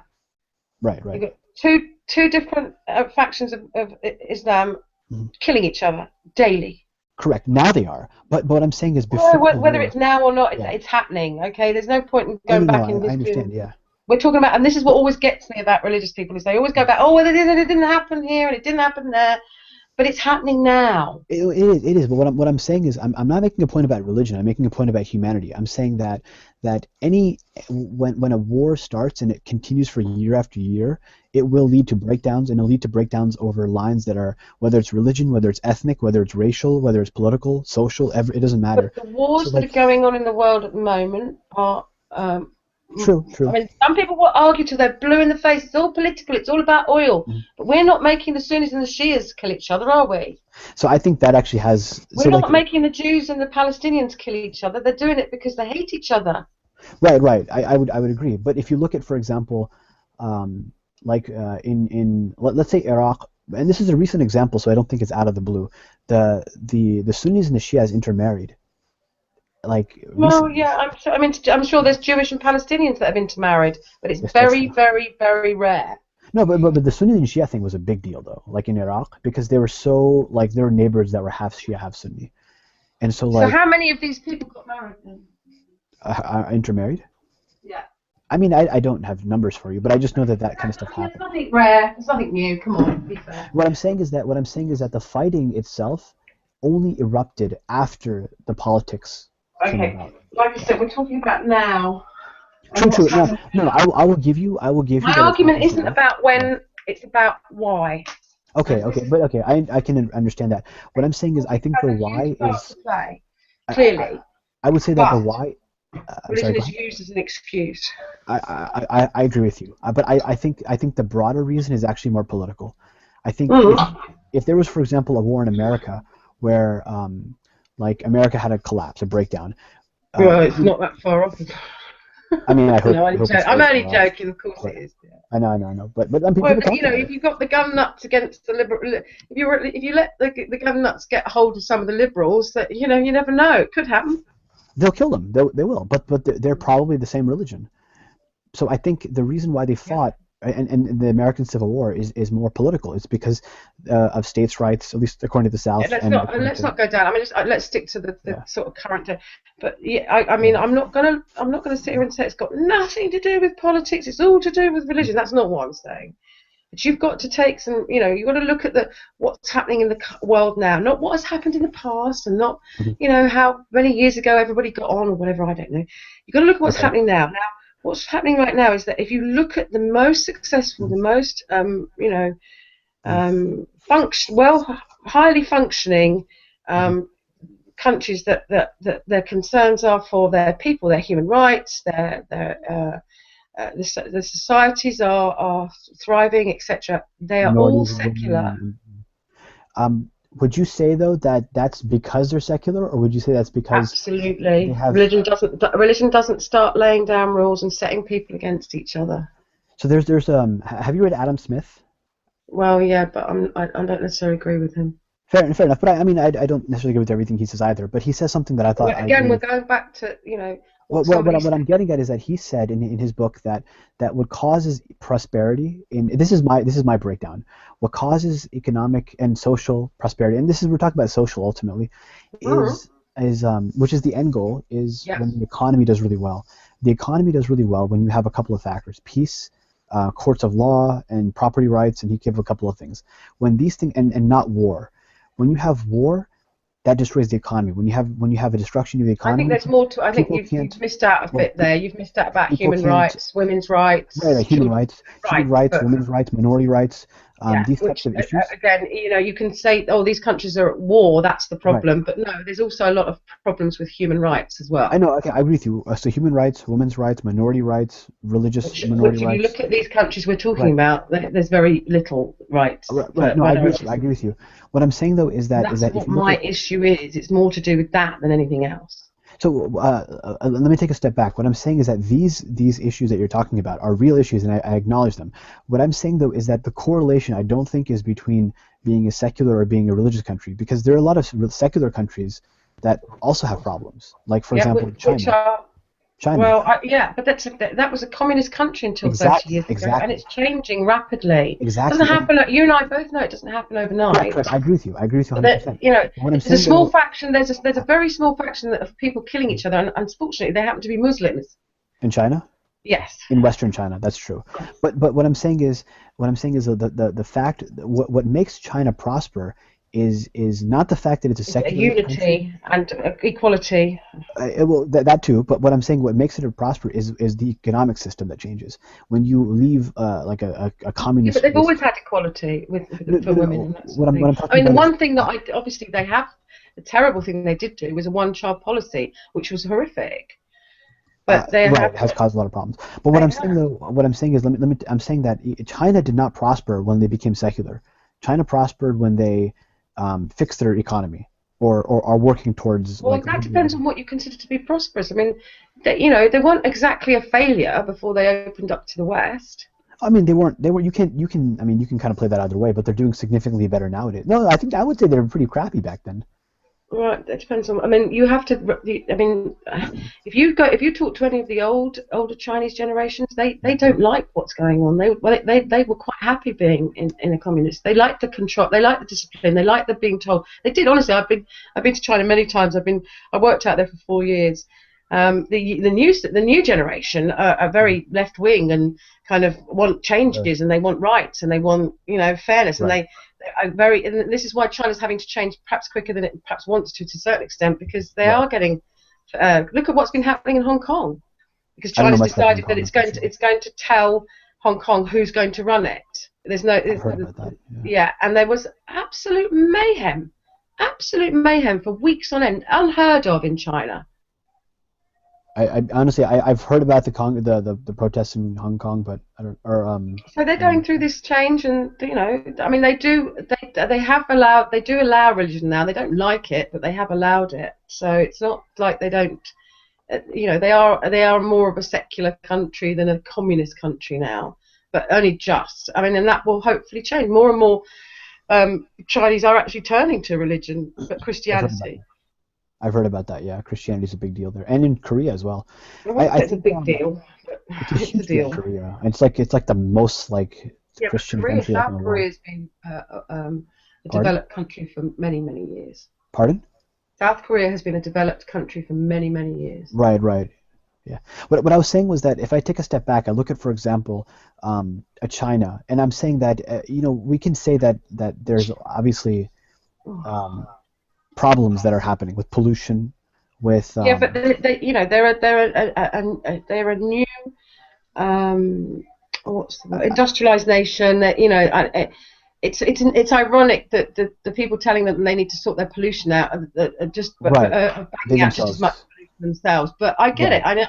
And again, if you look at what's going on in China and what the goals that they've been set by I don't know which organisation. I don't know. I can't remember. Is it? It's not NATO, is it? But China. But they're not exactly sitting on their heels going, no, we're not doing anything. Fuck it, we're going to just carry on pumping out pollution. They are actually, see, look, China and pollution drop. There we go. Let me see what's been going on. What I was saying was I'm making a point about several countries, and I'm saying that China is doing better. I mean, in a Western sense, in like a economic sense, is doing better, not because of a religious change, a seismic shift in the country, but because of a change in their. Well, there wasn't religion. In their economic attitudes, and you can't say that because there was no religion. Yeah, but I mean, there was almost like a forced secularism. It's not like all of a sudden, they've suddenly gone from being unreligious to religious, and that you can't use it as an example because there wasn't a religion to judge that by. Weren't they like Shinto / Buddhist / a mixture? Religion is a communist country. Now, of course, they do have. I wouldn't call it a religion like an Abrahamic religion where there's rules and regulations, and it's just a sort of a cultural religion, a spiritualism rather than a religion. Do you know what I mean? It's not right. I mean, you're thinking about Japan as well, aren't you, with Shinto? Well, I guess what I'm getting at is that I don't see. I see it. You can certainly make the case that there's a correlation, but I don't think there's a causality. I look at, for example, at Germany. I look at East Germany and West Germany. Now, West Germany is much better. East Germany is not as well. And it doesn't exist anymore. There is no such thing as East and West Germany. I mean, there was during the Cold War, though. Yeah. And at the time there was, and even now there's still a line. They have like a satellite picture where like the lights in Berlin, like Western Berlin, is like white lights, and Eastern Berlin are orange lights to this day. And I don't think it's a religious factor. They're almost the same Berlin people. is one of the most a thriving city now, don't you? It is, yeah, I'm sure. Yeah. But I'm saying though that we still have. I'm saying that it's not a religious thing. It's an economic factors that drive the economy. And obviously, yeah. I mean that's that goes. The economy's got very little to do with religion. I think Saudi Arabia is in a lot of ways prospering. And they have a lot of problems, and like I said, they're prospering for years. Yeah. It's one of those. I mean, it's not the biggest economies, but the GDP per capita is huge. Right. And at the same time, like these are outwardly in a lot of ways, and they're not. I don't think they're like secular people, by the way. Like I don't think like the ones we see like on TV are the only Saudis. Like, but like they're like very religious people in a way. And I think, and then you have Pakistan, which is like a very poor country, and they're very religious people also. Mm-hmm. So I think what really drives the economy is like, do they have war?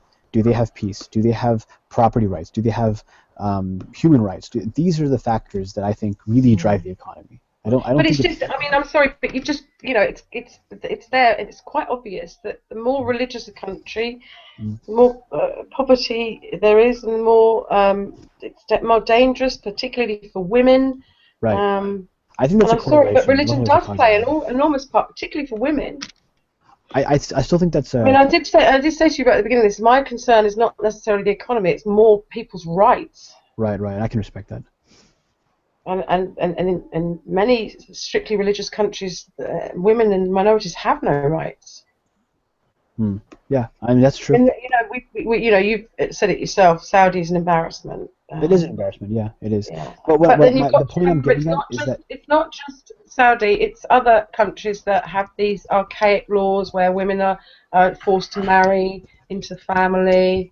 Honor killings, all that kind of thing. It's not just it's not just Muslims I'm talking about. No, I can. Yeah, it's I appreciate religion that. as a whole that has unfortunately in some countries too much power, far too much power. But what I'm saying is that the governments use religion to control the people. That's certainly true. And that's my point. It's not about all these countries are poor because of religion. That's of course that's not what I'm saying. Mm-hmm. I'm saying that the less religion the less a government is religious, the less a government is theocratic, it uses religion to control the people, the happier the people are. Okay, I can see that. And that's all I'm saying. You're saying that you see And a strong correlation between. particularly for women, I'm, as a woman myself who's got all the freedom I want and always have had, I sit and watch what goes on in other countries with horror. You know what's funny is that my family's not that cultural. I think I've said this here before. My family's not very cultural, and the reason why is because one of the theories I have is because my mom didn't particularly like some of the stuff overseas, and so when we came here, she didn't want us to be raised in that mentality, and so she almost like our family's a very religious family, like very religious, but like she didn't want us to become like have that overseas kind of thing going on, and so she just didn't like I speak Urdu with an accent. Like I dress in mostly American clothes, stuff like that. I'm probably the most cultural in my family. That's not saying much. Has Like the music stopped yet, Nadia? if I go overseas, like people will like make fun of my accent. Hey Nadia, I was I not. just want to ask Nadia something because she's put something in the chat that's I'm interested because I learn a lot from her. Economics has a great deal to do with religion. Can you elaborate a little bit on that? Do you mind if I say one quick thing, Nadia? I did not mean to like piss you off. I apologize. I didn't mean that in like a talking down kind of way. I meant that like in a I hope good for you kind of way. Yeah. My bad, really. I don't mean to piss you off or nothing. People's. Gosh, I didn't know that. I don't South think Korea's, people necessarily South, realize they're doing it immediately. Okay, my South bad. Korea's science institution embraces creationism. Yeah. I mean, I've been to South Korea. It's a funny old country. It's a bit weird. Got a weird. No, I'm being serious. I find it a very strange little country. I do. Got some very. Anyway, go on, Nadia. Tell me why religion affects the economy. I'm sure that it affects the economy so much as vice versa. I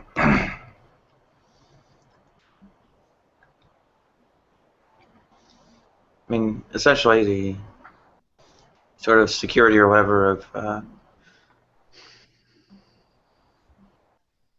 I guess, more wealth and such gives, by and large, well, less religion.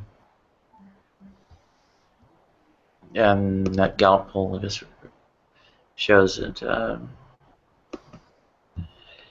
I guess, economics and religion are negatively correlated.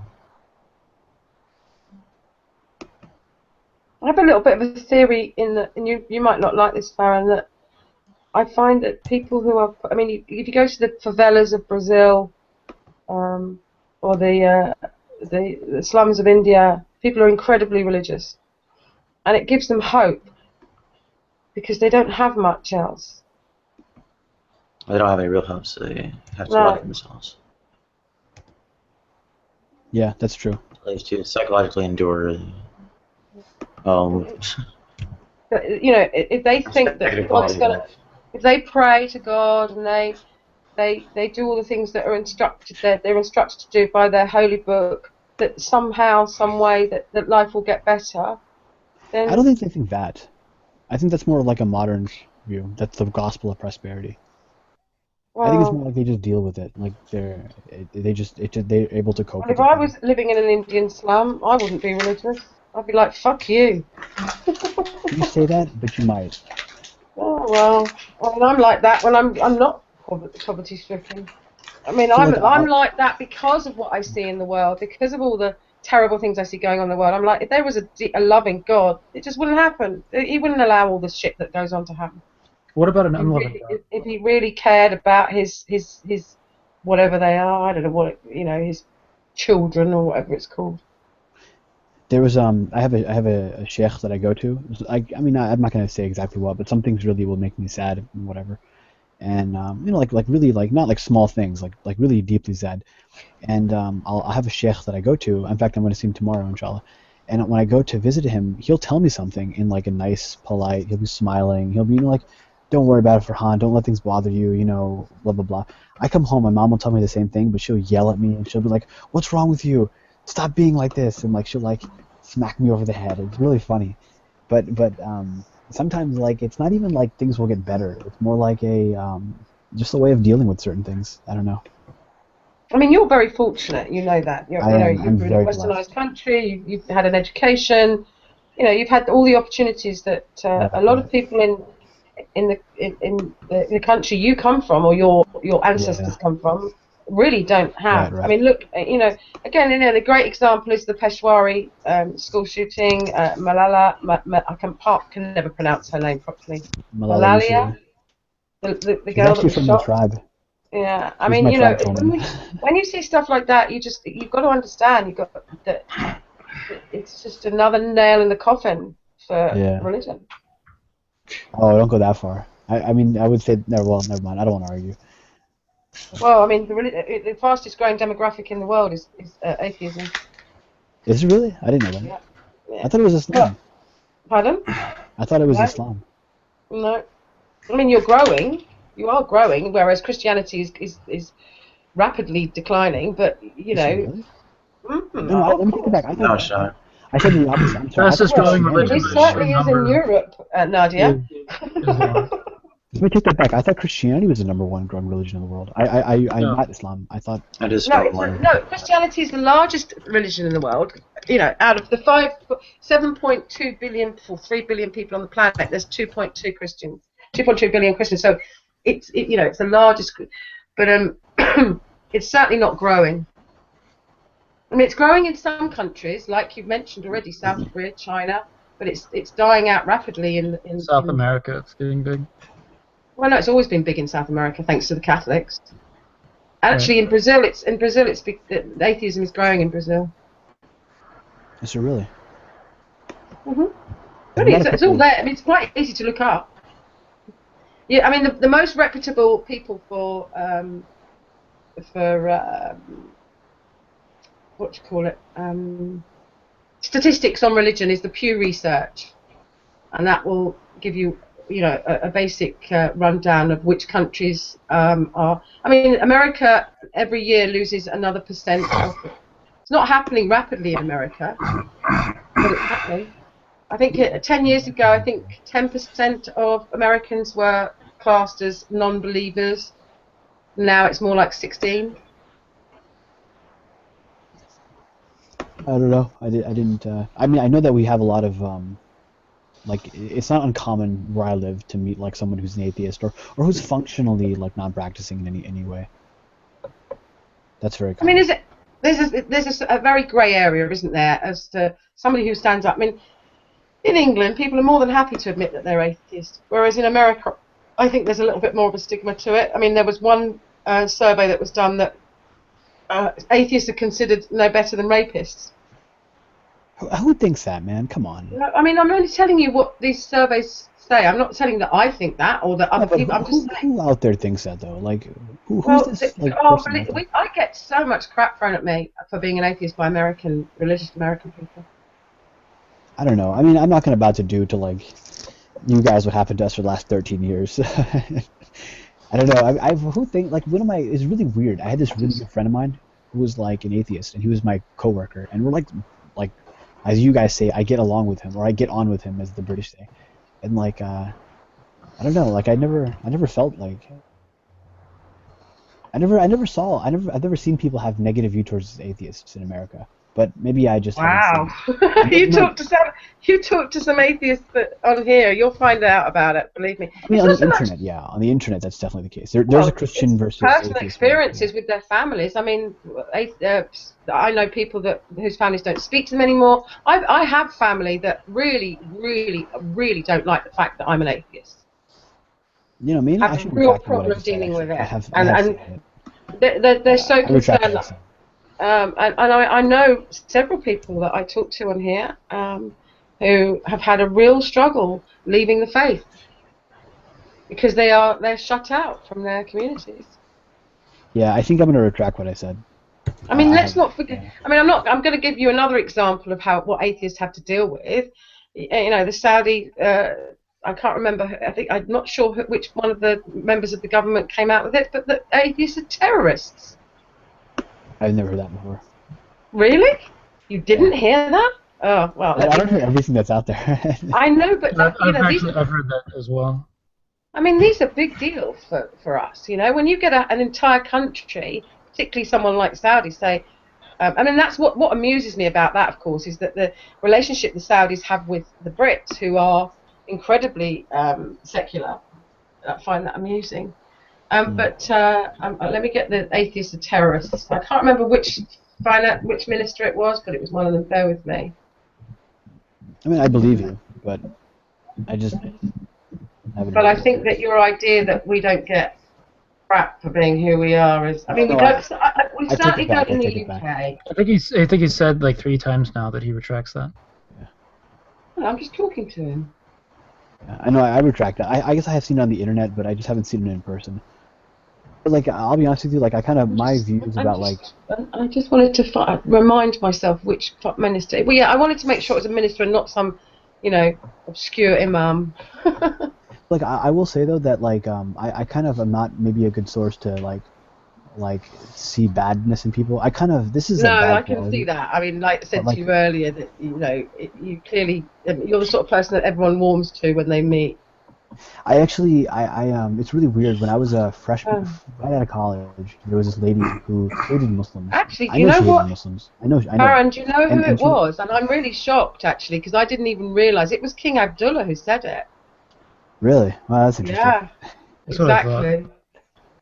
Anyway, sorry, carry on, Farron. Oh yeah, so this lady hated Muslims, but she liked me, and I was like a little kid right out of college, right? So I was like 21 or something like that, or 20 maybe, and she would like buy me chocolate and like treat me like she was like my older sister, like my mother basically, and she hated Muslims, and she would send me articles. It's really inappropriate. I'm not supposed to do this at work.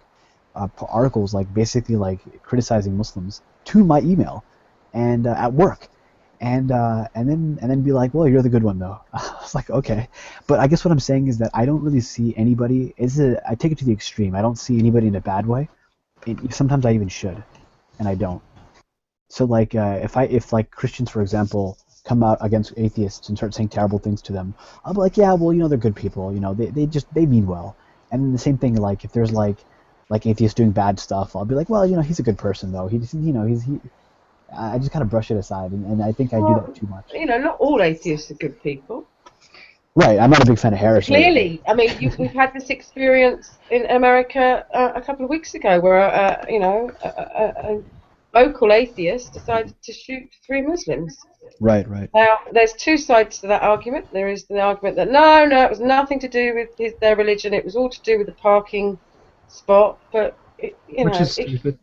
You can understand why people think it was because they were Muslims.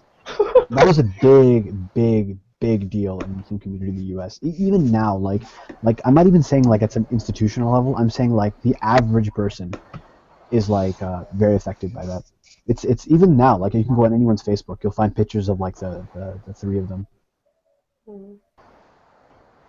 But if it was the other way round, if a Christian had killed 3 atheists, so who cares? So, on that note, there were actually 4 people arrested for terrorism today. There were 4 Sorry? people. There were 4 people. They were not Muslims. They were arrested for terrorism today. And is that going to become a national news story? I doubt it. They weren't atheists, but I don't think they were atheists. Well, if terrorists are arrested here before they actually, because it happens a lot in the UK, they catch them before they manage to blow us up. It's all over the news. Did you know, by the way, I was actually, I'm open about it now, I was actually like approached by the FBI. Well, that doesn't surprise me. I mentioned my colleague who's a Pakistani. He gets pulled pretty much every time he comes in and out of the States into the office for a chat. They came to my house. What did they want? What exactly was their concern? What were you doing that made them want to come to your house? They flat out told me it was racial profiling. Like it wasn't even like they were hiding it. Do you think it's because you went to Saudi? This is well before I went to Saudi. Okay. And I was only there for Hajj, and I was there for like 10 days or whatever. I know, but that wouldn't mean that wouldn't mean anything to them. If you're traveling across, you could be going to to be radicalized, blah blah blah. You know what I mean? Yeah, but I think this is well before then. I think That's why I was asking. I wondered whether that was the reason they'd racially profiled you, because they'd found out that you'd gone to Saudi. They flat out told me. No, this is like I said well before. They flat out told me that it was that. They said you're of a certain age, you're male, you are of a certain ethnic Wow. background. Yeah, they flat out told me that. And I was like, and then they actually asked that to speak to my brother, who's like, Sure, they'd be able to get away with that in the UK unless they had a valid reason. We can't get away with that in America either, but oh, they did. it happens. Yeah. They did. I'm saying not that they can't physically do I mean, it. It's not. It's on the books that they can't. if Farrell had Physically do decided it. to take it to the, exactly, so it's that they're not really supposed to do it. But if he decided to take it to a lawyer and sue the FBI, would he have got anywhere? Well, see, I didn't get indicted with anything. It No, wasn't I like I was in understand. trouble. No, but It it's was- still harassment. It's still harassment. You're racially profiling. It's Well, harassment, well, isn't it? But is it though? Because all they did was come to my Yes. house and ask me some questions. Yeah. For what reason? Because you are a Muslim. Right. Come It's not a on. good enough reason to come in and ask you anything. But is it Exactly. technically illegal to go ask somebody questions though? Yes, if you haven't got a good reason. Well, no, it's not. All right, okay, it is in the UK. You've got to have a good reason to question. Well, no, I suppose no. Okay, just a question. I just find it shocking. I just find it shocking. That's all. I Yeah, it suppose. sucks. I'm just like, No, that was bad. That was not good. I do not. I was not happy about that at all. I'm very like living. I that don't live blame with- you. I mean, I Yeah. would have. It's just not. On the other side of the coin, I'm anti-religion. Obviously, not anti-religion. I know what But you mean. I'm anti the impact that religion has when it starts affecting laws and education, blah, blah, blah. Okay. But on the other side of the coin, I've grown up with Muslims all my life. I've worked with them all my life, and I've never even considered one of them could possibly be, it doesn't even cross my mind. Do you know what I mean? But I've seen it. I've seen the prejudice, and it's getting worse and worse and worse. In America, it's pretty bad. But it's like I said, I was saying earlier, before 9/11, it didn't exist. I'm sure it did. I'm sure, yes, there was racism, but it was nothing to do with the religion. It was to do with the fact that it was a different country, different colour skin. We've always had racists. Right. But right. this prejudice now that we are seeing in the UK is far more to do with the fact that you believe in this religion that is violent and you kill people and you blow people up. Blah, blah, that's the problem.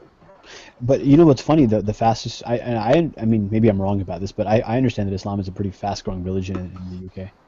Amongst By sheer number, it's the fastest growing. By percentage, I think it's paganism now. Really? Mormonism is also up there. Paganism? Really? Paganism is growing really fast. In Iceland, it grew by 400%. Yeah. Wow. Isn't it Denmark? They're trying to bring back the Norse gods. They're gonna- Iceland.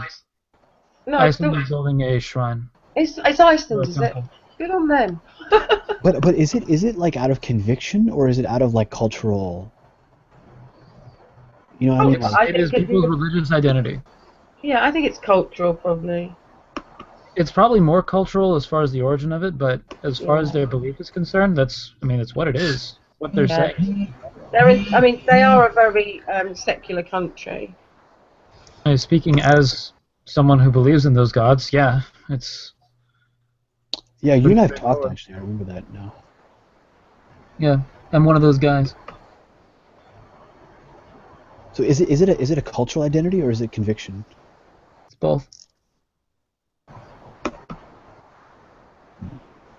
I mean, what's the I'm not being funny, Farron, but what's the difference between your God and their God? Nothing Yeah, whatsoever. yeah, you're right. No, the only thing is though is that well, I mean, I'm not going to argue that, but what I'm saying is that like there's a continuum of like religion, whereas like with those religions were dead for periods of time. Yeah, but yours is the youngest religion on the planet. Yours might be dead in 500 years. True, but I'm saying right now, like. Isn't it? Well, no, it's one of the. It's one. Okay, it's only. It's the out of the Abrahamic religions. It's the youngest religion, isn't it? Mormonism Yes, is the youngest Abrahamic religion. Oh well, yeah, but I see that as part of Christianity. Sorry. Right. I know what you're saying. What I'm saying though is that like in the sense of like there's a continuum where it's still practiced, whereas like there's a very large period of disconnection with like, paganism, certain forms of paganism, I should say. Like for example, Hinduism is probably very similar to like maybe some of at least what is compatible, quote unquote. But but to me, like it's quote unquote normal for someone to believe in Hinduism because there's a continuum of it. Whereas like if someone Or that's what they were brought up to believe in. That's what they were told by their parents to believe in. right, but what I'm saying is there's a continuum. Like your parents are Hindu, their grandparents were Hindu, so on and so forth.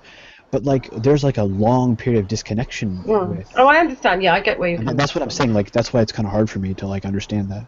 Well, perhaps people very much like the people in China who haven't had religion in their lives for the last 40, 50 years. Now perhaps they want something to connect with.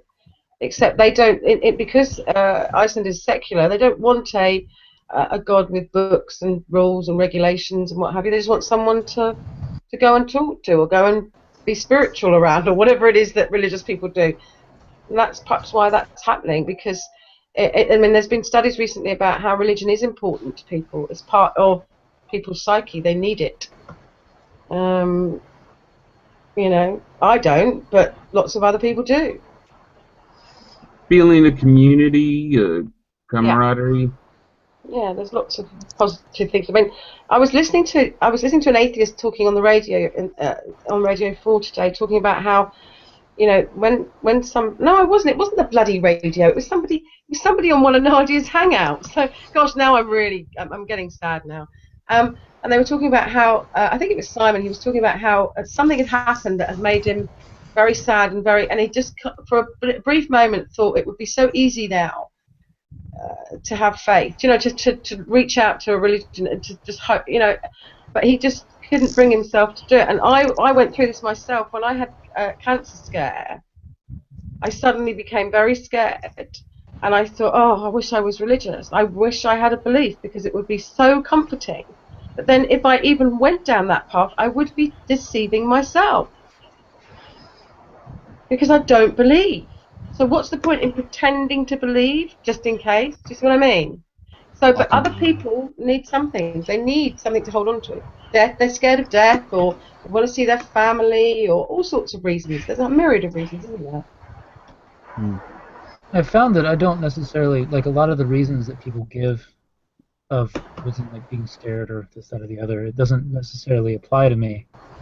No. But I can't not be religious. It's just I've tried. Yeah, and that's I like I say to everyone when they accuse me of hating God and hating religion and what have you. It's nothing to do with that. I absolutely have no problem in whatever you believe. Just don't bring it, you know, don't make it that it must be your way or the highway. I think I've tried to become, like, I mean, this is gonna sound a weird thing for me to admit, but I think I've tried to like quit any form of religion in the past. I have go through these phases, don't we? Everybody, I mean, some people like are atheists for years and then suddenly decide to become religious. It happens. Yeah. Yeah.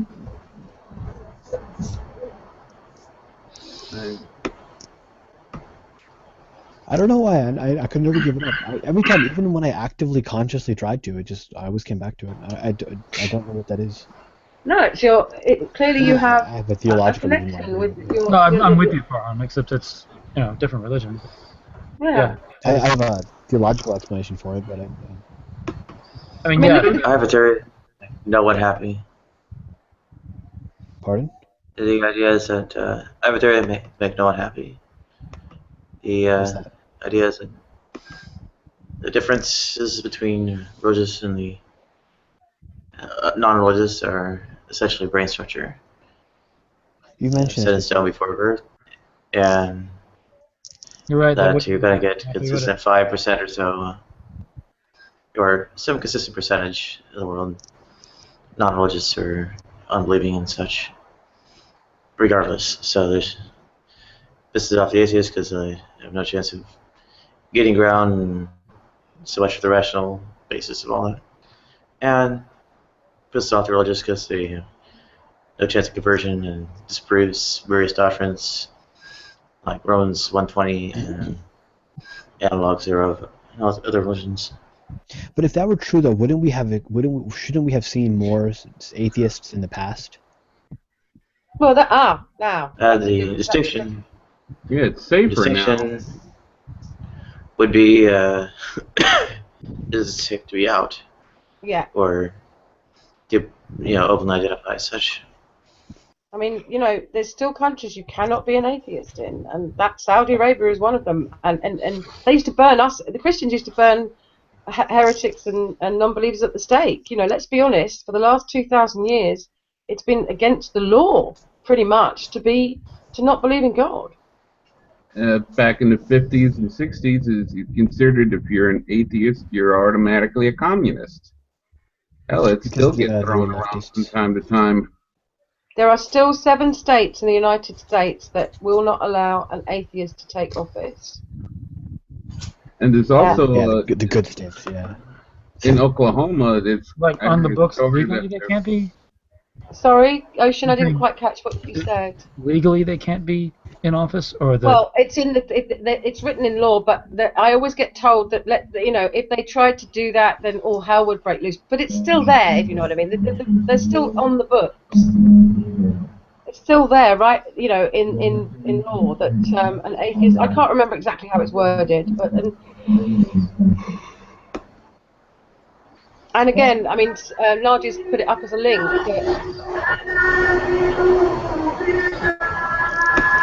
What's that sound? Nadia's playing some music. Nadia, we can hear the music. That's Quran. I'll try to shut it down. You be fast. That's Quran, isn't it? Yeah, it's Muslim music. Yeah. I could recognize that. Yeah. I like it. I do. I like it as well. I love the call to prayer. It's one of my favourite sounds. Would be interesting to try to get that in with bagpipes. I love both of them. Yeah, that would happen. Well, Nadia put the link up that. Actually, it might happen. I take it back. Maybe it would. I don't know. The link where it says that atheists are considered on par with rapists in America. Oh yeah. Who actually believes that though? Where Who they believes that though? Come Well, on. clearly some people, Aaron.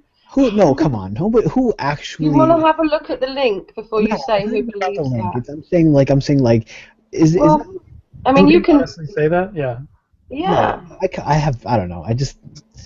Maybe I'm being naive, but who? Yes, What? you are. I don't think so. And I'm only saying that because atheists have such a problem in the States, and this is, you know, I watch it going on all the time, and I can only go on my own experience with my own family, my fundamentalist Southern Baptist family, and how horrified they are that I'm going to be, you know, I'm bringing shame to the family. I'm not allowed to talk about it in front of anybody else in their community, and I'm not, you know, I don't even live there. It's ridiculous, and it's caused a huge rift. I haven't seen sadly, my brother died last year. I haven't seen him for 5 years before that because my sister-in-law hates me with a vengeance because I'm an atheist. I And don't that's know. just my experience. That's just my experience, and I know that I know that that other people experience all sorts of, like I say, You just family. love that Christian acceptance and love.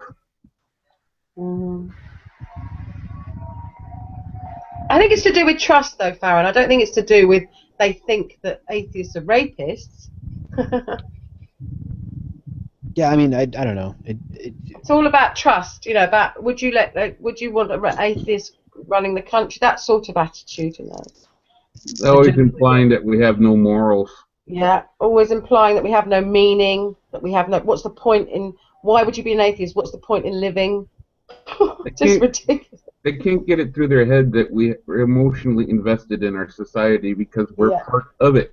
Isn't it ironic that we're far more concerned about other people's rights as a group than any other group? Yeah. And there's also atheist charities. Well, the top 10 charities in the world are secular, bar one. But to hear them talk, only the religious people donate. If I wasn't a broke bastard, I would be donating.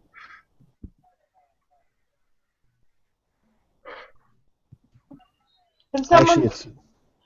What time is it in Egypt? I've got to make a phone call. Shit. Yeah, I should not be awake this late. I'm waiting for something to install. I'm teaching a class in Linux, and well, when do you start your new job, Farron? oh, I've already started it. I'm currently working there. Are you enjoying it? Yeah, it's great. It's so much better. I'm not treated like a spoke in a wheel. But I meant more that, is it the job itself? It sounds exciting to me. It's amazing. It's like if you told me I was doing this as a kid, I would be like, this is phenomenal. So But you've got your dream job then? yeah, it's my dream job. And actually like I never thought I would get into this. I thought like my previous position, what I was doing, I'm sorry, I'm two thoughts in my head at once. I was a consultant, so I was doing essentially the same thing. The technical piece was the same portion, but I was running to this project with this company, doing work for them for 1 week, then running to another one, doing the work for them for 1 week, and like we were just a number for them. So they would make us work two projects at the same time, and it was a lot of fun. But you get tired, you get sleepy, and with this new job, it's not like that. They actually care about you, frankly, and I'm not just like filling reports. I'm actually legitimately making sure their computer system is secure. So it's kind of cool. Great. Yeah. Wow. I can barely surf. That's my nephew interesting. for help. I was having a discussion with Incorporated about women's gender rights and which countries were the most attractive. Oh, why? I know. And most of them are secular countries in Europe, New Zealand, but number 8 is the Philippines. I would never in a million years have them down as an equal society. I'd have thought they were. No, that's interesting, isn't it? There you go. I got Nicaragua. Nicaragua. That's amazing. Nicaragua? And in 2012 they scored number 27. Wow. Well, governments change, and these things. This is progress, isn't it? It's progress, I suppose. Switzerland. So Nicaragua comes before Switzerland. Can you believe that? And the Netherlands. Yeah, some of the South American countries are very, very we think of them as poor countries. Well, Nicaragua is one of the poorest countries in the world, so don't get Bangladesh has had how many female prime ministers, and how many has heads of state, and how many has America had? Yeah, but that doesn't. We had Margaret Thatcher, who, yes, she ran the country, but she wasn't exactly concerned about people's human rights. I can assure you. I know Philippines had one female president. Yeah, it was wasn't it the woman with the shoes? Yeah, no. That was Ferdinand Marcos. Yes. What was that? It was a lady who took the office after he was booted out. Yeah, but that was the Philippines, wasn't it? Yeah. Nicaragua, I have no clue about. No, it's been. It's not anymore, but it was. Civil war for years. Oh yeah. But I'm just surprised to see them both in the top 20 most. What's the word for the global gender gap? South Africa. Wow. Number 16. They had a strong communist presence there. Yeah. Communist government's more women friendly. What's interesting is I haven't even seen us in this list yet. As in the UK? Yes. I've got, there it is, number 18.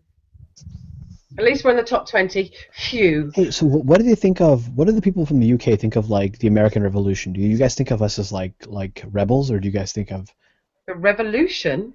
The one that happened, 250 years ago? Yes. I don't think English people even think about it. It doesn't bother us in the slightest. Okay, when they teach it in schools, though, how do they? Well, they don't really. It's not a big part of. I'm sure they, American Civil War gets part, but it's not a big part of it. There's a lot more. We've got a lot more history to concern ourselves with. You can imagine. Oh yeah. That's just a small part of history to us. You've got to remember all the different kings and queens and goodness knows what else, and feudal lords, and then of course there's all the ones in France, all the relationships with France and Germany, all that sort of thing is what we learn in history. Roman history. Don't get me wrong, we do learn about the American Civil War, but it's just a sort of a part. Not the Civil War, the Revolution specifically. Or whatever. Or you mean when they? Sorry, what are you talking about? When they chucked us out? Yes, when we Yeah, when we it's not. We're not. I mean, it's not a big deal. I don't think anyone cares, to be honest with you. I guess what I was asking was, what is the attitude? Is it seen as like America were the bad guys, or are they seen as the good guys? That's what I'm asking. No, not at all. Not at all. You wanted independence. Fair enough. Okay, fair enough. That's actually a pretty neutral position. After 200, I think after you'll find 200 that most years, I'm Brits are sure the neutral Latin's about it. It's gotten not a over big it. deal. Well, We've it's always not. had a very positive relationship with America. You know, in current history, you know, you're our biggest ally. So to sort of look back that far and think, oh, you know, it's not productive, is it really? And I can respect that, but I'm saying that that's not entirely the way you would see it growing up in schools here. Oh, I know. You get the whole different. Oh, Hollywood doesn't do us any favors either. According to most Americans I know, think that if it wasn't for you guys, we'd have lost the war. No, As in the war, meaning the World War II. World War II.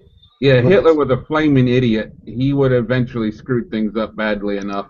Well, there was I a don't know lot. how England would have faced off against Russia and or Japan, but Well, it was Russia that stopped. Germany was doomed when Hitler took over. Well, not only that, but Hitler was the one. Yeah, all right. Yeah, I see your point. Yeah, but it was thanks to the communists that we did actually manage to stave off Germany. Yeah, I mean, I was saying, if you take America out of the equation, is the Russians going to be going after England after Germany's defeated, or you think Uncle Joe would just stay? It wasn't just. Don't forget. I mean, it wasn't just America. There were many other countries involved in the war. It was Canada and like New all the Zealand. Commonwealth countries. Yeah, all the Commonwealth countries. You know what? I'm not going to make fun of this because I'm not going to make my stupid jokes right now. No, I don't mind if you do. I believe me, I've heard everything about the Second World War II. You know, Americans have a very strange attitude about England. They think we're some little tin pot country, some little island that doesn't really have much impact on the rest of the world, and we're not really important. The truth. And we're the 6th largest economy in the world. I have an immense respect for England. Well, you do. And I know that. I think they could have won, but I don't know how they would have handled Japan. One will never know. Is it conceivable that the UK is preparing weapons of mass destruction against America? No, it's not conceivable in any shape, way, or form. Why would we do that? Just give me one good reason why we would want to blow up America. Because, well, we just learned that there are a bunch of atheists there. You're sounding like a conspiracy theorist now. I'm totally messing around. I don't actually. Oh, good. Sorry, I can't see because I'm looking at something else. Sorry, if I could see you, there's no doubt you're probably laughing. Oh no, you've hidden you haven't got your face out. Okay. No, I'm just joking. I'm just joking. I like to make these kinds of stupid comments about Canada and America and the UK. No, I've never heard that one before. I have to give you that. Is England? I mean, no, you're giving Von Helton ideas now, Farron. Please don't. I think there's lots of illegal Canadians that are streaming into our clean Christian country, spreading their ways and saying out and about. And I think we need to put an end to this. And we need to build a border in the northern. We need to build a wall in the northern borders, and we need to keep them out. And we need to kick out. I'm a Canadian. Their bacon's much better. Justin Bieber and Keanu Reeves need to get out of this country. No, kill Justin Bieber. His music is ear rape. He should be up on criminal charges. Ear rape. Exactly. Yeah, I quite like that term, ear rape. Yeah, sounds quite good. I think that every time I hear any heavy metal or rock music. Well, Metallica's pretty good. Oh, please, I had to put up with that when I was growing up with my brother. Oh, Metallica's great. Metallica, when they worked with the San Francisco Philharmonic. America's got terrible taste in music. You know, I've just got to say 2 words, country and western. Ugh. Like it or dislike it? No, I'm kidding. I mean, do you dislike it or like that? I don't dislike it. I just don't really. It just doesn't do anything for me. Do you know what I mean? It's like it doesn't bring out any real emotion in me. But I don't enjoy rock at all. Particularly heavy metal stuff. I can't stand it. Achy breaky heart brings out the worst in me. I mean, don't get me wrong. American music has huge influence on the culture in this country. Then we do have our own. We do have our own music industry, which is, Queen will always be one of my favorite top 5 bands. yeah, I'm not. Freddie Mercury was incredible. I like dance music. I'm into jazz, funk, soul, old school, 1970s, 80s disco, all that kind of stuff. That's me. Blues. Yeah, I like blues. Yeah, I love blues. But I like to dance. So, well, not so much now. I'm old, but I used to club a lot. So dancing is why I like that sort of music. You can't dance to heavy metal. No. And 90% of it sounds like Astro from the Jetsons. Yeah, What the? exactly. But if you concentrate on the music and not the lyrics, it's better. If you try to overlook the lyrics, the music is better. Yeah. Sort of like a modern classical, if such a thing is possible. I love classical music. Industrial's riddled with bands named after Jesus, whatever. Oh, Seamus, yes. I always enjoy when you come here, Seamus. Hello, thanks, Farhan. Howdy. Mendelssohn's Fifth Symphony will always be one of my favorite symphonies.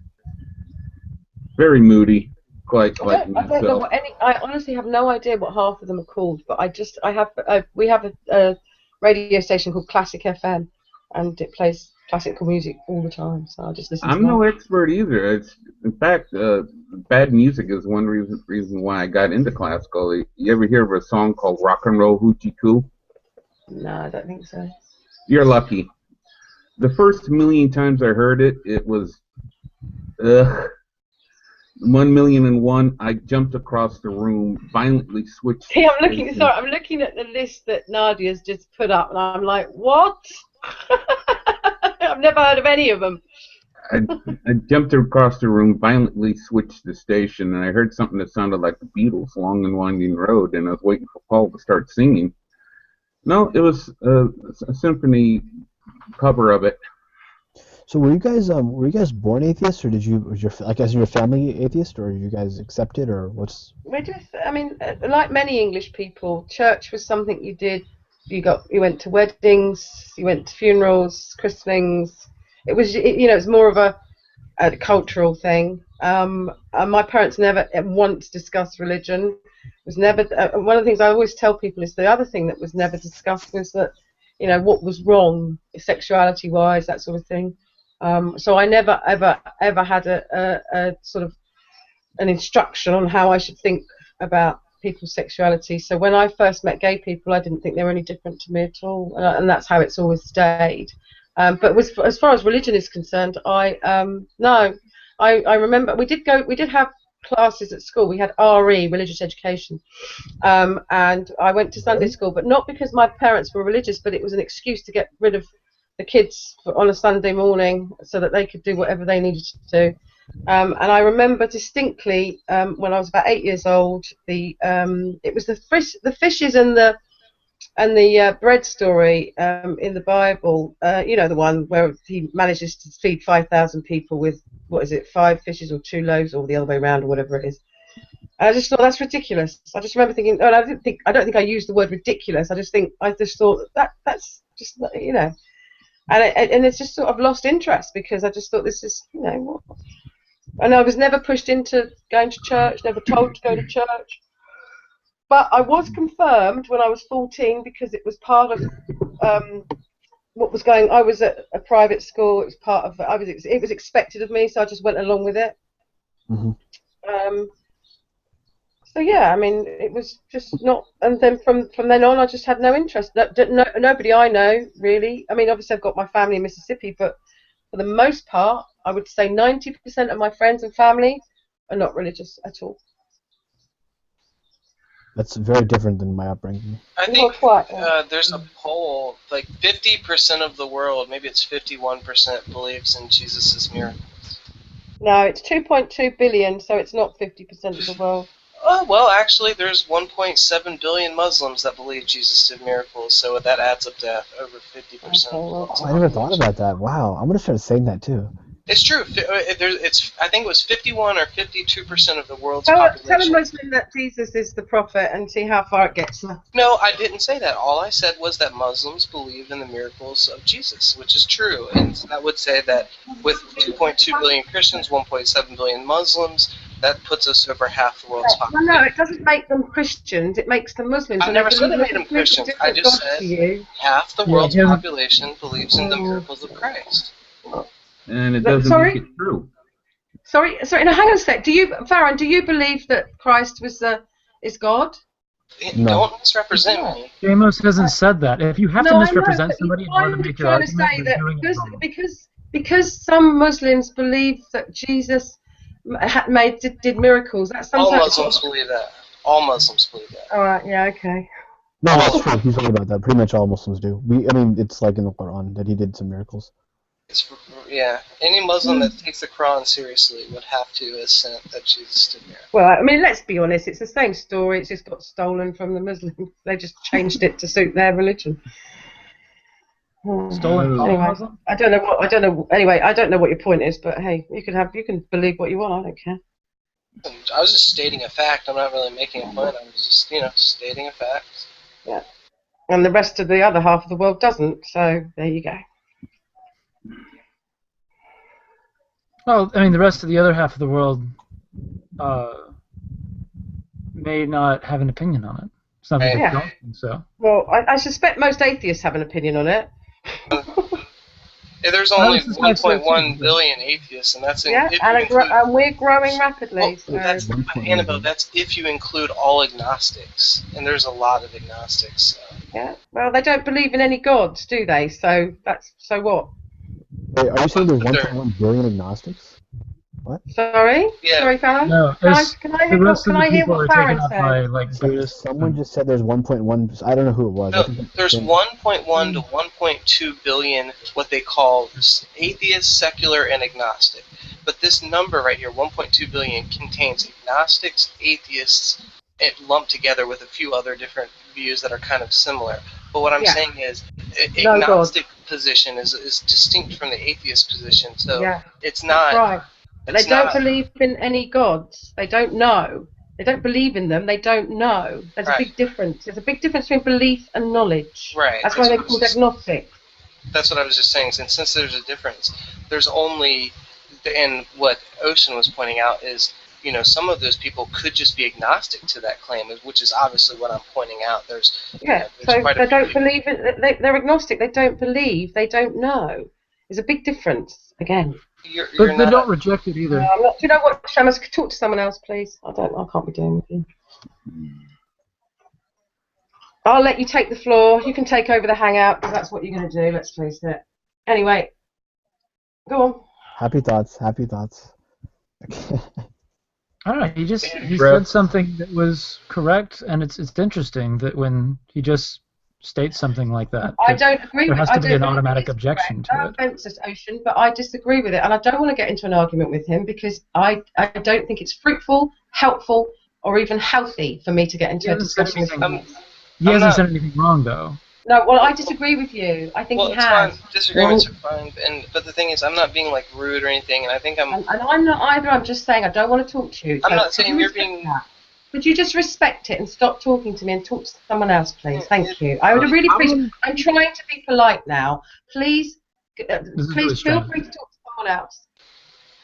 There's only one problem with that, Annabelle, and I'll definitely respect it. It's going to bog down the room, right? So, like, if you're taking. Honestly, you just can't do it, can you? You just can't I do was it. You've trying got to- to have the last word. Go on.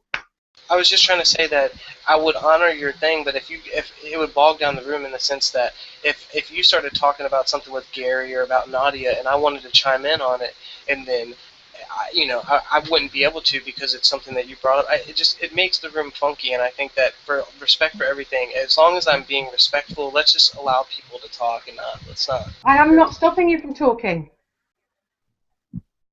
I agree with Seamus that in effect you kind of are. Oh, Christ. Well, tough shit. Just not talking to her. We've had a little exchange a couple nights in a row, and I can tell you kind of I'm not your favorite person, but I've made a vow to myself that I'm not going to disrespect you, and I know for a fact I Oh, well, didn't you do it. are disrespecting me now because I've asked you to leave me alone. You're continuing to harass me. Out of all those Christians that believe in Jesus, how many do you think are just doing it because of cultural pressure? How many you think are just in Christian in name only? Seamus? I don't know. I'm not God. I mean, I don't have just. It would be a guess at Yes. most. Yeah, I mean, it'd be guess at most. So I mean, how many like do you want a number here? Is that what you're? Well, no, I'm not necessarily. You could say you don't care to weigh in on that. You could. Yeah, I don't know. I'm not demanding anything. I don't expect anything. I don't If know you how don't I want could to even contribute I don't to think calculate that, there's it. any way for fine. them to Let's find possibly something know else to that. talk about. I'm just saying I don't know how I could calculate it. I'm saying yeah, I know for certain, Gary, that there are definitely some people that fall in that category, but I'm not sure exactly how many or how or even how to go about coming to you know. There's no I'm way for him sure to that tell. there's quite a few people that fall into that category, but I'm not. Yeah. Fair enough. So, what have you been up to? I haven't seen you in a while. Who, me? Yeah. I've been taking a break from the Hangouts. It just gets I think the one thing that's been bothering me the most when why I took a break was the fact that there were certain people that I would see kind of nightly, and we would, between the rounds of the weeks and the months, and we'd pretty much go through a lot of the arguments, and it, it seemed to a point where like certain people, like the atheists that I was familiar with, I became pretty familiar with kind of their positions. Like I know where they stood on biblical inerrancy. I know where they stood on the historicity of Christ. Like I kind of catalog people that I deal with and kind of understand their position. But it seems like most people that even have heard my position multiple times will still re-ask, and it's like they do it to kind of like go through the motions, like on the whole live stream and everything, and it's like Well, it seems like no one ever learns anything. And there's I'm not saying no one, because there's a certain few people that, like, I think Ocean and Nadia, and there's a few other people that, I mean, I'm not saying there's a lot of people in the room I haven't had a whole lot of interaction with, but there's certain people that really do kind of come to know your epistemology and your views, and they catalog it. But some people, it's just a never-ending story of they're like a goldfish swimming around the tank, and it bothers me to no extent. well, you got to remember this is public. Even if the person who you have this problem with knows your position, the public who's watching and who's watching later might not. There's new people coming on all the time. It's true. That's a good point. I'm not gonna. Yeah, that's Yeah, a I fair forget point. that this is public sometimes, and I'm somewhat surprised later on. But yeah, this. I'm surprised at how many people watch it. Like every once in a while, I'm like, oh wait, somebody's been watching a bunch of these. Oh, geez, okay, I didn't know that. Lately, I've said stuff in public that I might not have wanted. Oh, I've been doing more watching lately than I have participating, and I'll actually say this: for the last week, I've been watching every day when I get off work. I've been working every day, but went from like 5 to like 1 a.m. I'm watching like every single hangout, and I've noticed something within this last week or 2 weeks, basically, that I've been watching like above normal. There's been the hangouts that are like usually what I would consider the fun ones, the one to go in, which are like Nadia's and Xboxes, and there's a couple other people. They used to be like when I first came to the Great Debate community, they'd be pretty well split between Christians and atheists. Like for example, it would be like me, Fritz, Arcane, and like a couple other Christians, and the rest would be atheists, but 50-50 split. But now it's like me and Ermine, and it's like or it'll be like Ermine and Glenn Cunningham, and or not Glenn. Maybe that's what it's listed. It's just like 2-on-8 or 9-on-1 or 7-on-3. Like the numbers are dwindling off, and some of the people that used to come in here and give really good conversations and even the numbers on the theist side have stopped participating. So like the last week or two has been like really lopsided, like crazy lopsided. Maybe the insidious atheist thoughts turn their opinions around. I mean, I can see myself eventually stop coming, and it won't be because of that. Probably it'll probably be because like I'm just You have a something life. else. Yeah, like I mean, honestly, like and I don't mean this like to disrespect this group, but like this is kind of like a stopgap for me. Like if I'm doing something else. Well, here we have 5 theists, Seamus Mahan, Mob 100, Matt Notion, and 4 atheists, Fudd. Yeah, it's a fairly even room, this one.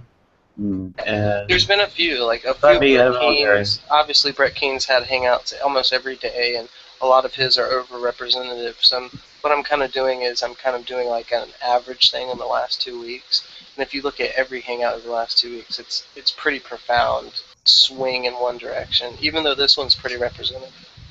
Hey, by the way, I admit, I remember one time you were getting pounced on by like 8 different atheists. Even I got offended, and I'm no defender of Christianity.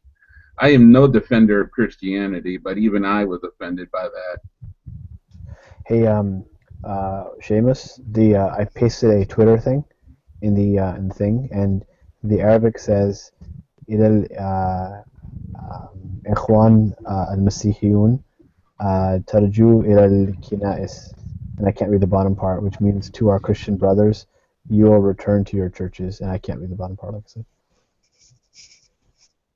That's nice. I'm assuming this is in Iraq. I'm assuming it's in Mosul, yeah, according to this Twitter. The spray painted on the church, which is kind of a weird place to do it. But Yeah, that's pretty good. I love seeing pictures of that because there's a lot of Muslims that the picture that I've shown right there on my profile picture was actually written by a Muslim. So the thing is, actually, like there's versions of Christianity that don't exist in Europe because they weren't treated all that well, but they exist in the Muslim world, and it's only these Daesh people who go around doing these stupid things. I don't know. We didn't used to have a problem with you guys. I think a lot of if the room is representative, there wouldn't be any atheists in the room because they're less than 5-10%. Wait, hold on a second. Nadia, can you play that just a little bit of that one more time? I just want to hear that. Can you turn your mic back on for a second? I want to hear what you're listening to.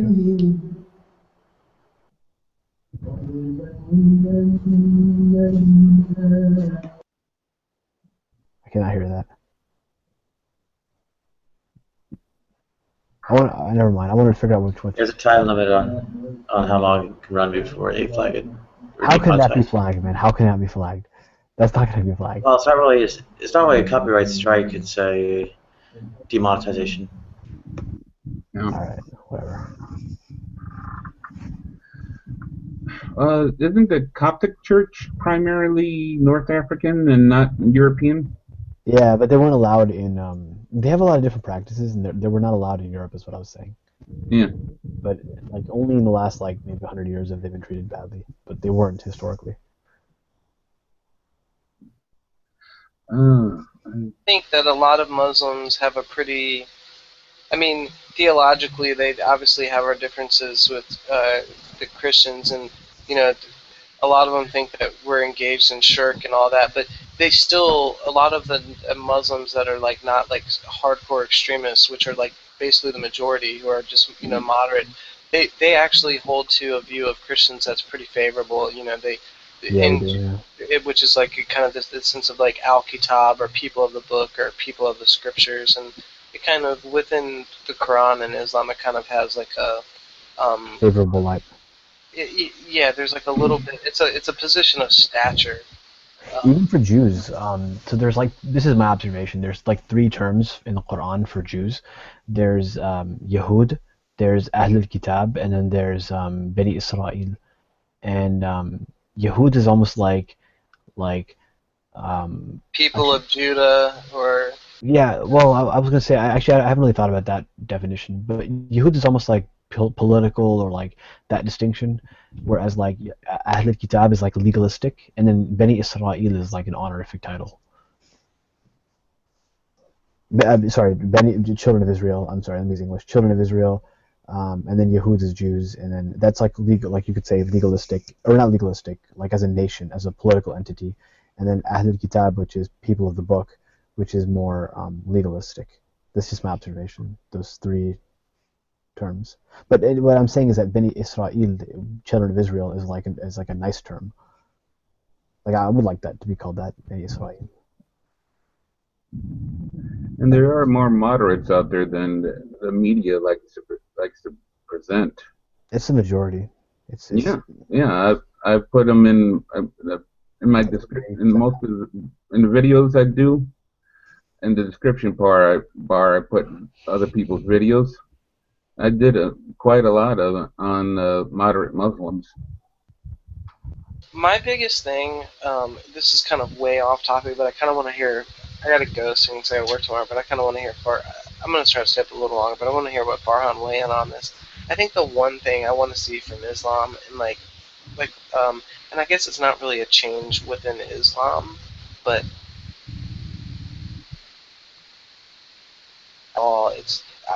it's something that it has to do with Islam, so I'll name it. Like when it comes to the Waqf, or the people that control the Temple Mount there in Jerusalem, it's like an Islamic trust, and it's like it's pretty much favored towards the Muslims in a sense where the like Jews and Christians can't pray up on the Temple Mount and stuff like that. And I think that I just really want freedom of prayer on the Temple Mount and kind of freedom of access. And like, I think that would be something that I would love to see within my lifetime. I don't know if you would like weigh Don't they in. have access to go in there? You have access, but I meant like freedom of prayer. But don't the Jews have access to go in there? No. Yeah. I've heard no. No, they do. They do. They have access to go there, but they can't pray there. So like I know that like for like 3-4 weeks in a row they shut down Masjid Aqsa. They do it all the time. They shut down Masjid Aqsa. You can't, like if you're a young male, women can go there all they want, but if you're a young male within a certain age range, you're not allowed to go there. Right. You have to be. It's usually older men or women. Yeah, they don't want younger men going there because most suicide bombers are younger men, and Yeah, but they're going to like a mosque. That's not going to happen. Either way, most people on the Temple Mount that incite problems are younger men. But actually, that's not true. Most people on the Temple Mount that do a lot of the rock throwing are women. Actually, I think most people who cause the problems were the Israeli soldiers. Yeah, but all I was trying to say is that there is pretty much freedom of access to the Temple Mount, so that's not one of the things I'm talking about, but I think that I want it to be free, as in free for you to, pray and stuff like that. Yeah, you just have to become Islamic. No, like historically, like the way that it was like, and there were no guards, like, with guns and stuff. It was just like walk in, do whatever.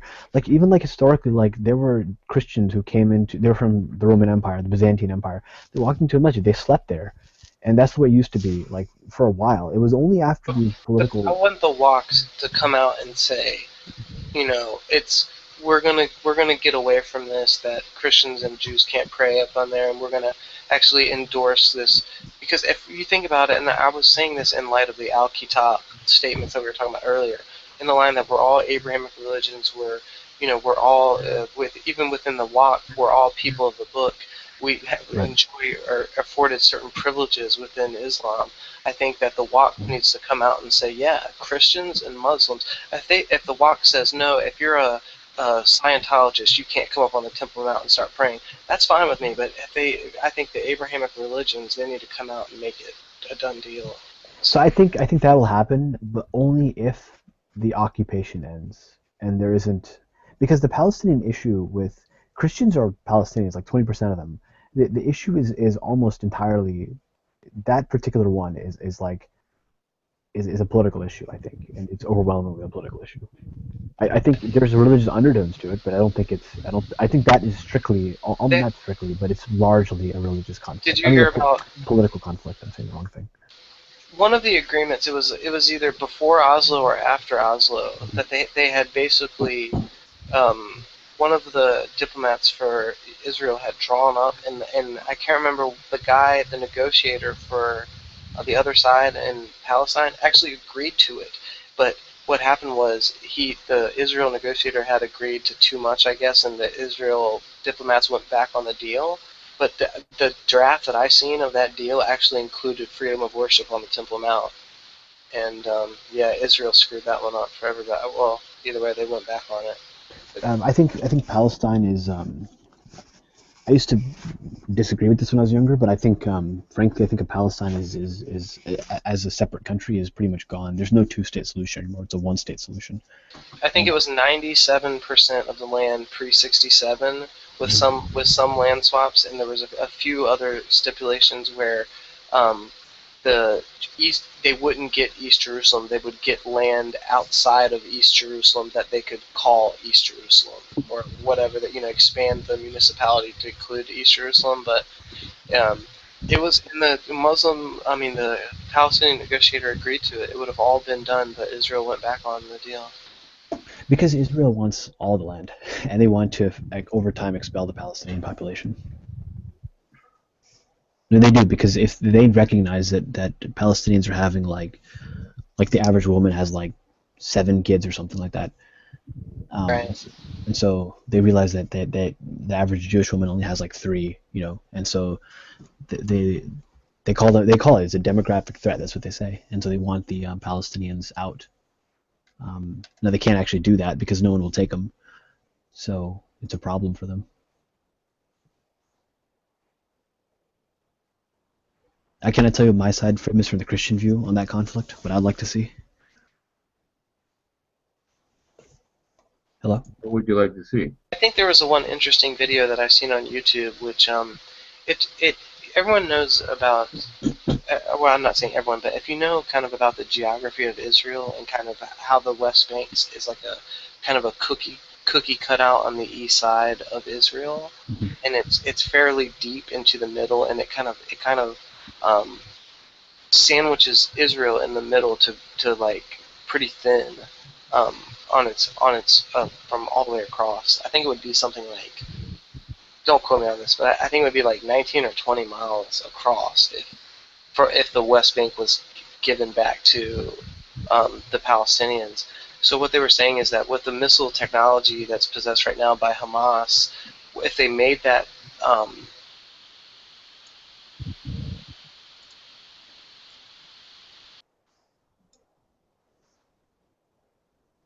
Did you disconnect? really matters, but that's kind of one of the reasons why they say Israel is just not wanting to give up that land, because it really weakens them militarily, I guess. What I was going to say was that what I'd like to see is, in both the Christian and the Jewish position, is I'd like to see them. I'll say this: like, I'm Muslim, right? But I have no problem saying that the Ottoman Empire was wrong in the treatment of Armenians at all. I have nothing wrong with that, saying that. I think perhaps the Chechen position, which is again is a Muslim position dominantly, it's better to be with Russia. Maybe what else is there? A couple of other things like that, right? But I think that in this particular case, I think it's clearly like a right and wrong, and I think Israel's on the wrong side. And I would like to see more Jews and Christians coming out and really saying, although Jews are pretty active actually on this, but I'd like to see more Christians, at least in America, being vocally critical of Israel. It's a complex. It's a super complex issue. Like, I used to be a lot more critical of Israel until I just kind of realized that it's like so complex that it's hard to really be as vocal and be as honest as possible and still be vocal. But How is it complex? like, for example, like so there's a lot of things that I disagree with Israel that they do politically, right? But there's a lot of things. Okay, here's what I'll say. My position is that I support Israel, but I don't support them unilaterally in all that they do. So a lot of things that they do politically with Gaza and the West Bank and the whole peace process, I don't really agree with at all. And there's a lot of things, especially the summer war of Gaza recently, that really bothered me. But the thing is, I don't see drawing a line in certain things like divesting from Israel or like trying to pull back on the politically and militarily the cooperation between the United States and Israel, or try to change the politics in that way, because I think that that's wrong, because Israel is a democracy in a place where there's not much democracy, and not even just that, but they're a vulnerable, very small place, and militarily they're advanced, but they're very, very small. And I think that the United States is always, if it wasn't for the United States and the idea that we would back Israel pretty much on anything, if anything happens, we're going to back Israel, that they would already be gone by now. So if we start lifting up this pressure or this backing, it could create problems for Israel. And I think that there's a lot of bad things that Israel's done, but there's a lot of things that I don't think the Palestinians have done to handle it properly either. But even though proportionally I think Israel has done more things wrong, I just think it's so complex, it's hard to really dig out a position and hold to it. I don't know. At certain points, I used to be so critical of Israel, but I started examining my position, and I just don't think that's the way to go anymore. Isn't Israel a nuclear power? Yes. They don't admit it, but they are, yeah. It's called, there's a certain terminology they use, but yeah, they don't admit to it, but they are. Yeah, I thought that was the only reason why they stopped using armies and turned to terror. They do turn to terror. Yeah. They just don't call it that. I'm sorry. I'm very, very passionate about this issue, but I really do think they are a terrorist country. Okay. But what would you like them to do besides nothing? What? Like I said, there's literally. What is the answer? What is the answer? Please do tell me what is the answer. The answer to what? To the peace process. What does Israel have to do? Two-state solution. Yeah, either that, or if it truly is destined to become a one-state solution. If you look at the picture I have on my screen right now, like the orange, or the green rather, that's remaining of Palestine is not much at all. So like if Israel's already swallowed it, fine, take it, but at least offer the Palestinians the same rights that you would offer the Jews. Meaning you can't say that you're not allowed to live in certain areas. You can't say that there's certain laws that are against you because of your racial background. You can't say like you're not allowed to own property, although they are now since the 90s actually. But things like that. You can't be prohibited from going to certain schools or living in certain areas. I already said that one. Like any type of the race-based laws, I don't agree with. I can't speak with any authority on this subject. I never really followed that part of the politics in that part of the world. Fair enough. So I think I'll drop out. Yeah, me too. It's pretty late. I need to go to sleep. And this is already installed. Perfect. Hangout collapse syndrome. No, if the subject's changing, I'll stick around. I mean, I just don't speak with any authority on it, so me taking up a space wouldn't it be productive if the subject matter is something I can't contribute to. Good answer. Good answer. Nadia, why are you listening to the Quran? What inspires that? Hey, Nadia. It's very musical. I like it. I also like Ladysmith Mabazo, South African group.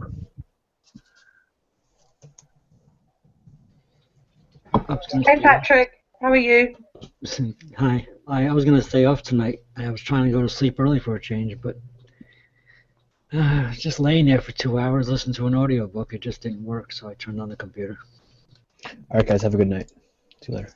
Night. What are you reading? We're like Dominics to you. Patrick, what are you reading? Actually, I'm listening to. Unfortunately, it's not the first book, but it's the second book of the R. Martin's series. It was Nice, good choice. yeah, well, actually, I got it from the library, and I'm looking at the third or fourth CD. Are you listening to Roy Daltrey's? Wait. Because there's two guys that do the audiobooks, and the other guy, Roy Avers, he sucks. I hope you're listening to the Roy Daltrey's. Yeah, I think it's. I'm pretty sure it's. Yes, Dartries. Yes. Oh, perfect. Roy Daltrey, he holds the world record for most distinct individual. Unfortunately, the discs are damaged. At least third or fourth disc is damaged, and I have to go back to the library. But in the meantime, I'm trying to fall asleep. Well, you're listening to the good ones then. Thank God you're listening to the Roy Daltrey's books. I really love. I've read the books, but I've actually went back to listen to them. This is the first I'm even touching them, and unfortunately, it's the second book, and it's 31 discs. Clash of the Kings. What genre is that? A Clash of Kings, and it's the second book in the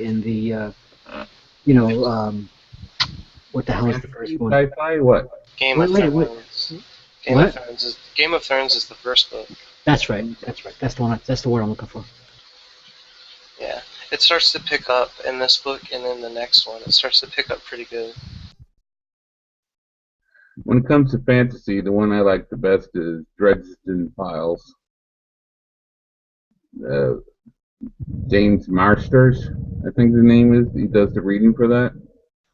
He doesn't just read the book. He actually tries to act out the characters. Right. Yeah, that's what this Roy Daltrey's guy does. It's fun that way. I like it. Oh yeah. Well, unfortunately, like I said, I didn't even hear or read the first book yet, and I'm trying to. Oh, you haven't? No, I'm trying to catch up on the whole thing. Don't do it that way then, because it's not one of those things where you can really do it like that. Have you seen the show?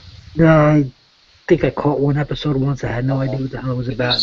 If you saw the show, you might be able to get away with doing it like that, but I would just. The show didn't turn me on at all. I would just stop now, and because the books are really, really well written, I'm sure you'd love them. Just stop now and find a. I actually have a copy of the. Well, the library is gonna. It's on order. They'll have it in a couple of weeks. Yeah, I would just stop. By the time I get to the third disc that's damaged, I probably couldn't hear it after that anyway. So. Yeah, because you don't want it to ruin it for you, because like I think I don't know, I think what is it, the first 7-8 chapters of Game of Thrones, the first chapter is really, really good. It has a really good act break at the end, and then I think it's the 7th or the 8th chapter, it's like something really crazy happens, and you're like, it really draws you in. So the Game of Thrones is a really good book. Yeah, I'm not a fan of this type of story, but I'm running out of books to listen to, and I've listened to everything I have 100 times already. I fall asleep to them is what I try to do. In fact, that's what I was trying to do. And you're kind of missing out. It's super unique, because have you noticed that every chapter is a different character from their perspective? Have you noticed that yet? A great writer that does that is Lawrence Sanders. Guilty Pleasures.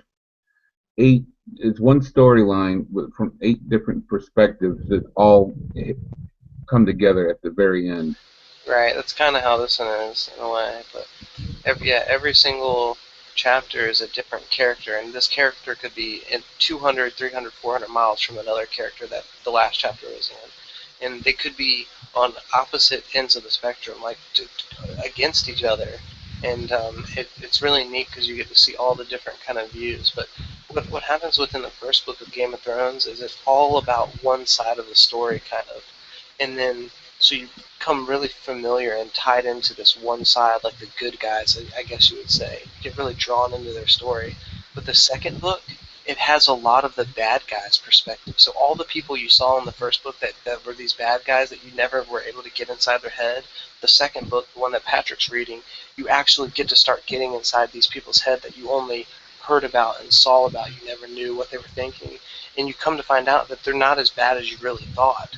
They're just forced into a certain way because of who they are, what they are, and their just position in the world. Yeah, the thing is, I'm not into stories like this about ancient kingdoms and stuff. Neither am I. I like it, but it's all powerful thingamabob, days of yore. I never could get into that kind of stuff. It's not about. It's more about like. Yeah, I would just read it, because you read it's worth the read, and if you don't like it, then it's well worth your time to read it anyways. I like the way it's written. I mean, I'm getting into the writing. It's just that I never was one for that kind of story. Although, if it included Merlin, I would have probably liked it better. It's not like this. It's not like real fantasy like. It's actually like Yeah. it's kind of hard to explain. It's more More like sword than sorcery. no, Yeah. it's more like what do they call that? Like medieval times politics. Yeah. So it's Soap opera for medieval. Yeah. yeah. So it's like it's talking about all the politics going around this medieval. I'm more of a kingdom. sci-fi fan, like Orson Scott Card's The Formic Wars, you know. But I've listened to that one a couple times too, so or 3, 4 times. But anyway. I love libraries. I'm happy to work in one. I just clean it, but my neck, I pretty much get whiplash. I'm going around cleaning, and all of a sudden I have to get that book, have to get this book, have to get that book. Probably waste 20 minutes each time I clean the library just looking at books. I actually have a pretty small book collection, but they're kind of rare old books for like first editions and stuff from like the 1950s. I have some pretty cool ones. Me, I had a good collection, then I did something really stupid. I lent it out, and I never get them back. It's the price to pay having a good taste in books, I guess. Collect. I'm sure you've probably heard of the author C.S. Lewis. Yeah, the one who did what? Golden Compass. Oh, that? I was thinking the whole Alice in Wonderland. No, he did the Narnia books. Oh, okay. All right. Lion, the Witch, and the Wardrobe, and all that stuff. But I collect a lot of his early stuff. A lot of his books were written in the 50s, the first printings. I have quite a few of his first printings from the 1950s and stuff. Some really cool books. Me, I was into Hunter S. Thompson for a while. Never got those books back. Every time I'm dumb enough to lend one out. Joel Rosenberg. He's a great writer. Tim Allen, surprisingly. I like his books better than his acting.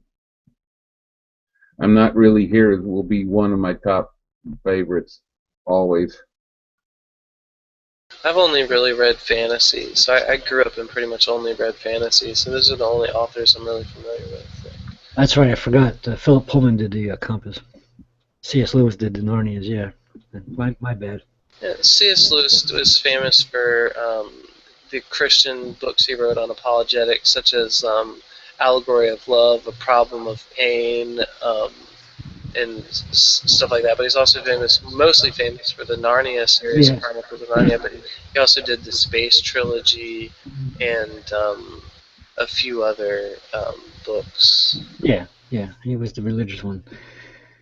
Well, Philip Pullman's The Golden Compass was kind of a religion-based idea, scary fantasy kind of thing.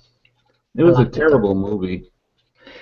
Well, that's because they squashed some of the book together, and it wasn't exactly a short book. But yeah, the movie wasn't too bad, but it was like, where's this part? Where's that part? Yeah, it was a lot missing, too much missing. It killed an afternoon. That's the only thing I could say about it. Now, there's a book that all atheists should have. Mark Twain on the Damned Human Race.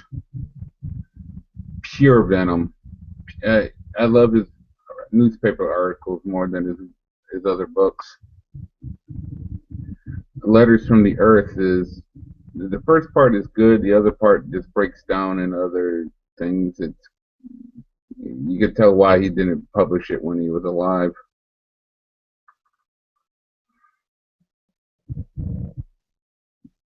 Now, Lawrence Sanders, now that was a mainstay for me for a long time. The only book of his I didn't like was The Tomorrow File. It was a futuristic book. And the problem I had with it is I understand. It takes place in the future. The first 75 pages was filled with so much techno jargon to try to jam it down your throat that this is happening in the future. I just went, oh crap, I can't stand it. And what's the name of this? Away. It was just too much techno jargon. It was What's the name of that one? jargon. I'm sorry, what? What was the name of that? The Tomorrow File. And who is it by? Lawrence Sanders. Lawrence Sanders. Horrible book, horrible book. I mean, he must have been really off his game. He was really off his game with that one. Well, what kind of book do you like? As far as fantasy is concerned, Joel Rosenberg. What genre do you like best? Mystery. You like mystery? Yeah. I got a book for you. It's excellent. She's one of the best writers ever. Okay? But she goes under a pen name for this one book. And she goes under the name of Robert Galbraith as a pen name, so that to get away from the stigma of a certain set of books that she wrote. And I'm going to tell you who this is in a minute. I know who it is. I know exactly who it is. I've read them all. Anne McCaffrey? Shut up. Okay. It's a murder mystery. And, it's definitely not a kid's book. That's for damn sure. Neither is the first one she wrote out of the kids series books. But the person who actually wrote the Cuckoo's Calling, it's a murder mystery under the name of Robert Galbraith. The actual author is none other than J.K. Rowling. Oh. And did you read The Casual Vacancy? yes, I did. Wow. Well, right now on British television, they've dramatised it and turned it into a series, and they've done a really good job. Really? I haven't heard of it. I mean, you may be able to watch it on. I don't know if you can get iPlayer out there. Can you? What channel? It's BBC iPlayer. It's their online. Oh. No, they won't allow me. No, if I was there and downloaded a show, I can bring it back here. I wonder if I could I download it and send it to you? I don't know. I get the message that it appears that you are in the U.S. And you're trying to play this out of the U.S. and all this other shit. I wish they would just open the door and let the BBC come in. Weird. I just think it's really strange why they do Yeah, well, that. that's what they do. It's a shame. It's a shame. Because I had some. We can't watch The Daily Show. I had the same kind of trouble, unfortunately, trying to watch that one of my favorite scientists over there, Michael Cox. I mean Brian Cox. Oh yes. And while we had some of his shows here, he did some other ones there that I managed to get a couple of shows that somebody was able to post it to my Facebook group, a member, and I guess they must have caught up on it and they stopped it from coming through. But we had some of his shows here. I managed to get some of his lectures in here, which was really good. But there was a specific show that you had there that we couldn't get here, and it was a shame. I caught the first 2 or 3. What about getting him on Netflix? I mean, you got Netflix? Yeah, I don't actually have Netflix. Okay, I have Netflix. What's he about? It's Brian Cox, Professor Brian Cox. He's he's a bit like your Neil deGrasse Tyson. No, not Neil deGrasse. Actually, no, he's not. He's more like. What's the other one? He's more like your version of Carl Sagan. I like the way he speaks. He's more of a poet, like. Yeah, I mean, he's an actual scientist. Who's the guy that debated? Excuse me? Bill Nye. Bill Nye. The actual scientist? Are you kidding me? You don't know who Carl Sagan is?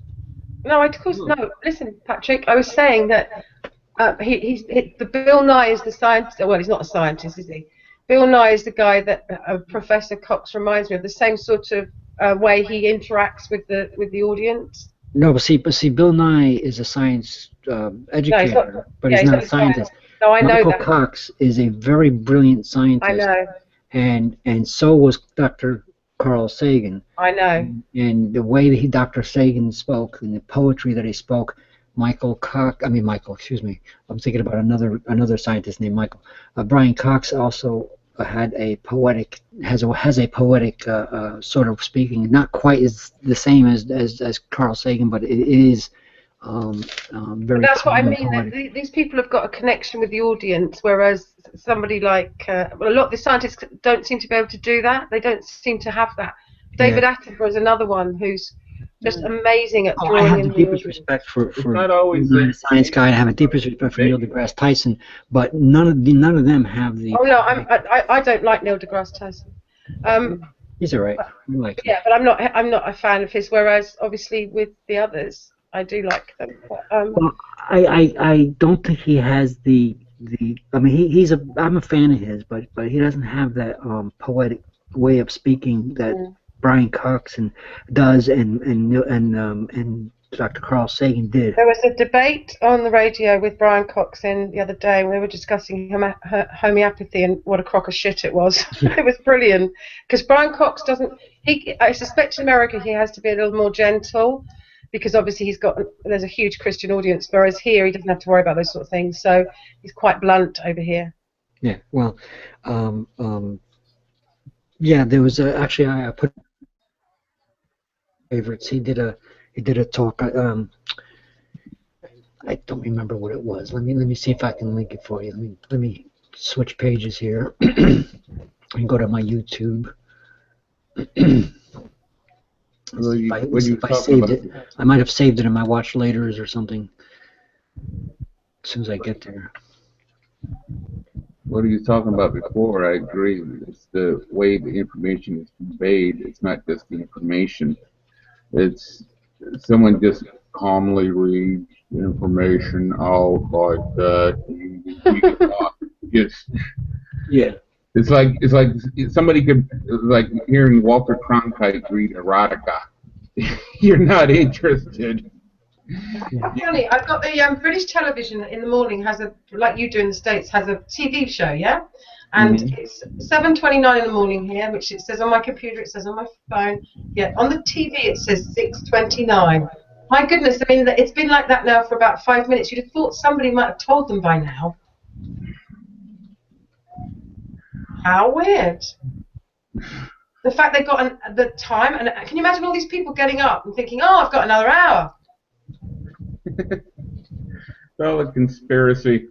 Nobody has watches anymore. They rely on stuff like the TV, and you know what I mean. It's like, I wonder how long it'll be before they switch it to 7 rather than 6. I'm sorry, I totally derailed the conversation there. I apologise. I'll shut up now. I found the Brian Cox video, but it's not the one I was looking for. Okay. I mean, have you searched on YouTube? I know that's probably you probably. Well, I'm in my YouTube channel, and I liked a whole lot of videos, and one of them is. Well, that's Nadia. That's because Shamos gets fawned all over there because he's a hero to them, isn't he? I'm sorry, Gary. I can't stand him. He brings out the worst in me, I'm afraid. Oh, I understand. I'm like that with either Brett Keane or Nephilim Free. Well, I can read. I mean, I get completely those two, but no, there's. It's not like I've really interacted with him, but I've seen the way he behaves and the way he, it just drives me insane. There's something about him that I just can't cope with, and I've said to him on several occasions, stop talking to me, talk to someone else, but he just can't do it. He has to keep on at me. Mark had him crying. Who are you talking to anyway? Shamos. I don't know why he left all of a sudden. Well, I hadn't spoken for half an hour, so it can't have been me. Oh yes, perhaps it was because I mentioned that I knew who you were talking about. Okay. No, I think you said something about having to go to work. You know what I'm gonna do? I'm gonna mute and I'm gonna look for that video because it seems like we're having two conversations here. Sorry. Yeah. No, that's okay. I just hope, I don't think Shamos is. We've dropped to 18 from 20, but are still above double them. Well, so well, there you go, Nadia. I mean, we're hardly the most exciting group of people right now, but yet you've got more people watching us. I don't know why anyone watches Brett Keane, quite frankly. It's a clusterfuck of craziness. The only thing he is a red meat dispenser for feral religious people. Yeah, he gives them I mean, I found the interesting argument that Shamas had, that he's been going around and it's not fair because there's much more atheists in these groups, and it's like, who does he think he is? The religious police, the internet police? As though he's, it's not just about the great debate. People discuss other things, There was at one time there was like 7 or 8 atheists and him in a room, and all of them were just cutting him off, didn't let him say anything. And even I'm no great supporter of Christianity. I know you're not, but you see, the problem is, Shamas he comes into Hangouts and yesterday he started telling me what I should and shouldn't be saying to people in the Hangout. And this is what he does. He's got that's stupid. Well, quite exactly. Thank you. I'm not exactly the best, and he knows that I don't like him. And so I don't understand. Every time he comes in the Hangout and he goes straight for me, and it's just like, you're going to get, you know what you're doing. Go away and go and bother someone else. He knows you're going to be down his throat, and Christians do like the persecution complex. Oh, he's definitely one of those. My goodness. I'm so abused. I'm so put upon. You're the majority. Victim. You're the majority in this country. I wouldn't mind to be, because like Christians come in, and some of them have got kind of a sort of like not a dual personality, but they want to talk about their religion, they want to talk about their faith, they want to talk about why they believe it's true. Fair enough. I mean, that's what the internet's for. But then they'll have a laugh with you and a joke with you, and you can have a good, Yeah. Shamas doesn't have a sense of humour at all. I feel sorry for him, really, because I can't imagine being like that. But hey, being somebody that's so wrapped up in philosophy and fighting the atheists, and it's just like, what? Anyway, I'm just desperately trying to get hold of one of my clients in Egypt, and she's not answering her phone. I found it. It's Brian Cox saying that it's not acceptable to promote bad science. Of course, he also did a great lecture at the CERN laboratories. He did a great lecture. He's very brilliant, but here's him being a little looser and a little more playful, and saying that it's not acceptable to promote bad science. So let me see if I can get that link copied, and post it to the side chat. I mean, like I say, Gary, I'm no angel. We all know that. There you go. There it is. That's the one I most recently saw. I'm no angel, but I don't, I would never, ever, ever say to a Christian, shut up, stop telling people this, stop doing that. I mean, we have a laugh with Von Helton, but that's a whole different ballgame. We're talking about a whole different type of character, conspiracy theorist. One that lately has been getting on my nerves is Roy. Roy will steer the conversation and constantly come back. That's what I think Shamas does. He hears what he wants you to say. Perhaps it's a Christian thing then.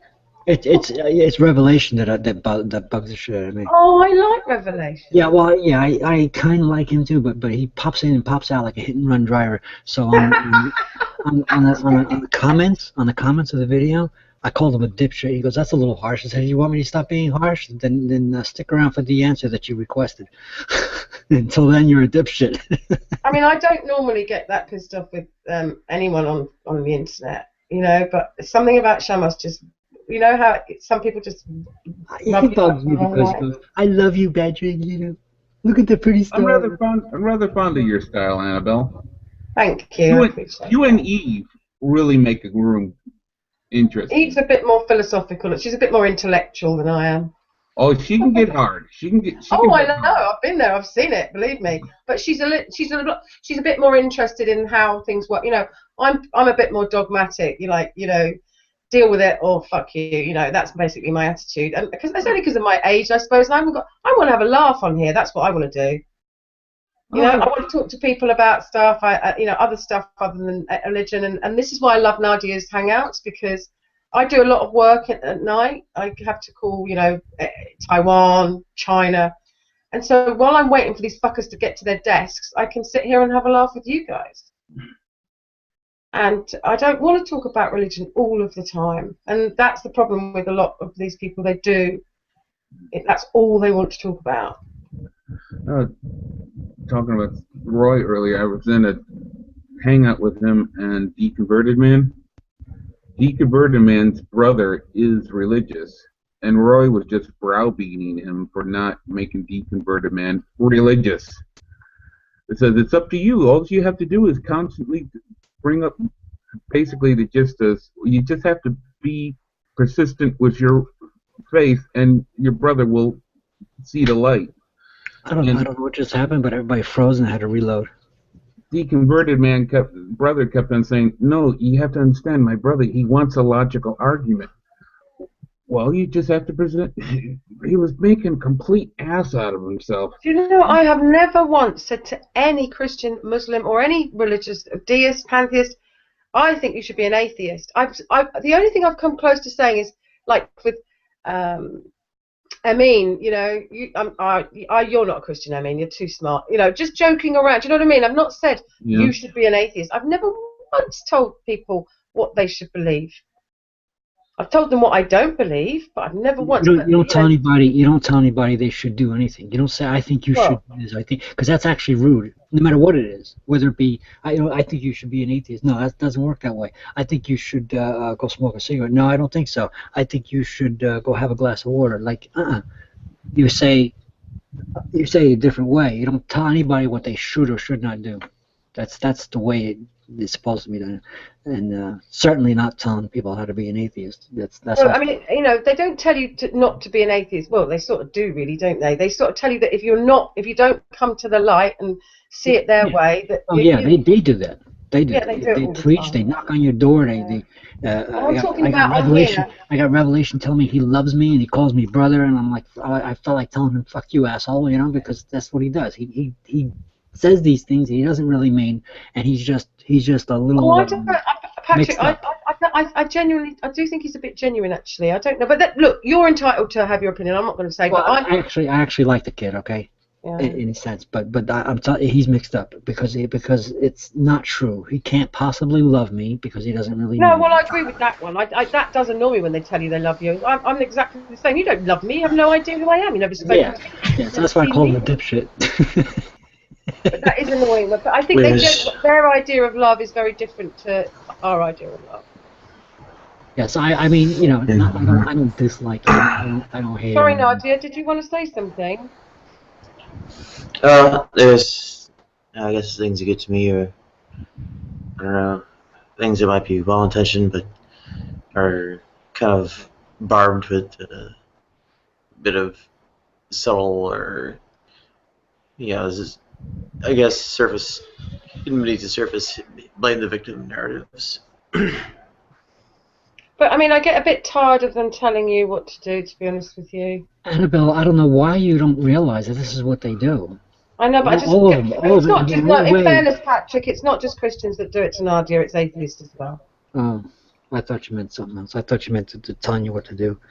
No, the lectures that they all give her on what she should do, when she should do it. Do you know? I mean, Nadia will do what she's going to do. Oh yeah, it's rude. It's rude. Nobody should tell anybody what somebody should do. Some of them are well-intentioned. I genuinely think they are well-intentioned, but I just think, those that know Nadia, and Revelation knows Nadia really well, just leave it, drop it.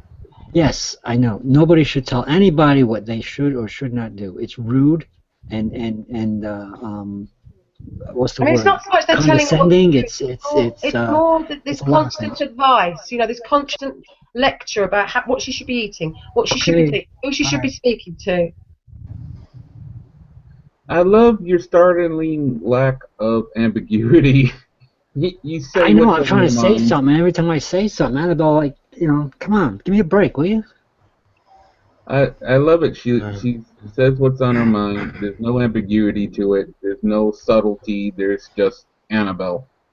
That Patrick, with the greatest respect, you kept saying that people shouldn't. I didn't say that. That's why I kept saying I didn't say that. I said I don't like the way they lecture her and tell her about how she should eat. I mean, like I said, it's different. It's not telling her what to do. It's trying to give her advice constantly. And we've all seen it. It happens every fucking day. And I'm pretty sure Nadia's sick of it. I know I am. Well, there's mansplaining. Mansplaining. And, yeah. Well, you see, it all comes from men, don't you? I'm honest. No matter what I say it honestly. If I say like I said about Revelation, and like I said about being a straight person, and things that I've said, I don't hold nothing back. But I don't sit there and tell people what they should and should not do. I don't tell Revelation you should go look at the stars like Revelation told me. You know what I'm trying to say? He told you A double-edged character to it. There's a double-edged character to it. Like, the manner of interaction, kind of denigrates me, whatever, as feminine. I'm basically incompetent to manage my own affairs. I have to step in with all their advice, and they talk over me, interrupt me, and so on. But what is the actual advice they're giving? Well, exactly. That advice is, all hinges on, the fulfillment of the masculine gender role, and not shirking duty. The thing is, that's clearly what's important to you. That's what you talk about. That's what you tell us. You don't talk about. I mean, you obviously tell us if people ask, but we know you're in a predicament. Which reminds me, I must sort that out. We know you're in a predicament, but there's no point in going over and over. I mean, it's the same stuff every day, and it might be different people sometimes, but it's like, Nadia will do what she wants to do when she's ready. These are your hangouts. If you want to discuss how you're feeling or what you should be free to do that without, getting the daily dose of agony on from everybody. Yeah, it's funny. Like, all these hangout descriptions and stuff in Welcome Ocean have, I don't know, I guess thought through little blurbs, descriptions, and so on. Don't really get paid attention to. Like, for instance, the Gospel of Nadia took, I think, on the order of 35 or 40 in order to actually have someone, kind of go over what was actually in the description and talk about it. Well, almost nobody pays attention to the name. But the Nadia, point is, if you don't like the hangout, people don't want to sit there. Like, there are times when I don't want to sit there and listen to depressing talk, and I leave. If you don't like a hangout, you leave, right? We say goodbye politely and leave. I think, though, Nadia's built a sort of little community here, though. You know what I mean? She's built. There's a group of people that get together most days and chat, and I think that's really nice. So I think for some people it's not about the title. It's not that they're disrespecting you, Nadia. It's just that they're coming in because they like the atmosphere that you've built here. It kills me when it's a full house and it's a good conversation. Yeah. I remember one day Incorporated was making a complete ass out of himself. I kept on putting messages in, kick him, kick him, kick him. Well, it's funny, Pom Jam said to me this evening, or God knows when, last night or whatever. He said, "Don't give him a hard time. It could be something. It could be learning disabilities." And there was something. It was really weird because at that point he started talking about aliens walking amongst us. Oh. Yeah. And I just suddenly it clicked. I thought, that's what this could be. This is not just some crazy, Von Helton type. It could be somebody who's genuinely, you know what I mean. Who is this? Last time I heard him, he was arguing against solar power with Mark. And who is this? Incorporated. Incorporated? Unfortunately, he's an atheist. Is that the one I was getting mad at that night? I wonder if we could trade him. Is that the one I was getting mad at that night? I don't know. I can't remember who. I know I called somebody something ass or something, and I left. Probably, yeah. I've just got to ask Ocean something. Ocean, what made you come back? What made you leave the Brett Keane hangout? I bounced around. Oh, right. No, I just wondered if it was getting it too heavy. Oh no, I don't. I usually leave when it's too light.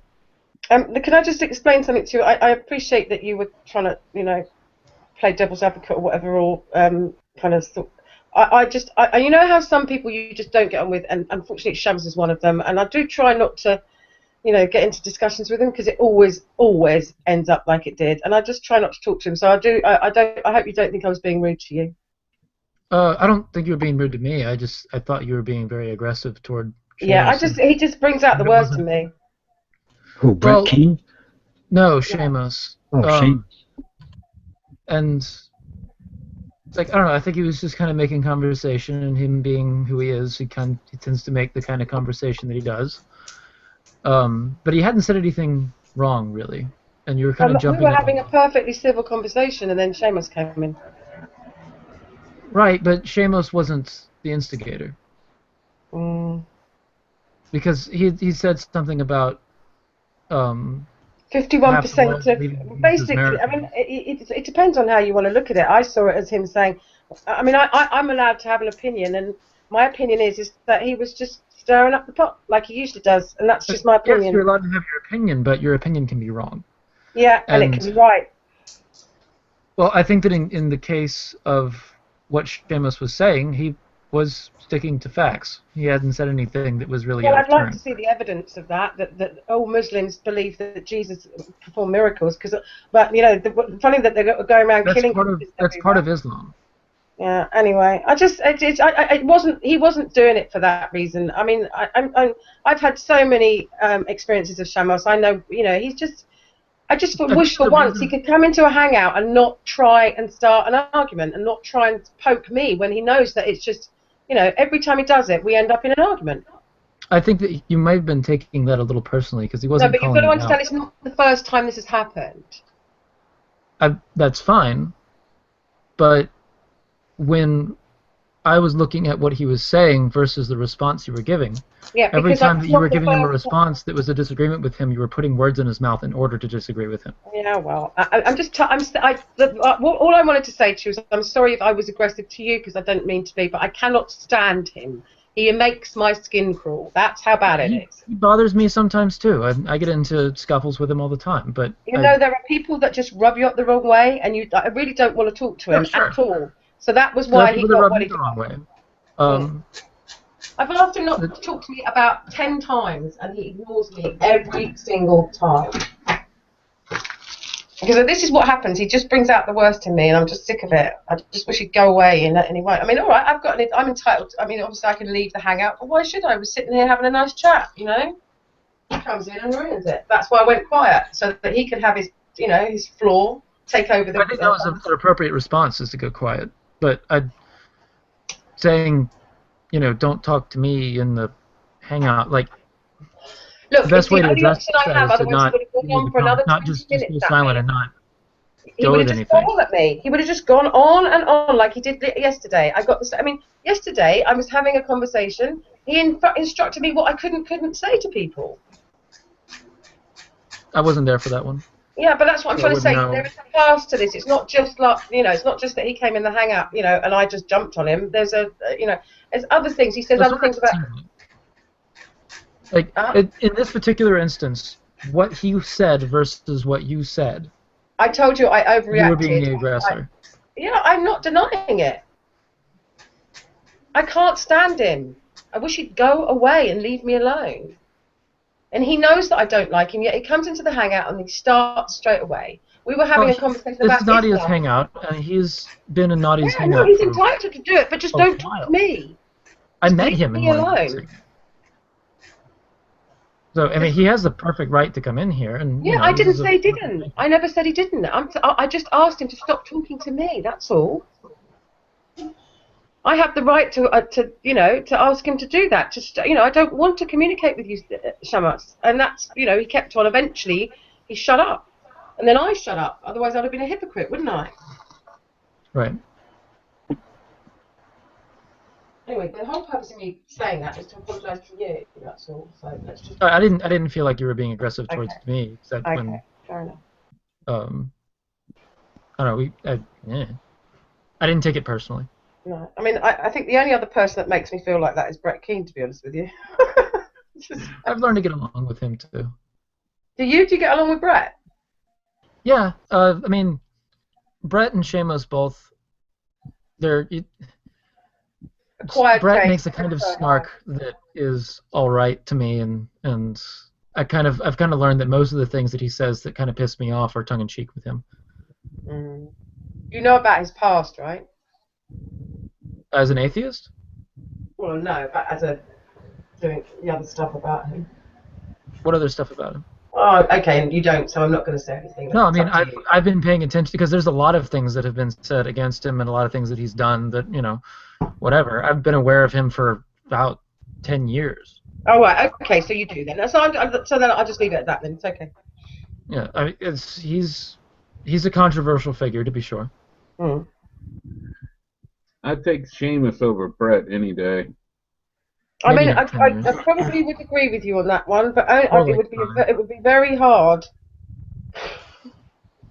Just rather not have either of them, which is why I avoid Brett, and I try my best to avoid Seamus, to be honest with you. Yeah, I'm kind of a dull figure. Yeah. It's not. You're what? No, nobody really cares to hear me talk. In fact, you can watch my ear count drop whenever I'm talking. It is But difficult somehow sometimes. I managed to bring people together who get into shouting matches and people want to watch that. Jerry Springer has taken over the world. That's the formula that works, apparently. Well, it does work. Drama, isn't it? I mean, the most popular that everybody was watching tonight while we were on was G-Man accusing Fiona of not being a Christian. It was packed full of people. Again? Again, yes. When is he going to let that thing drop? I don't know, but Brett Keane did not Brett Keane, Ryan Campbell did a video to say that she was a prostitute for Satan earlier on in the day. Yeah, earlier when he said Fiona was a prostitute for atheism, I was like, why can't I be a prostitute for atheism? I need money.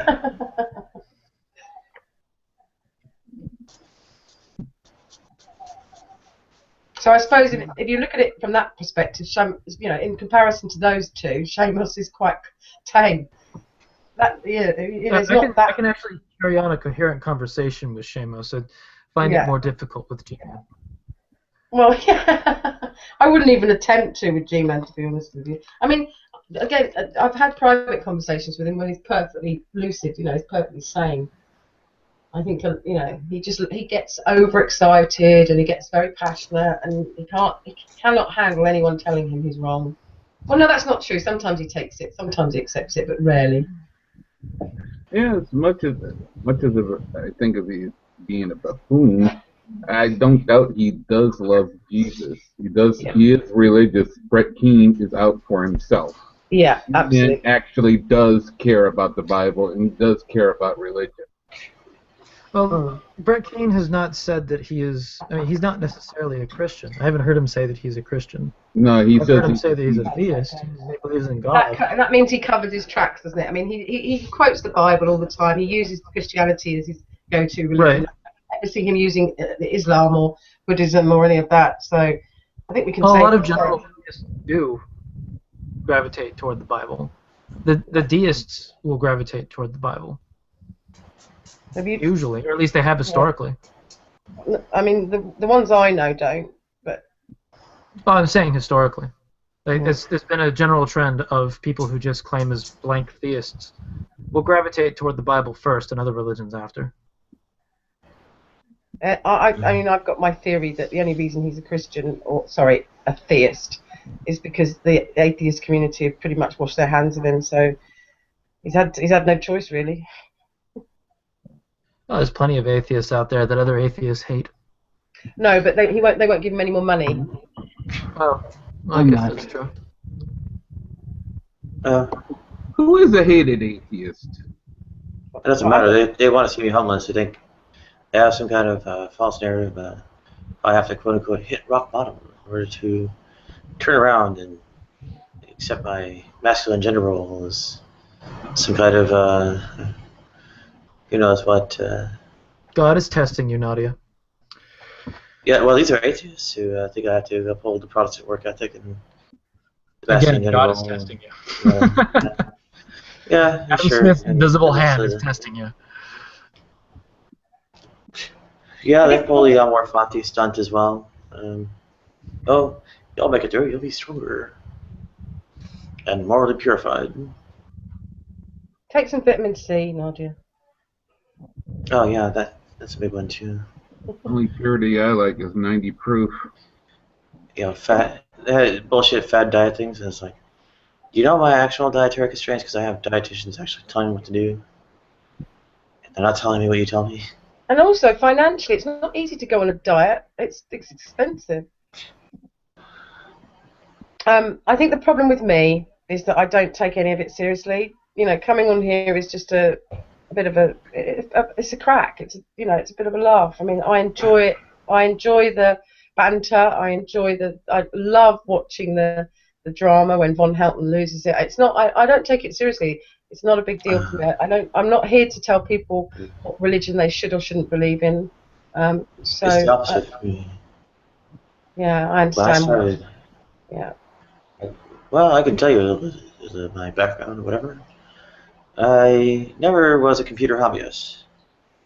When I quote unquote discovered computers at university, and over there we had they were all Unix systems, and we all went to computer labs instead of owning our own, and you had little trickinesses like these chat programs and such where people on the same campus could identify each other because you could see our host names and it would literally resolve to such and such dot edu, and you could do better. You could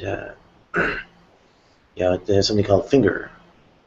It would literally tell you someone's phone number, their dorm room number, which dorm of course, and the whole 9 yards, and which computer and which lab they were logged in from. You could use Finger. You just could walk right up on them. And so this was intimately connected to real life. This was coordinating with people you knew, talked to relatively frequently. When you did that kind of searching, you would actually move over to the other lab and sit down at the terminal next to them, and you would use it as a way to look up their phone number when it was time to give them a call, and so on and so forth. I mean, there was no separation of real life and the quote-unquote internet.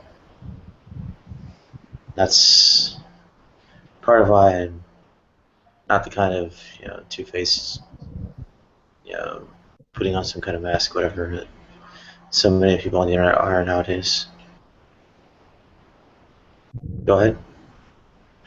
Welcome, Mob. So what was that? I got to find out what was the topic of conversation in Brett's Hangout anyway. I was a bunch of random things. I became the topic of conversation briefly.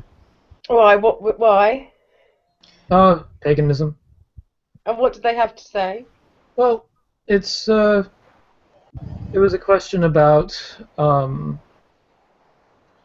let's see. They've heard some atheists say that hey, we would punch your God in the mouth or whatever if we ever met him, which some atheists do say shit like that. Well, I don't say I punch him in the mouth, but I say I wouldn't worship him. Right. Do they ever say? And I was asked if I ever hear that about my God, and I don't, honestly. Do they ever accuse you of being a secret Satanist or something like that? Yes. Yeah, Christians? Or? Well, tonight in that hangout. Both. Do you think that? Yeah, I know they do it. Do you think that they know the difference between paganism and Satanism, or do you think that they genuinely everything together? Christians or atheists? No, Christians. Confused. Yeah. It really depends on the person. Yeah. So your God is the thing. I am, I believe in both Germanic and Celtic pagan gods. Right. Okay. So. And how do you sort of go about your religion? Do you? I mean, I'm genuinely interested because clearly this is quite a new thing. I mean, obviously there's lots of pagans, but you don't come across them that often. It's a pretty old thing, actually. But... Oh yeah, I know. I just you just don't you don't get to talk to a pagan and I'm interested because I don't know an awful lot about it. I always thought the UK was somewhat of a pagan area. Yeah, I mean, I'm literally moving to. You'll love this, Ocean. I'm moving 10 minutes drive away from Stonehenge. Oh, great. Give my regards to the spirits. Sorry, say that again. I said give my regards to the spirits. Yeah. I don't know. I give myself a little shit as well, so. I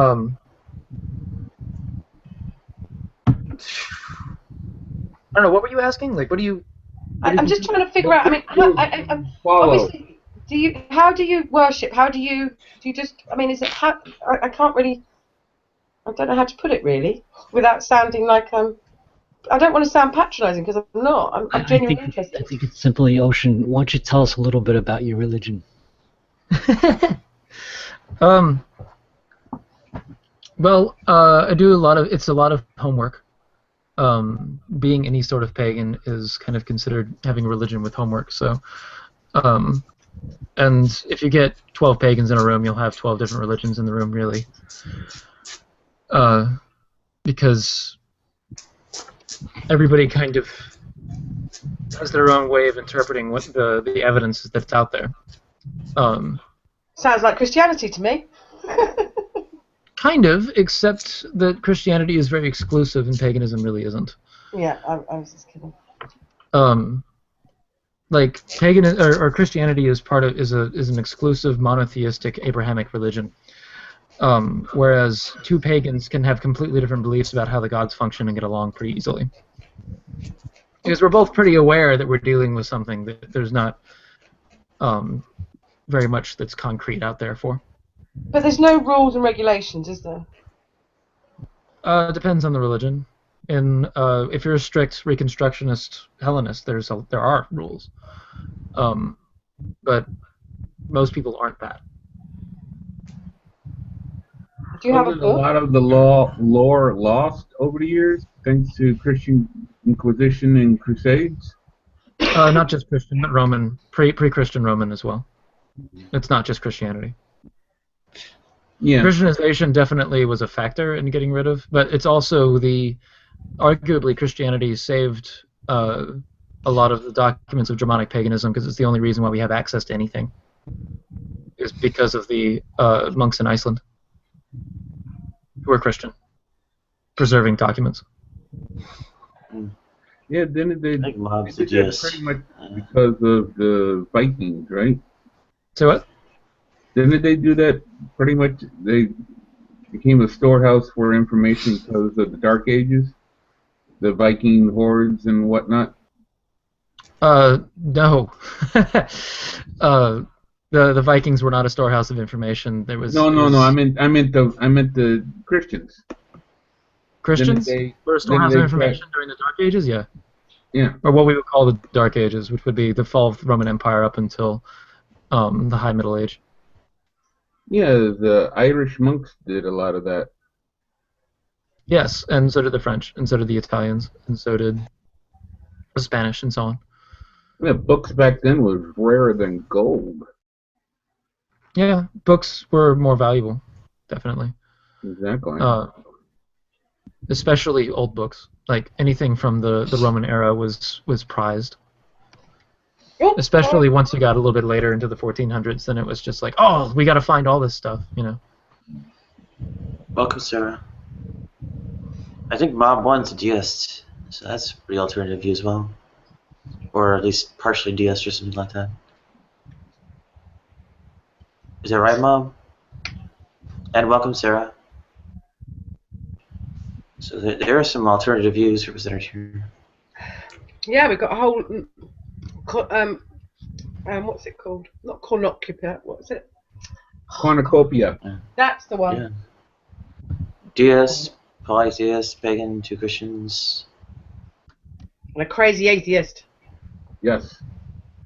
I have a site for you if you want to. look up a little bit about Druidry. I'll put it in the sidebar. It's a good little site. This is a group that has that does kind of an organized form of Druidry. And while they're not really representative of all Druids, they are a good kind of source for what Druids generally believe. So you would love Stonehenge then? Oh yeah. Stonehenge is kind of a tragedy though, because in the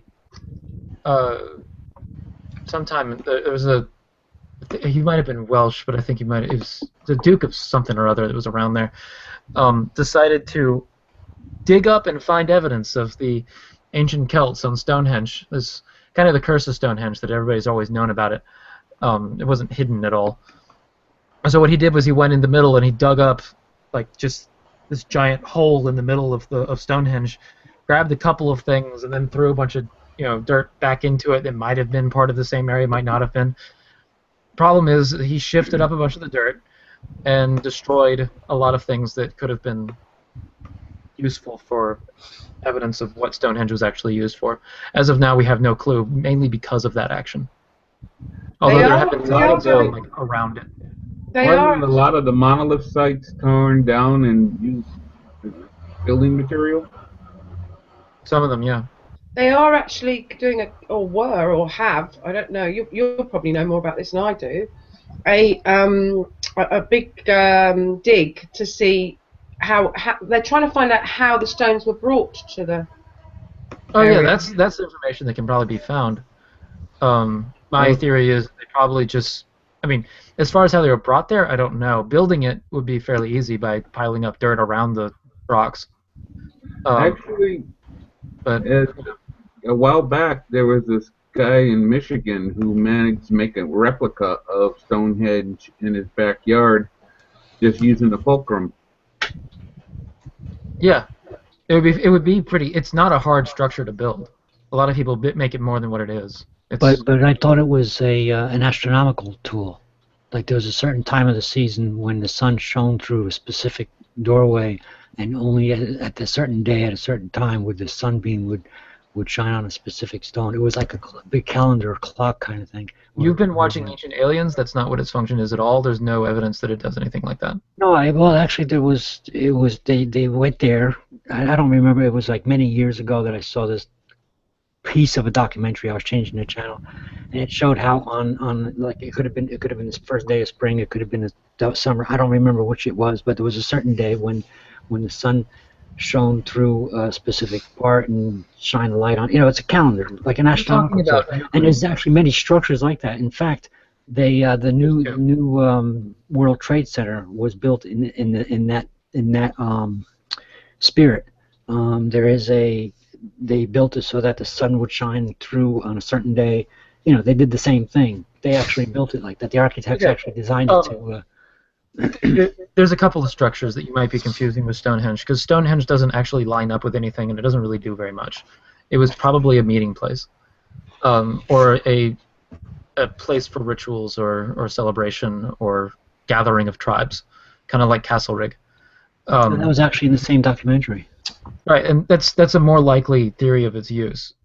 The astrological ideas, Stonehenge doesn't line up with anything. Its shadows don't really do anything spectacular. Places that do something pretty neat there's two of them. There's one in Ireland called Newgrange that Annabelle's probably aware of, and there's another one in northern on the northern part of the British Isles. I don't know exactly where it is, but I was just about to mention to you, just down the road from. There's lots of spiritual or druid, I suppose, druid-like structures all around that area. But there is a bigger one called Avebury. Have you heard of it? Avebury? Avebury. It rings a bell, but I haven't. It's I'll put some pictures up, and you might recognise. But these are huge rocks, and I mean 20, 30 feet tall, all different shapes and sizes. So not not symmetrical or not like Stonehenge, in other words, put together. They're just plonked in a huge circle of about a mile radius. Oh, I've seen. Yeah, okay. And So what was the structure that you were saying, Ocean, about that she should know about that does have an astronomical function? Well, I'll type it in. Newgrange is a passage grave. I just wondered if you'd heard of it and whether it was another druid, because I know that Stonehenge is obviously. And what about Glastonbury? Does that mean anything to you? Glastonbury? Yeah, I mean obviously it's a massive rock concert every summer, but it's also supposedly an area. There's a Glastonbury Hill. Glastonbury Tor. Yeah, that's the one. Got the tower on it. It's like a maze. Oh, the labyrinth. Yeah. It's got the labyrinth on the floor that people like to follow. I don't really know that much. I just know that there's you can see it. I mean, like around there it really is very. They talk about ley lines and all that sort of thing. Yeah, I don't believe in ley lines. And well, ley lines do exist. No, they don't. But I'm gonna be that guy. I love this. This is why I love these hangouts, because you get all sorts of people in No, there. I'm no expert on it, but I've heard actual real scientists talk about the ley lines. Yeah, and they're full of shit. Well, what about NASCAR? Do you think what do you think that is then? NASCAR? NASCAR lines in Peru. Okay. My thing about ley lines is that every time I hear about them, they're about something. They have like a completely different meaning. There may have been some ancient building of lines to kind of geographically connect some locations, but there's too many stuff that are kind of off of whatever lines you can build that would have been significant to really get that. So. Really, the only thing you could do is you could get there's stone circles that are really big. There's circles that have been dug into the ground in certain areas, like the Hill of Tara. But those seem to be very specific to whatever settlement was there, rather than settlements trying to connect each other geographically through means that they probably wouldn't have had access to. I'm no expert, but I was thinking of magnetic fields that surround the Earth. There's one. So what was it you were supposed to do? You were yeah, that's the thing about ley lines. What's their function? I've never heard like a. Yeah, neither have I. Like I said, I'm no expert, but I've heard ley lines being mentioned in the past as an actual real thing. People get excited about them, but yeah, any scientist that's talking about it, the woo mystic crowds do pump it up a lot. I know. Any scientist that's talking about ley lines is pandering to that crowd. I can't believe scientists do actually talk about ley lines, to be honest with you. If they're talking about it, they're not talking about it scientifically. No. Because they're not a scientific thing. I've never ever related the two. I thought it was more a spiritual thing. I'm reading a book about ancient religions in Britain specifically, and ley lines were brought up by the author, and the author's an archaeologist, and he was just ranting about how much he hates the general notion of ley lines and how just when people mention them, it pisses him off. It's just like, geez, man. This is like there's no scientific. That was ancient aliens. Here's some of the things that people talk about them. None of them line up.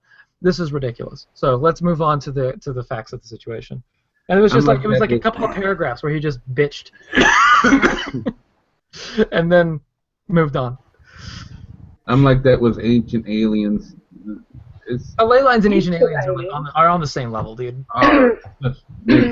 Blood one. Well, I've never even heard about ancient aliens. What's that? I never even heard that one. Oh, you haven't? Oh, No.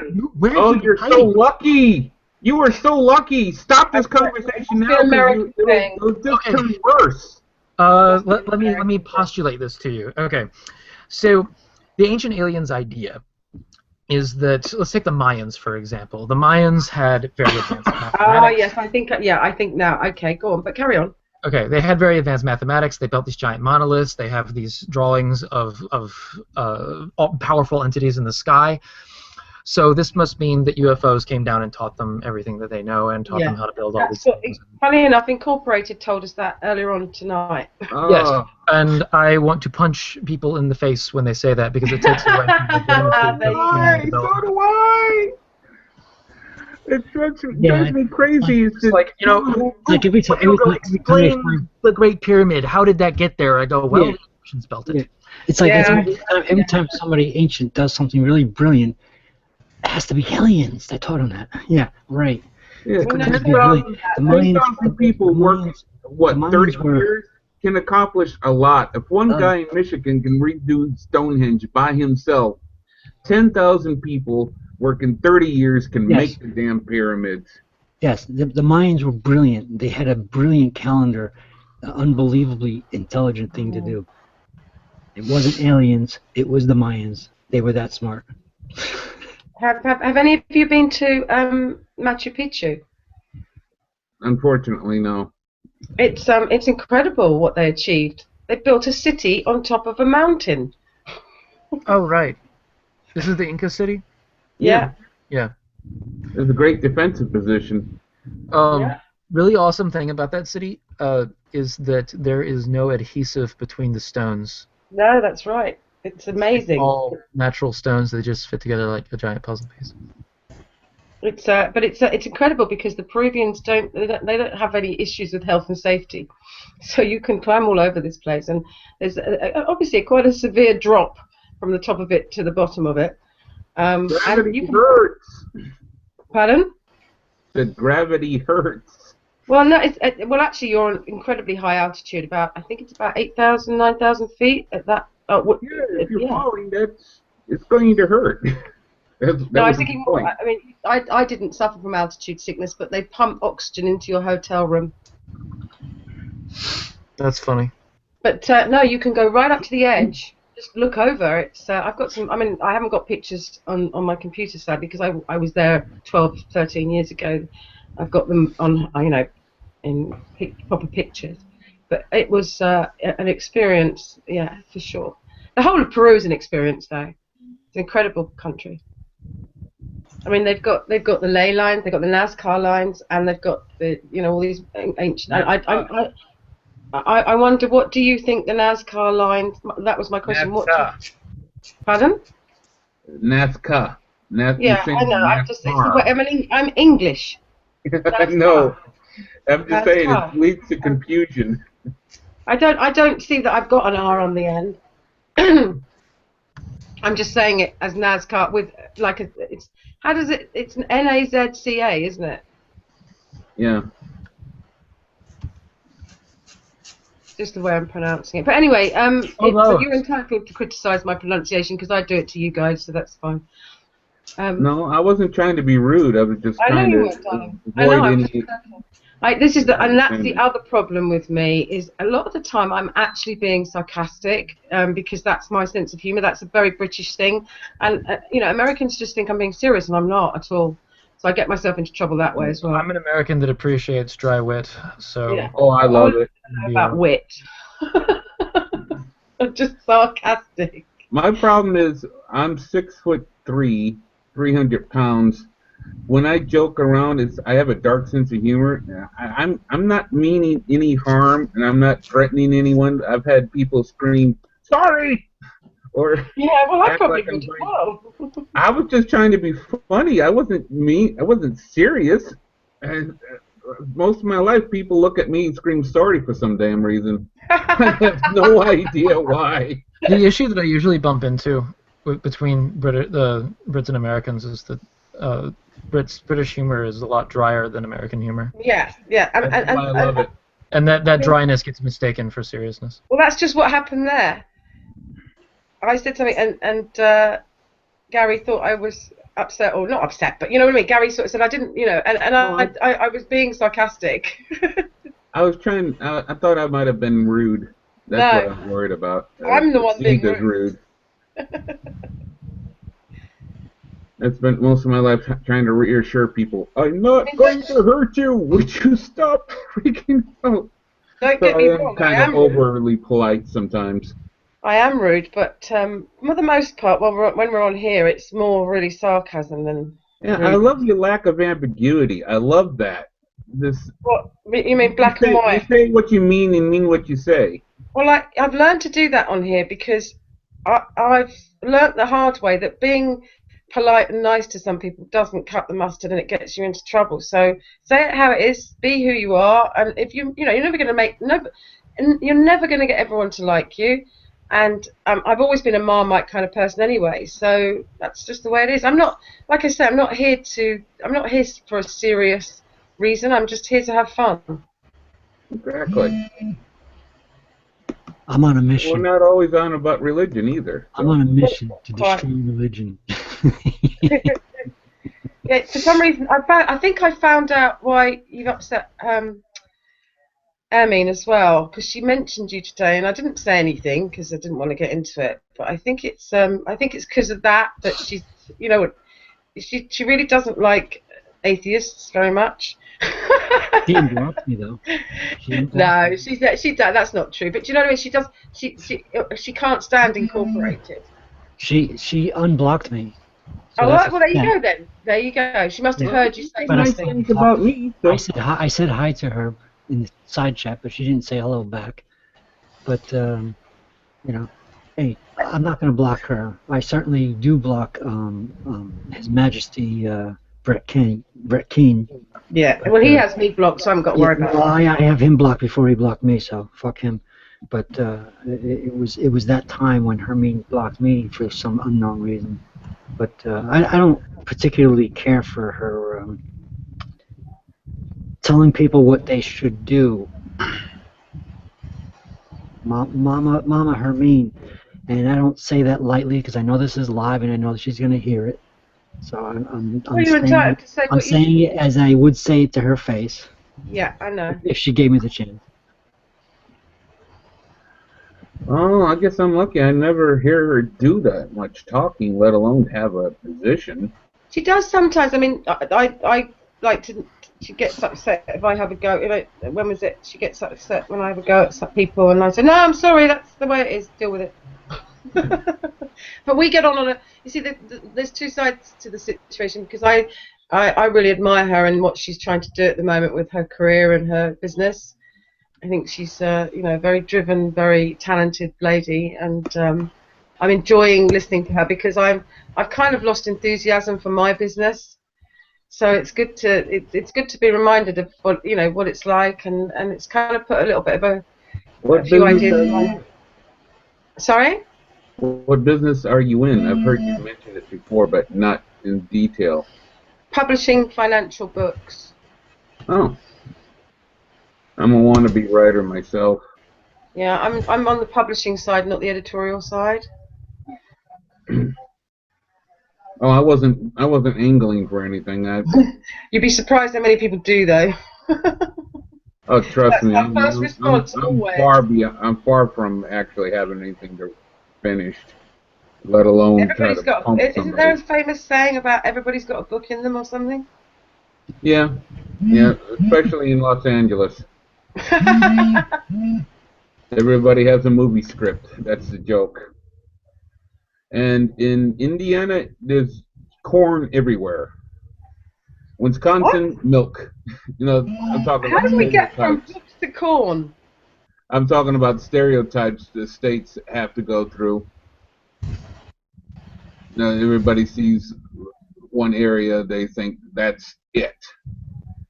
Like Chicago is considered to be sports, a bunch of knuckle-dragging bear fans, bull fans. I'm sorry, I derailed the conversation. Anyway, the lines. 2:26 in the morning for me. I should be going to bed. I've been reading information on the Nazca lines. Mm-hmm. And I mean, it seems like just another kind of religious structure. They're so vast. It's just amazing how they managed to get them to be so aligned and, again, in symmetry. I heard that there was an earlier form of balloons back then, and the leader would take a balloon ride over the Nazca lines. Or just go to the nearest hill. There aren't any around there, though. That's the thing. Well, this is the first sentence in on Wikipedia is contrary to popular belief that the lines can only be seen with the aid of flights. They are visible from atop the surrounding foothills. Mm. Okay. Sentence 1. No, I mean, I can believe they probably are, but I think they're probably more impressive from an aeroplane. That's probably why. Oh no, they're definitely more impressive from an massive. airplane. More of them. I mean, and of course you've got Lake Titicaca up there as well. There was a guy who managed to reproduce one of them with some tools that would have been available to those people. And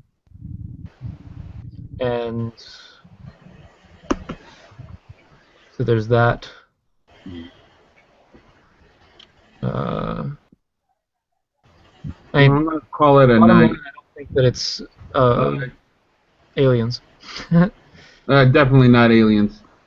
Well, that's the general consensus, isn't it, from those that believe in that sort of thing, that it was alien. Yeah. But the other thing, of course, around Stonehenge, particularly in the Wiltshire area and the Somerset area, are of course crop circles. That's where we get most of them. Yeah, the biggest hoax on the planet. Yeah. Fucking crop circles. It's got to be aliens. Yeah. Yeah, right. And there was actually a video I saw a couple of years ago where they were showing somebody making the crop circles. Oh yeah, there's and they got a bunch of kids, the young people, and they took this long board and they weren't kids. They walked around with flattening the weed. They weren't kids. They were a couple of brothers who, because for years it was not a secret, but it was a how do you put it? I'm just trying. I've got this. Let me just give you this picture. I've got something to show you all because I took this picture and it just goes. It made me laugh when Patrick, when you discussing Stonehenge and what it's meant to do. Which has been debunked now, but anyway. Well, I didn't actually I know that, but I thought it was because there's quite a number of structures, ancient structures that actually do, there's one that's deliberately made as a sundial kind of clock, and it's just basically a post like the Washington Monument, only smaller kind of thing, and it was designed to be like a sundial thing. And there was a lot of structures like Stonehenge that were actually astronomical pointers and things. So I mean, it wasn't unheard of, and it wasn't aliens, that's for sure. Did you see the picture? I took the picture just before Christmas last year. No, I don't yet. You're not sharing yet. It's in the chat. Oh, you put a link to it. Mhm. It's not a very good photo because it was taken. Yeah, it's that's Stonehenge, isn't it? Yeah, and that was at 7 o'clock in the morning. Yeah. I just thought it was funny because I got the sun coming through the hole. Oh, okay, yeah, I see what you're saying. Yeah, it is kind of funny that you happen to get it shining through one of the holes there. Mm. But that's just an angle of what you're taking a picture. It's a massive tourist spot now, though. They've basically cordoned it all off, so you can't. You used to be able to not walk right up to it because it was sort of fenced off, but you could walk very close to it without spending any money. And now you've got to go to the centre, the Stonehenge Centre, and then you have to get on a bus, and they drive you up there. Oh. Yeah, anything to make money, I guess. Yeah, absolutely. But it's one of our biggest tourist attractions. Well, sure. I mean, it's an ancient structure of mysterious build. Do you know how old is it? Ocean, do you know? How old is what? Stonehenge. Oh, geez. Around 5,000. Wow, I didn't know it was that old. Yeah, I knew it was in the thousands. I just didn't know how many thousands. Sarah says that she'd like to talk to us. She has something she wants to chat about.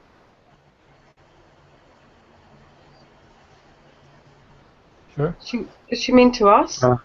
I think she's talking to Nadia on the side chat. Yeah. Oh, right, okay, yes, I see that now. Right. But anyway, yeah, there's one thing I can't stand is Not even with my own friends. They all got to make the aliens joke. Yeah, you try to seriously talk about the possibility of the planetary systems supporting life and stuff. The first thing that comes out of their mouth is fucking UFOs, aliens. I'm like, oh, can't even have a serious science conversation without the alien UFOs coming into stupidity. Well, I mean, isn't that kind of a reasonable segue? No, I mean, literally, the minute you open your mouth about the Kepler mission, finding all these different planets, the first thing that comes out of anybody's mouth is UFOs. It's ridiculous. You can't even have a real conversation about the possibilities without UFOs coming into this stupid prey. No, I think it's interesting to just talk about UFOs. I mean, that nobody knows. I mean, there's a possibility that it might just happen one. We just don't know. There's definitely a huge gap between reality and the UFO pseudoscienceology. Okay, and I can't talk to anybody about how stars are formed and the planets that are around them and the possibility of them possibly supporting life without the first word out of the next person's mouth being UFOs, and that pisses me to flock off. Well, that's because they don't understand the science of cosmology, do they? Otherwise, they wouldn't even think about bringing that into that part of the conversation. It's the conspiracy theorist attitude. It's the stupidity of religion. That's the same idea. It's like any religion on they don't know the real science. Yeah, So I was going as to far say, as I you can know plenty of atheists that think that there are UFOs. No. Plenty. What? But no, Plenty. most Good of the time intel. it is atheists, because That religious sounds like a people box of candy to me. don't go for that. Sorry, I didn't catch that, Ocean. I said religious people tend not to go for the whole UFO thing. Not in my experience. I don't think I've ever spoken to a religious person about UFOs, actually. I think my conversations about UFOs have always been with atheists because, my attitude, say, a year ago was, don't be ridiculous, of course there's no UFOs. But I've listened to conversations, and one of the things that I find fascinating is this sort of theory that if they are out there, they're a long way away. It'll take them, Yes, of course. I do think that there's life out there, and it's almost as possible, not quite as possible, but nearly that there's other intelligent lives out there. I mean, we can't be the only ones, but that's not the point. The minute you mention that, the first thing that comes out of the next person's mouth is, yeah, there was I think there's UFOs. I think we're visited by ancient aliens, and they're like, oh, fuck this. I can't even have a conversation about space and without that coming in. I like science fiction better than the next guy, and I don't mind people questioning that because that I understand why they do. I do. My bugbear is when they question science. When that's they make the whole point, because it's not real science. It's just as but they don't know theory. that though. It's just The Catholic Church has never just as conspiracy theorists questioned science. and ridiculous as the one God religions. Okay, it's not the same conversation. But the Catholic Church hasn't questioned science. It never has done. You're asking me? I'm telling you. Say it again. I didn't quite catch it. Let me turn your volume up so I can hear you better. I'm gonna turn you up from here. I wouldn't say the Catholic Church has never questioned science, because there was a point in time there. Yeah. Where they did. It's called Galileo, right? Right. There was that chap. Yeah, but we all. I mean, the early church must see, and we won't talk about that, or we won't talk about this. Are you Catholic, David? Darling, no, I'm No, I just wanted to swear. That's all I did. Before I said something insulting, I was going to double check. It's like the same reason. I come from a very grand Irish family, and I live in Australia. All right. Okay. It's the same reason why I've got the the little animation of the proton process, because the last time I was here, if a revelation showed up, he's like, "Oh no scientist was ever able to explain that to me." So that's why I have that up. I think you give people too much credit that they understand science as well as you do, because I certainly don't, and I've been. That's the point. The point is that it should be.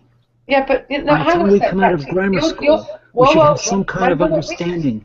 Wait. We should have some kind of understanding of at least the basics of science. You don't have to be a doctor to come out of grammar school. But the fact that I'm trying to say is that it aggravates me that you can't say, you can't talk about planets and star formation and planetary systems other than our own without somebody opening their mouth the next 5 sentences. Patrick. UFOs. That's the thing that bothers me. Patrick, what did you say earlier about not telling people what they should and shouldn't, how they should think? I'm not telling anybody what they should and shouldn't do. I'm saying it aggravates me that there is the lack of education. That's why I do what I do. I have that lack of education. And so do I. I don't have a clue what that thing is on that you've got on your screen. Not a clue. It doesn't mean okay, a thing. I know, but I was waiting for Revelation to show up. I was hoping anyway. No, but I'm just saying that my point is I just don't have the same understanding of science as you do, and. But that has nothing to do with the fact that what I was trying to point out, and every time I say something, I get kind of like cut off at the last 3 words. But that's all right. Forget it. No, you don't. You've been talking for ages. I've never met you before. What's your name?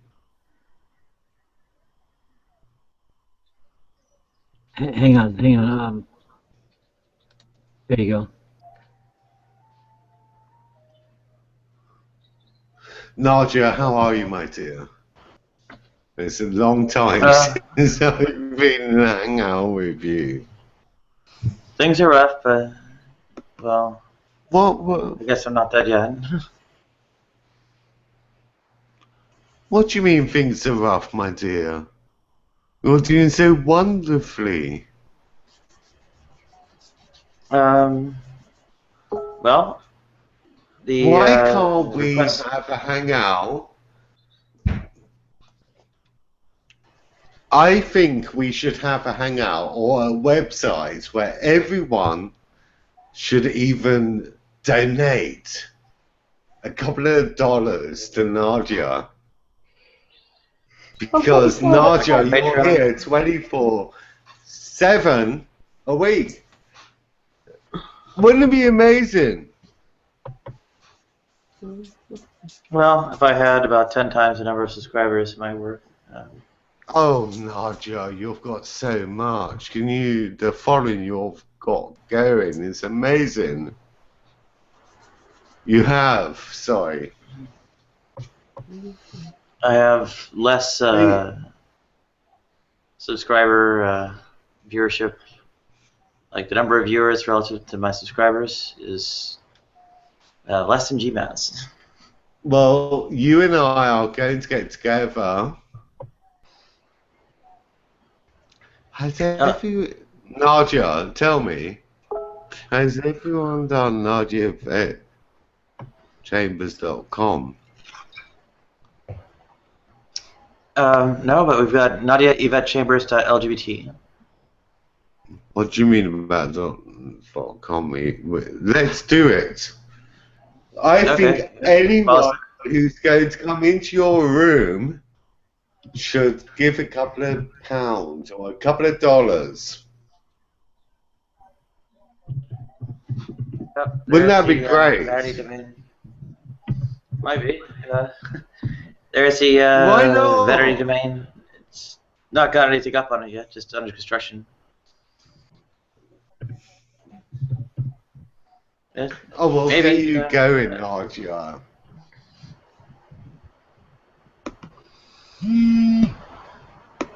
And Nadia, I'm going to say this, and I know you're going to hate this. I know it's a live hangout, and I hate live hangouts. You look fucking so much better with a bit of weight on your face. Was weight on my face? Oh, be careful. She's been moaning Well, about no, I'm going to say it to her. I'm Oh no, I sorry. agree with you. I agree with you, but Doesn't she? Yes, of course. She's beautiful. Oh, she can't bear it if we tell her. Mhm. But bit of weight on her face, getting on money. What do you think? Let's do it. I can't believe people are coming into you, Nadia, 24/7 days a week. What do you think? Should we do it? Shall I make you a nice website? I'm all for it. Are you all for it? And Yeah, Nadia, please, please, please tell me you are for it and get rid of BK. Rakim? I'm not sure about him. Understatement of the week. Oh, we don't do much together. What do you think? I'm glad to have all the help I can get with the website. I don't know about getting rid of people. But what do you think a website? Like, I'm thinking, Nadia, I'm thinking a day a week, or someone can do this. Don't look at me, my hair's really fast. Okay?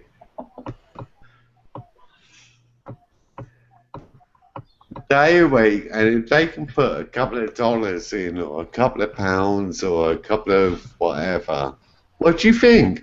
I mean, I can't overwatch. Do you know, it really, really annoyed me. I was sat here and I was listening to you, Nadia, and these people were going on about you and about this and about that. And I thought, fuck's sake, this person is here 24/7 for you. And you're willing to drag all of that down. Is that bad, or is that me being fucked up? Annabelle, answer me, please. Oh no, I've got my opinion on it is that she should be left alone and not hassled. I've said that all along. I've never once told Nadia what she should and shouldn't do with her diet, or I mean, she's going to do what she's going to do, and I think most people know now, the situation. So there's no point in going on and on and on. I mean, I do understand that there are some should we make a website? Yeah, I don't know how to make a website. Well, Annabelle, of course I will. No, Annabelle, I absolutely think is an absolute. I'm sorry. What? I'm sorry. I hate talking in public. But what do you think, Nadia? Should we do that? Absolutely. Were you just going to call me a bitch, David? I think you were going to call me a bitch, right? No. No. I don't mind No, love. it's not. I think Nadia for a while. I think Nadia for about for years. Would it be 3 years, Nadia? Close to it. Maybe a little bit over 2.5. Yeah, and I'm thinking like we do that, and I'm thinking people that can come into Nadia's hangout 24/7 days a week. 24/7 days a week, and talk nonsense. Though, can you imagine that? And Actually, Nadia, they put this. I'm really struggling with the situation. Hang on a sec, David. Can I just speak to Nadia just very briefly? I'm struggling with the situation. You know what I'm talking about. Is there any other way that I can do this? You can do what again? You know, I don't want.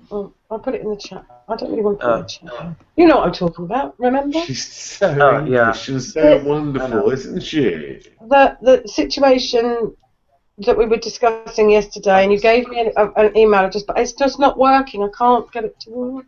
So I'm thinking, have you got another option? Oh, Annabelle, talk to me. Come on, Cam. Yeah, Kickstarter. Have you thought of opening a Kickstarter account, Nadia? Sure. I can.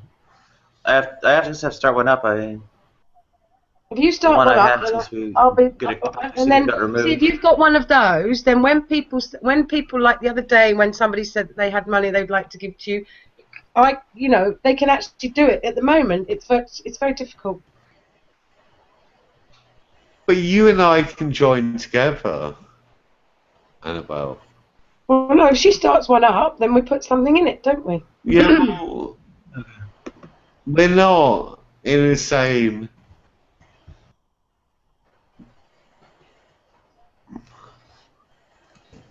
We're not in the same places as Nadia is. You know, like, we're lucky we live in these like fucking £1,000 places that we. And I've listened to you, Annabelle, and you remind me so much of my youth. Well, I can't be that much. I can't be that much younger than you, for goodness sake. Well, I'm back like in my 40s. I'm fucked up and this and that. So how old do you think I am? We know how old you are. But you know what I mean.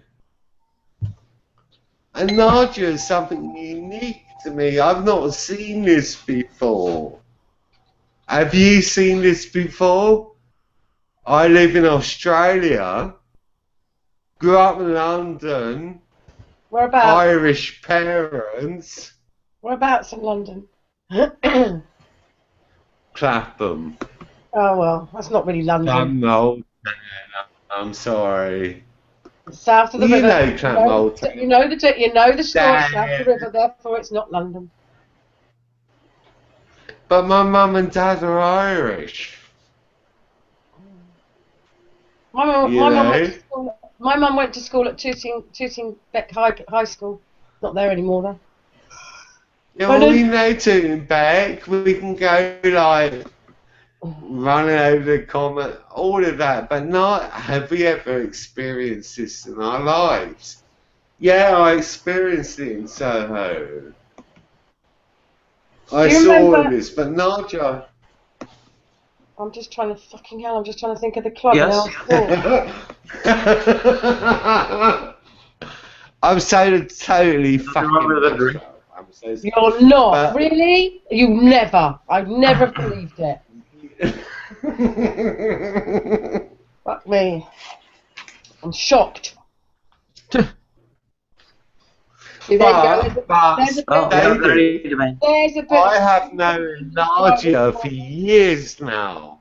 Years. I've known Nadia. How long have I known you, my dear? Between 2.5 and 3 years. 4. Yeah, probably like 4. 2 years, 8, 2 years, 8, 9, 10 months.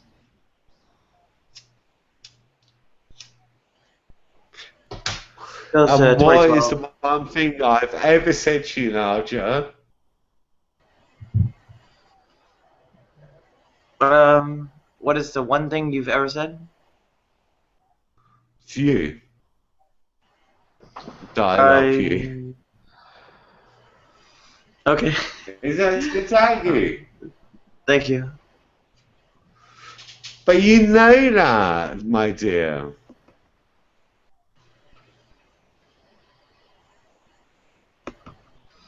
I do. You've been there all along.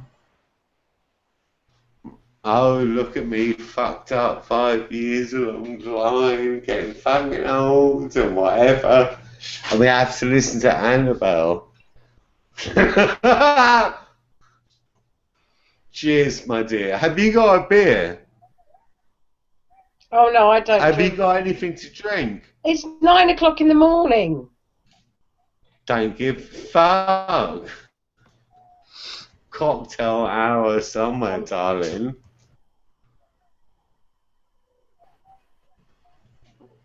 This is a very strange experience. Yeah, it was. It's awful.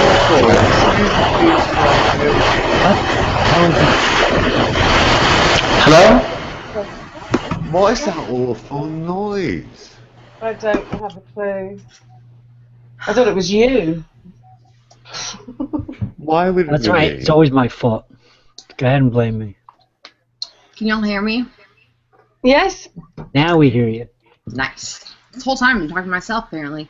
Sorry, I didn't realise. I thought you were just quiet. That's a really No. weird pic. Did you draw that yourself? No. I am not that artistic. I know, it's amazing. I've never seen anything like it. Were you quiet all this time because you were having trouble with the audio? Me? Yeah. No, I was listening to my music. I'm trying to write a column, but... What do you write a column on? I write nonfiction.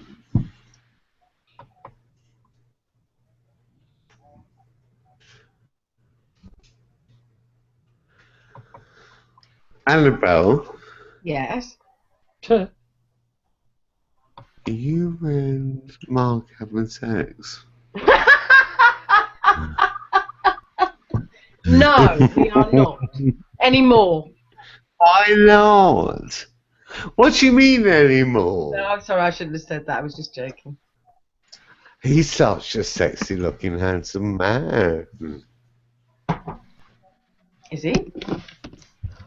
Oh, I think he is. I find his intellect and prose much more attractive. What do you mean? No, I'm being sarcastic. Come on, like you should know. This is how us English people work. I don't mean that. Hey, can we all go back real quick talking about Nadia's website? Apparently, Sure. y'all missed my points on that whole conversation. So, do we actually want to help her make a website, or what do you guys want to do?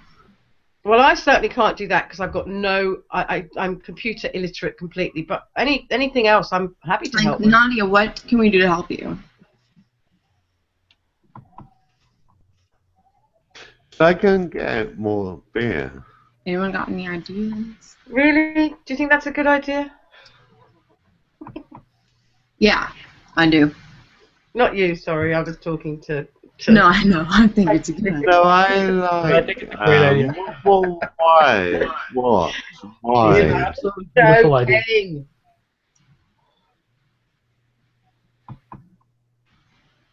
Oh, Twitter.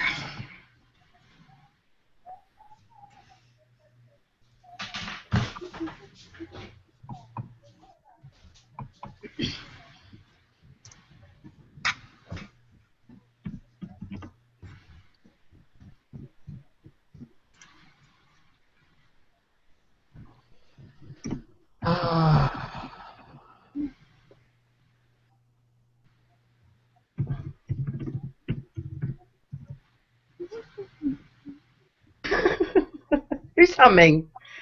That would not be me. Just thought it was funny. Yeah.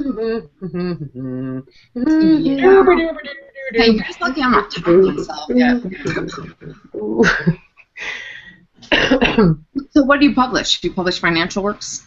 Yeah, we do shiny books. When I say shiny, glossy A4, not A4, A5 books that we send out to the banking fraternity, and we distribute it at events, big events like the World Economic Forum, World Bank meetings, all that kind of thing.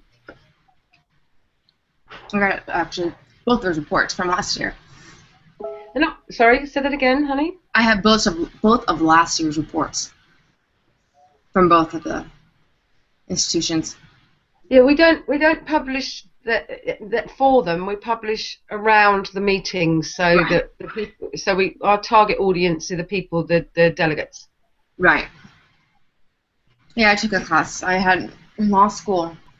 I used to work for, not in law school, but prior to that, I used to work for international economic development firm. You're going to tell me which one? Yeah, it was Public and Corporate Economic Consultants at Cambridge. All right. Okay. So more of a sort of a lobby group, or? No, it was more like economic development. So primarily when I was there, what we worked on was the development of third world country trade policies and intellectual property trade rights. Yeah, so that's your there's your connection to the World Bank then, obviously. Yeah, and then I worked for Turner and Townsend for several years, which is a consulting firm that's based out of London. And were you based in London? I was in Cambridge, and then I was in the States. Did you go to Cambridge? That's where I got my economics degree. Wow, girl, you're a smart lady. Jealous. I don't know. I think I just marked off the university. Sorry, did you just say I don't know? You have a degree in economics from Cambridge University, one of the best in the world, and you don't know whether you're smart. Now, come on, that's too much false modesty for my liking. Perhaps if you got to know me better, you might understand that I ticked off all the diversity marks. Yeah, well, you still managed to get in, though, didn't you? That's not easy. Yeah, that's true. It's getting out that matters, really. Yeah, it is getting out, right? That's true. So, did you enjoy living in Cambridge? You know, I did. Before I had gone to Cambridge, I lived in California, and what I really liked about it was it was an environment that I really thrived well in, because it's kind of like a Disneyland for nerds. You don't have to try it really is. It was wonderful. I loved it. Yeah, but you can't live there forever, because then it's just unhealthy. You become completely disassociated from the normal sphere of individual kind, I suppose. Did you go to uni with? Because obviously, economics, Cambridge. There's got to be some. You must have gone with some people that have now become famous. Come on.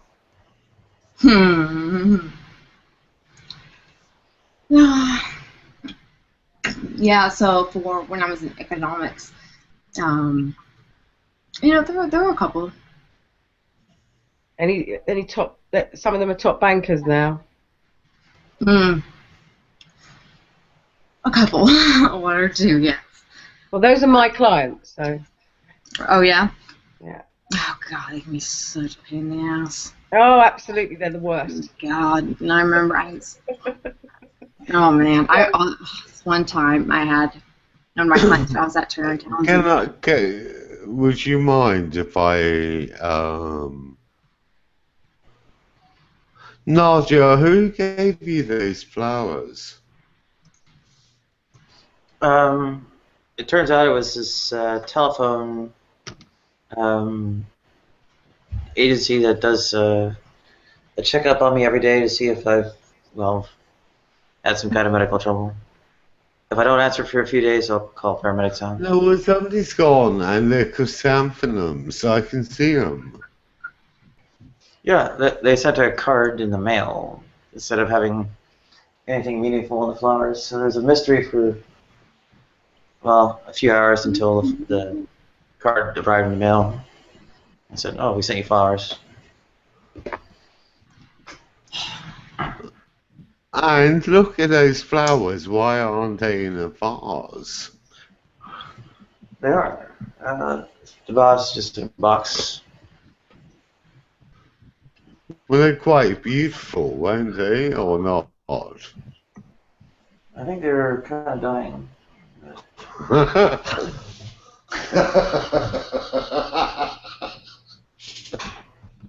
Aren't you so wonderful, Nadia?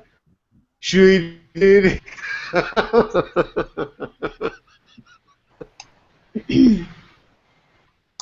Yeah, it's like a Debbie Downer or something, isn't it?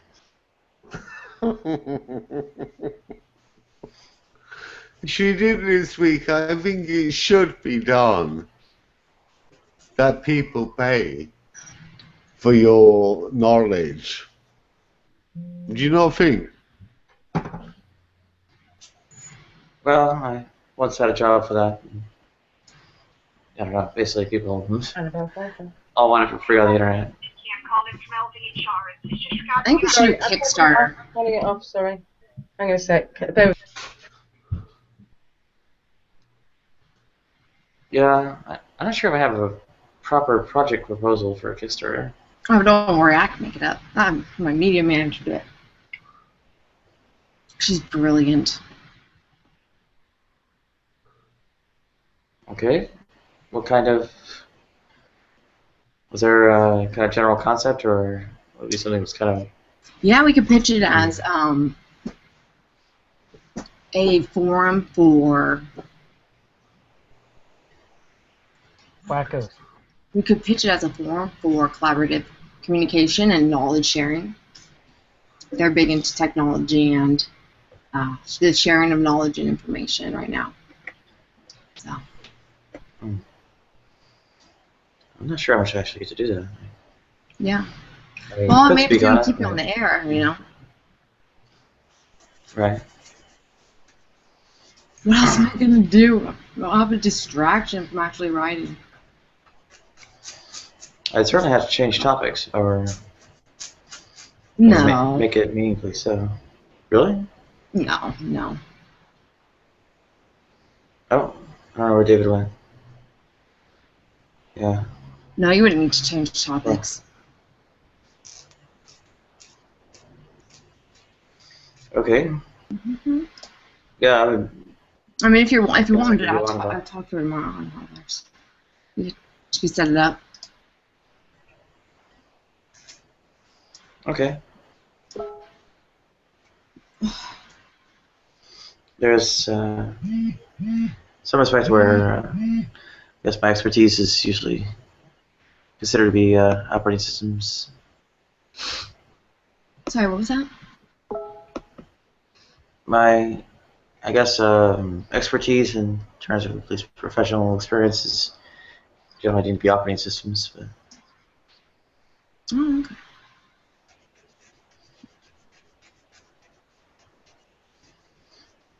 So how much money would you need to keep it going?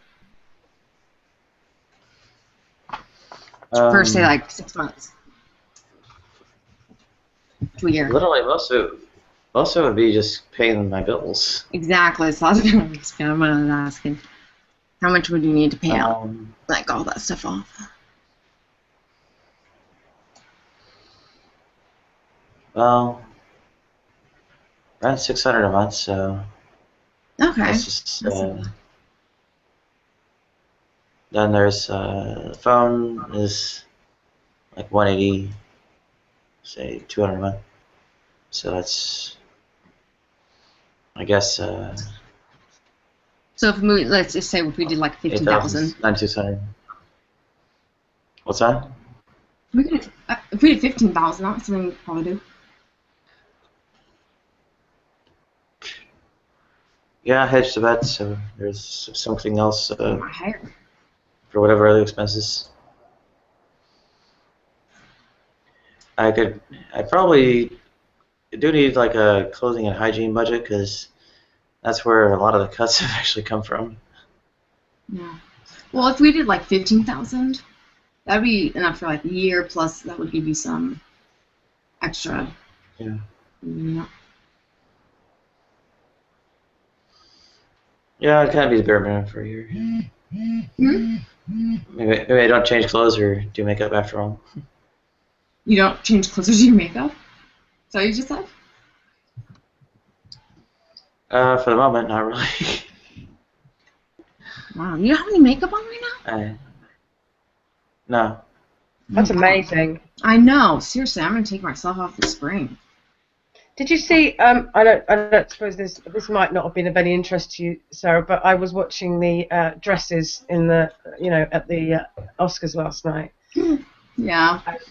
Kate Blanchett was the dress wasn't that overly impressive, but her face. She's got. I mean, she's what? She's like mid-40s, and you'd think, oh, she must have had work done, but then I can't imagine Kate Blanchett having work done because she's not that kind of a person, you know. Oh yeah, they all have work done. Yeah, sure, I know, but look, Nicole Kidman looks like a doll. Yes, It's she just like does. she looks That's younger now than she did when she was in her 20s. Yeah, but it's not in a good way. It's like real. No, I know. I mean, Whereas Kate Blanchett does look pretty good. If she's whether she's had work done or not, she looks pretty good for it. yeah. Well, And tell you someone else.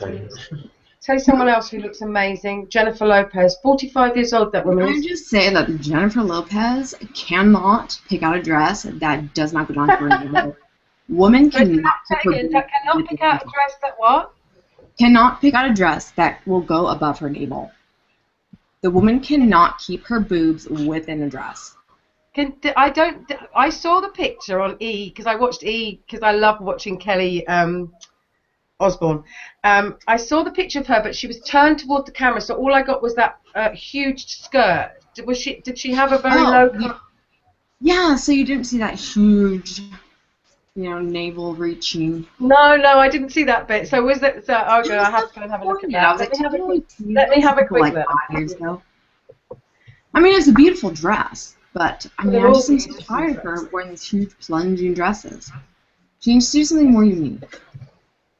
I tell you who I thought looked good, and that was Nicole Kidman. She had this kind of lovely, wonderful, pearly moonstone dress with an orange belt. It just looked so different. It was so unique. I didn't see any of that. Well, I'm a bit. I mean, let's face it. I'm never going to wear a dress like that, but they're nice to look at. Yeah. Dresses, unfortunately, have too big shoulders, too small hips, and too fat of a gut. And, oh, stop moaning. You're fine. No breasts. So. Oh gosh. Oh well, my I goodness. literally just don't wear dresses. So. I mean, you're absolutely right, Sarah. She really can't wear a dress without getting them out, can she? Yeah. Like, I don't know how she keeps them in for one without. I mean, I swear, it's like I feel like I'm gonna be assaulted by her boobs yet another time. It's like you see them once, you've seen them a million times. Can we please do a new style? She looks damn good for 45 though. She looks about 25. She does, but we can see that. It's a very form-fitting dress, but come on. Well, I always complain about these women that get everything out, and then I think to myself, if I had a body like that, what would I do? I think I'd probably get mine out too. Yeah, I wouldn't, because I would want to keep people guessing, and then when I turned 55, I would let it all free. Like, accidentally, like Janet Jackson, only I would do it on purpose. Yeah, but the problem is, once you get to 55, they're down there anyway, so... Oh. Anyway, I was going to say that the next meeting for the World Bank is in Peru. It's in September in Peru. And I was going to go. I mean, I've been to Peru many times, but I was going to go because it was part of my... And we're not doing the book for it this year. So I'm it's Washington every 2 years, and then they have it in... the last time they had it in Japan, in Tokyo. And now this year... And I'm gutted, absolutely gutted. But hey, what can I do? I'm going to Barcelona instead, which is nearly as good. Oh no, the horror. Oh, I know, it's terrible, isn't it? It is. You've been to Barcelona. You must have been to Barcelona. No, actually, I haven't been to Barcelona. That's one I was just thinking. Americans tend to do that. They come to England and stay here, and then they go off hopping around Europe. Right. I did do that, except for I went hopping around to the places I couldn't do when I would be like 45, 50, and hopefully retired by then. So I went to the places like the Middle East and Africa and things like that. So I can get them. Ibiza? Where did you go in the Middle East? Oh, we just went to Jordan, Israel, and then we went to well, Egypt is not necessarily the Middle East, but we went to Egypt. Well, it sort of is, because it's kind of... it's North Africa, but we sort of still look at it as being... Mm-hmm. And did you go? You went to Egypt before the Troubles, or, after the Troubles? Was right when it was beginning. Right when that first terrorist attack occurred in the big square. Yeah. We went right about a week after that, I believe. Terrorist Square. Yeah, that's about 2000. The funny thing is that Egypt, before it all kicked off, was, no different to Morocco or well, you know, Turkey. Relatively safe, definitely tourist friendly. Love the English, and I mean, I went diving in Sharm el Sheikh. To see it destroyed like that, I mean, no one wants to go there now. I mean, you can get a fabulously cheap holiday in Egypt now, mind you. Right, right. Yeah, no, you can. Really sad. It's a risk assessment trade-off, right? Yeah, I know. I have thought about it, but I know what will happen. I'll be paranoid for the entire time, so it'll just ruin the trip. You could stay at the Oberoi right outside of the pyramids, and you don't have to worry about anything. Yeah. They bomb check everyone. It's actually, I want to go to Alexandria. Oh yeah. Yeah. That's beautiful. Well, I'll tell you where I'd really like to go. And you mentioned Jordan. I'd love to go to Petra. Yes, I'm actually going there in December. I'm going back. So we're going to do that. And so, where did you go in Africa? South Africa, Tanzania, Mozambique. Lovely. We're going to Morocco in the summer. So you like sort of more sort of, what's the word? Mystical, not mystical, but more non-boring or French. Yes. Yeah, yeah. I love the Middle East. I love the feeling that you get when you. I just love it. It's something about it that's very ancient. I just have always been enthralled by other cultures, like to a point of where it's a little bit obsessive. I do find the Middle East culture is the most fascinating more than anything. Yeah, I do as well. I find it very interesting. I think there's a draw, some evolutionary draw there or something. I don't know. I don't know if I would call it an evolutionary draw. I think it's. I know. I'm trying to sound clever. I'm surrounded by two brain boxes. I can at least make an effort. With your dry wit. But there's definitely something drawing me there because I just love it. When I arrive, I mean, I'll be honest with you. I've only ever been to Dubai and Oman, so it's not exactly an extensive tour of the Middle East. But that's one place I haven't gone is Dubai, but I don't know if I really would ever want to. I mean, really, they only have shopping. It's terrible. It's a really. It's not ugly. It's just so modern and. Right, and there's nothing to do outside of go shopping and I don't know, hang out at the top of that needle tower, and what else are you going to do all day long? Well, there is the old town, which is they've got a souk and you can buy spices and all sorts of things. Yeah, but once you've done that, there's not much else going on, I'm afraid. Oh, you go racing, go camel racing. Oh yeah, one time actually when we were in Egypt, there was a officer and he was on a camel. And there was someone who was trying to solicit us, and the officer started chasing him away on the camel. I should share the picture with you guys. It's hilarious. That's brilliant. I didn't know policemen went around on camels. They did. I'll show you guys a picture. I'll upload it for you. It was hilarious. And then I got all these comments back by readers and things like that saying that was disrespectful to take images of the culture and then make jokes. I'm like, are you kidding me? The man's wearing a camel. Oh, that's just so ridiculous. Pseudo-intellectuals. Yeah. Oh, yeah. I can't be doing that. It's a man on the internet chasing a man on foot. Yeah, I think if I put that up on my Facebook, everyone would love it. I don't know many pseudo-intellectuals personally. I get some pseudo-intellectual followers, but I have to go over them quickly. There seems to be a lot on the internet. Armchair scientists, armchair philosophers, armchair doctors, armchair nurses. I mean, there's so many of them. I mean, I'm one of them. I'm an armchair philosopher. I am too. I'm an armchair philosopher. I don't think you're an armchair philosopher. Let's be honest.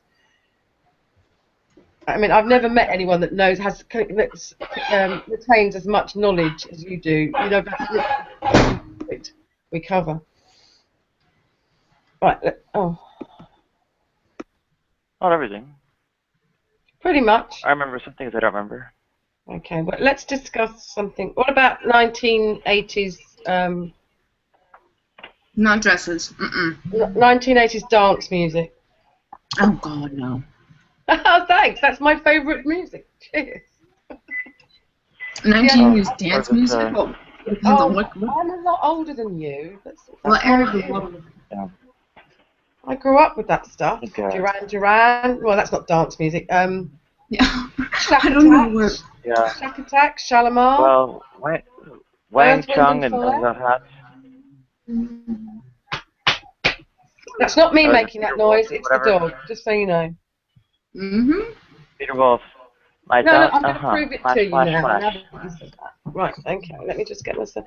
I'm looking rather rough this morning because I've been up all night working, so... Look at this one. It's 3 a.m. There or you go. something. See, I'm proving it to you, Sarah. There, look, there she is. That's sweet. Oh, God, So where are you? So where are you now? Texas. What are you doing over there? There's Tim. I finished law school here, and I was diagnosed with terminal cancer in 2011. I studied at Stanford, and then I was transferred to the Southwestern Hospital. So sorry, stop there because I think I got what you said, but I just want to double check. You were diagnosed with terminal stage 4 cancer. Oh, I'm sorry, honey. And that's okay. I'm still alive. How's your treatment going? It's going well. Good, it's stable, and so I'm still here. What type of cancer is it? I have high risk advanced unfavorable stage 4 BX Hodgkin's lymphoma, which anything that is that long that needs a title with that many words that do not associate necessarily naturally together is going to be really bad. Because I had a little bit of a cancer scare myself. Please, in comparison to you, nothing. But do you know what I mean? I've been more interested since it happened. I've been a lot more interested in treatments and what have you. And I watched a documentary, and I've been looking into immune cell therapy. But it's only suitable for some cancers. Is it suitable for yours? What we would do next, I've already had a bone marrow transplant and chemotherapies, radiation. The next thing would be a new, very specific designer drug that's targeted for my type of cancer, and it just was released. And I was just granted by the FDA. So, we'll see. Other than that, it was before that my only option was going to be either having another bone marrow transplant or, kicking off, but we'll see, it's looking better. Well, you're amazing.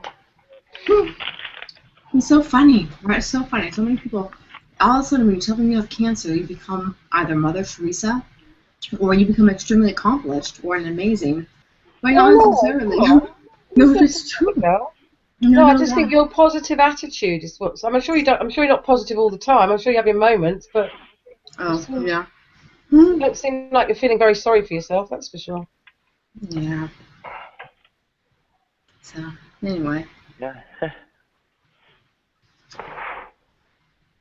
Gosh, well, I know how I felt just waiting to find out what was going on, and that was bad enough. Yeah, it's a pretty bad part. So what happened? If you don't mind me asking. No, of course not. It's a long story. Let's just say that I had these pains in my kidneys, and then it sort of went from my kidneys down into my bits, and they just didn't know what it was, and I was on antibiotics, and then they gave me painkillers, and this went on for months, and I was literally in pain all the time. And my doctor went on holiday, and I had a really bad moment, and I rang up the doctors to say, look, we need to do something, and the doctor that took the call was the head of the surgery, and he immediately said, right, okay, enough's enough, we're going to get you in for a check. Have you? I can't remember what it's called. I never can pronounce it. A spectectomy or a cystectomy. It's when they put the tube up your urethra to see whether you've got bladder cancer. I don't know. Wasn't very pleasant. Couldn't find anything wrong with me at all up there. So next stop, MRI. So went to the MRI. They pumped me full of that liquid stuff they put through you. Went through the scan. Came back out. Got off the scan table, off the bed that you lay on. Did they tell you that you were going to feel hot? No, she said to me, "You're not going to like this. It's not a very nice feeling. I'm just going to warn you. I'm sorry, but as an ex-druggie, I thought it was brilliant. I loved every second of it. I was like, wow, I'll have some more of this. Thank you very much." It's pretty amazing, right? All of a sudden, It kind of was like a hit of a line of coke, except not quite without it going in your head, but just your body. How you feel when you take it. right. Mm-hmm. So Yeah, I was quite happy with how that felt. It is, yeah. It's a very like warm, numbing feeling. A lot of people say they feel like they're peeing their pants. But I got off the bed and the pain. I stood up, and I'd been in a lot of pain before I got on it. I stood up and there was no pain, and I went, what? And I thought, this is a bit weird. So I was waiting for it to come back, and it never did, and it never has. The pain never came back after the It never came back after that. Now I've got my theory, and I've been told by loads of people that it's wrong. It's not possible. But something shifted with the liquid. The liquid shifted something, but people tell me that it's not possible. The contrast. So. Yeah, the stuff they pump into you. I don't know. This is the same people who would throw spaghetti and shit at the wall and then consider it treatment. I mean, the treatment of cancer is basically annihilation of every living cell in the human body, and hopefully you'll kill whatever's killing you. So I wouldn't necessarily discount anything just yet. But I haven't. This was back in September, and I've been pain-free since. So. Okay. Maybe you had a kidney stone. Well, that's what they thought it was initially, but they couldn't find one because ultrasound. Maybe it passed. Well, I think that maybe that liquid helped it pass. That's I don't know. Maybe something happened, or maybe it's psychological. I don't know. Well, think about it. Anything that you're going to have injected into your body that will have a reaction that quickly and that intensely, and even if it's for that short of a period, it's going to have some type of chemical reaction that's greater than just, something that you could just shove off your shoulder. Do you know what I mean? Yeah. Does that make sense? It's not like you had a Sprite or something, and then all of a sudden you claim miraculously pain went away. To be honest with you, I don't care what it is because it went away and the relief was enormous. And then, obviously the relief of knowing that, and the scan came back completely clear as well. So whatever was causing me grief stopped causing me grief, and that's, but it really did affect me. The whole thing, it knocked me sideways. I mean, I wasn't seriously ill or anything, but it was just the pain was so awful. I mean, it wasn't like constantly. It wasn't like a piercing pain all the time. Most of the time, it was a numb pain, that sort of background pain. But then all of a sudden, it would literally go whoosh. So I was convinced that I had cancer. Absolutely convinced. That's a scary thought. That's a scary place to be. Well, that's right. I mean, I've never been. I mean, I remember sitting there.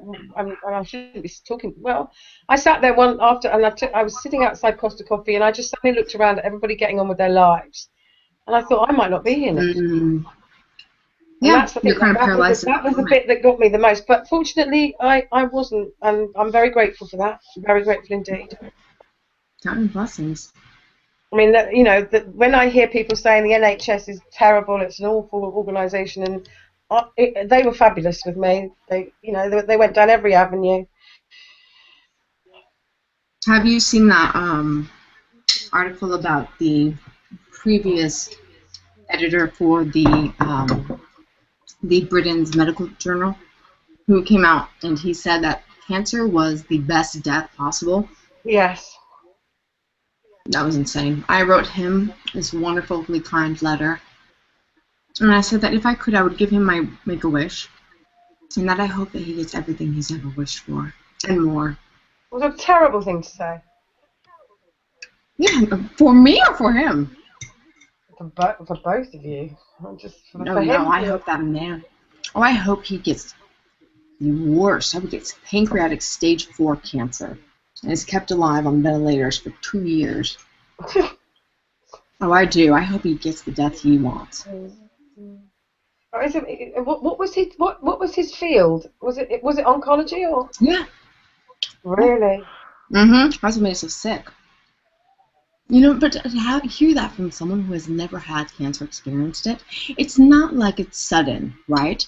Cancer is a very slow death. I would, having been to the point where I was in hospice, it is a very painful, slow death, and it's very difficult having to watch your family and your loved ones watch you die. God, yeah. I mean, I watched my dad die of cancer, so you know, I've always said ever since, Christ, if I got it, I don't. I mean, can I ask you a very personal question? Do you mind? Yeah, no, that's fine. You know, over the last few years, the discussion has been an awful lot about people that have got, you know, serious illnesses, you know, deciding that they don't want to continue. Have you ever considered that? Have you thought about it? Yeah, I won't continue. If I relapse, I won't probably have treatment. Okay. So, I mean, I was prepared to die the first time around. So, I was ready for that. And then when I didn't, that was kind of a shock to everybody. And I had to learn how to walk. Again, I had to learn how to use my, you know, facilities. I had to learn how to, my organs, I had to learn how to to work again. I was in diapers for like 4 months. I mean, it was bad. You know, and that was not something that I wanted to do. And when you were going through this learning period again, were you getting better? At what point? I mean, I was dying. So when I was diagnosed in December 2011, and I had flown home from law school. And when I was diagnosed, I was an organ failure, and I had 30 days. They gave me 30 days to live. Wow. And then it bought me a little bit of time. And then actually, the oncologist had given me the wrong chemotherapy. And 5 months into it, we realized that it had failed several months before. And then Stanford stepped in and took over my case. Then we did another German regimen of chemotherapy, and then they did an experimental bone marrow transplant. And then I had high-dose radiation. So, yeah, I'm up until that point. I mean, the interesting thing, so with my cancer, it doesn't necessarily, they don't shrink. It doesn't get better. It just stops metastasizing. Yeah. So that's what this cancer immune therapy that they've.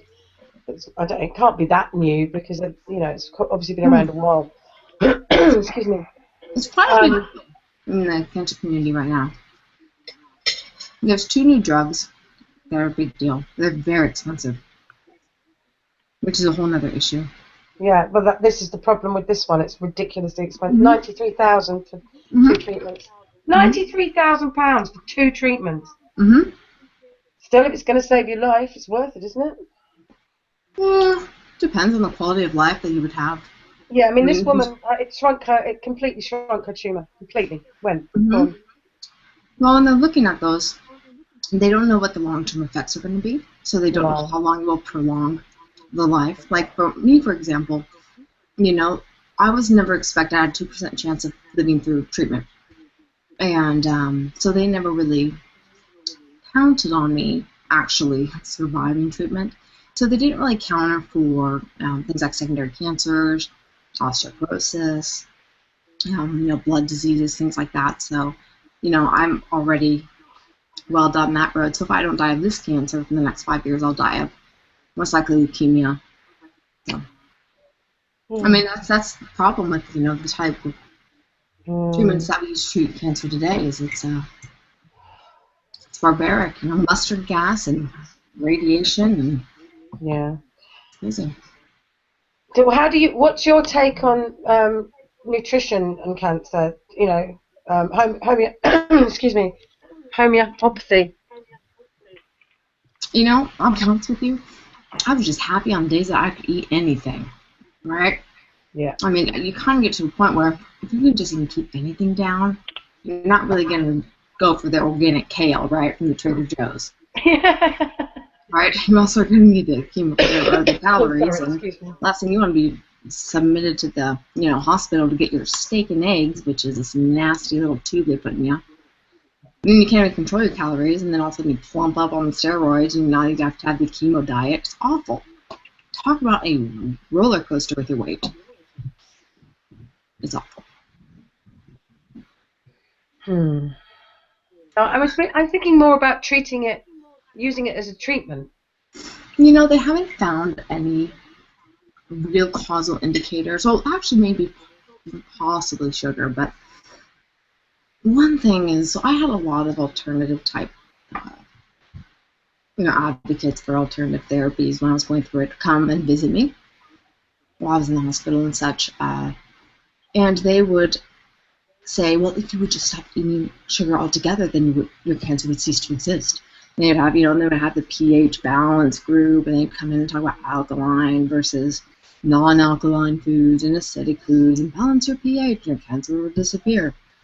And here was the thing. So I had 30 days when I was originally diagnosed. I'm not interested in, the nutrition and, all those sorts of things. I just wanted to make it until farther than I had planned meetings in my calendar, right? And now it's really about making sure that I have osteoporosis. So I have to make sure that I get enough calcium and vitamins and things like that. So I don't have the luxury of going on some fad diet where I have to take out all dairy or something like that. What about this? I'm just going to throw an idea at you that somebody else has been sort of touting around, that vitamin C. Oh, if you take like 12,000 milligrams of vitamin C a day. It's got to go into the cell or something. It's got to get into the cells. Yeah. So there's actually an injection you can get at your doctor's office. It also, supposedly cures depression and all sorts of other major depressive issues. I tried, actually it's kind of funny. You know those packages you can buy of the vitamin C fizzy, like cold? Oh yeah, Barocca. Mm-hmm. Yeah. So I actually tried for like maybe a month to drink 12,000 milligrams of those, which was like 10 packets a day. And 10 packets a day? Yeah, that's like 1,000 each, and you have 12,000. And you it just was sick of the sight of it in the end, weren't you? Yeah, obviously. I didn't have time to fuck around with that stuff. I really didn't. So it didn't make any difference. I mean, the argument is that the actual drinking it isn't going to make any difference. It's got to go in intravenously. I have no idea, because I just said, give me the chemotherapy. Yeah, I mean, I would wait around and find out if vitamin C is going to save my life. Any of these fad things that people are, touting around. I just want, give me what's worked in the past. Thank you very much. Well, even the chemotherapies that we have had, they don't necessarily work, for all people. And I got very lucky. They don't know why I lived. I don't know why I lived. They don't know why. So it's just this big, miraculous. I'm one of those miraculous cures, and that's a little bit alarming in itself. But if you think about it, in the history of medicine, some of our greatest discoveries were by accident, gross accidents too. Like, for example, the discovery of penicillin. Mm-hmm. So, I'm a little weary of fads. Yeah, I'm very wary of them. I don't, the problem is that if you do a little research, it doesn't take long to find out that they've been debunked by the actual scientists. So.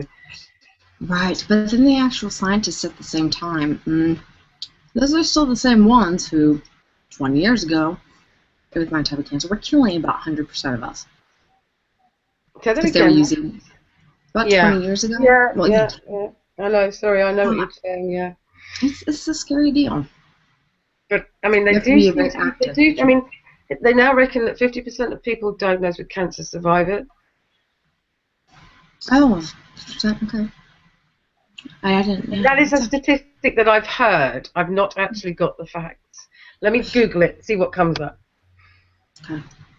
But, I think it seems to me, just by knowing, I mean, I've had several friends with breast cancer now who've all survived it. Now, 20 years ago, if you got diagnosed with breast cancer, it's just time to say goodbye. Right. So it's interesting to see how science has moved on, and I do like the sound of this immune cell therapy, because it's not putting poison into your system.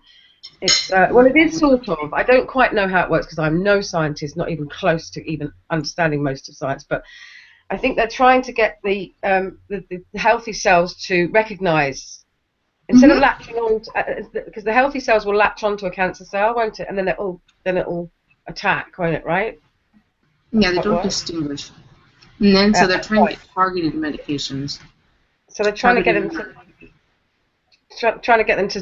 to recognise a cancer cell. So they don't do that. Yeah, I think it's like smart it's like a smart chip almost, like little nano cells that will go in, and they almost train them to identify cancerous and non-cancerous cells. So I'm going to wait on that for maybe another 5 years if I'm still alive, because we all know what happens with the first round of technology with most things. I was talking about it earlier, and that's exactly the response I got, that they don't know what the side effects are going to be yet, because it's only been... Yeah, and they'll be very clear about that in the studies. They'll be like, well, it may prolong your life, but it may just kill you and give you all sorts of disorders in about 2 years. I'm like, fabulous. Do you know what, though? I must admit, if someone, you know, after watching the documentary, and the two people that they interviewed in the documentary both had the treatment, and both cancer went within the 2 treatments they had, and it just went, it disappeared. Now this was, it only works with specific cancers though. So anyway, so if I saw that documentary, if I'd been diagnosed with one of those specific cancers and I saw that documentary, I'd be literally begging them to give me the treatment, because this woman's walking around, she's, you know, she had a brain tumor, she no longer has one, so it's an easy sell for me, irrespective of the side effects. Wow. I mean, you have to be very wary about that as well. Yeah, I mean, you know so much more about all of that than I do, and also you've been through chemotherapy, which I understand is pretty horrific. It is. It's a great diet, but it is bad. Well, it looks like you've got a pretty healthy appetite now, though. Oh yeah, and almost too healthy, let me tell you. I mean, I need to kind of relax on the rice over here. But it's a little different though.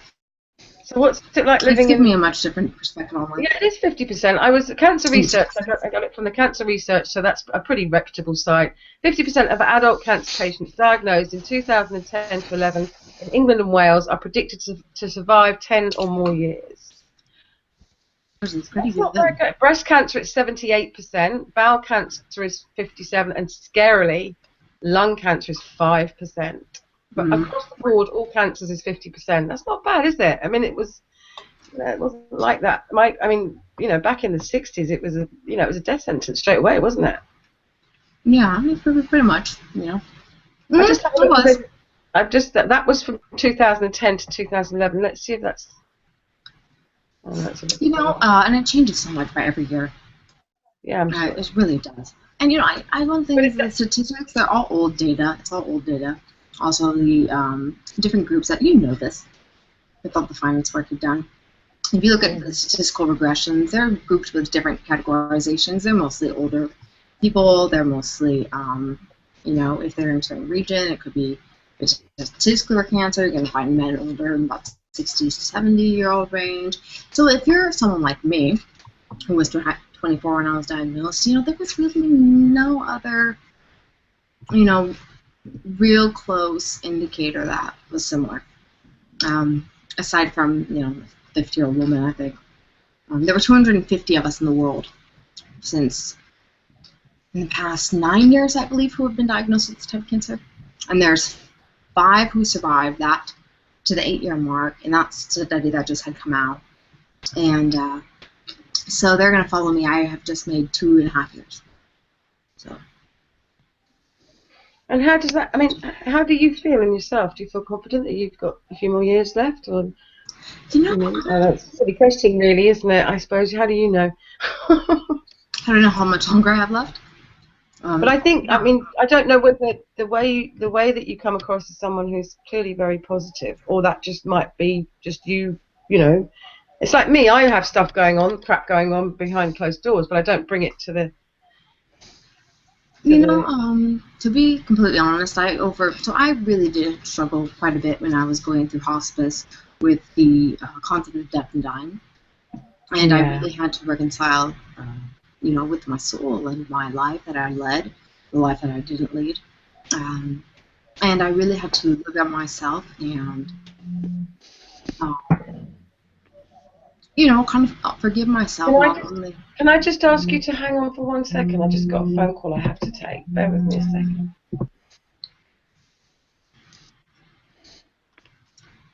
Join the negative. Okay, it's all right. Whoever that was. That's from the positive thinking is the opiate of social networking. Join the negativity intifada. Is actually a allusion to 2 quotes from Bruce LaBruce's Raspberry Reich. First one is, Heterosexuality is the opiate of the masses. The second one is join the homosexual intifada. And welcome, Mark. Hey, Mark. Hello. Good morning. Nice to see you again. And you? How's the writing going? Oh my god. I haven't got anything done this evening. I think you should write Nadia's story as well. I was going to talk to her about that. All right. Okay. I'm already going to pitch What it. is my turn? Mark. Mark, you've got a new admirer, Who's that? David Harrings. Oh, David. Oh, David's lovely. I love David. He's great. Yeah, he thinks you're a very attractive man. Does he? He said, now, Annabelle, he said, are you and Mark having sex? Why does everyone think everyone's having sex with Mark? I know, it's so I wish. What a pointless, I mean, why would you think that? Look at him. I mean, come on. I know, right? Was David drunk? Yes, Yeah, a little bit. very. Figures then.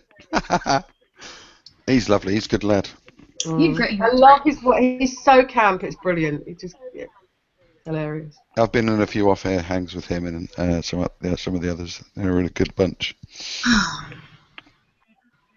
It's morning time for y'all over there. It's about 10. Yeah, I've been up all night, but I'm desperately trying to get hold of 2 clients, one in Taiwan and one in Egypt, and I'm not giving up. Someone's the best.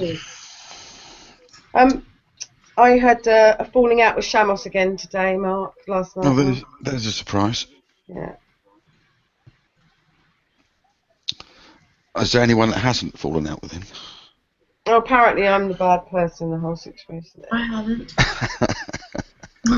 He's such an asshole. Fucking leave me alone. He won't stop hassling me. I said, stop talking to me. Go away. And he just carries on. This is the guy that says that we should be using logic and reason in our discussions on G+, and yet I fell out with him on a hangout. I mean, about 3 hangouts I've had with him, I suppose, and he blocked me and calls me a scumbag. So that's logic and reason and power, isn't it? He thinks some more logic and reason.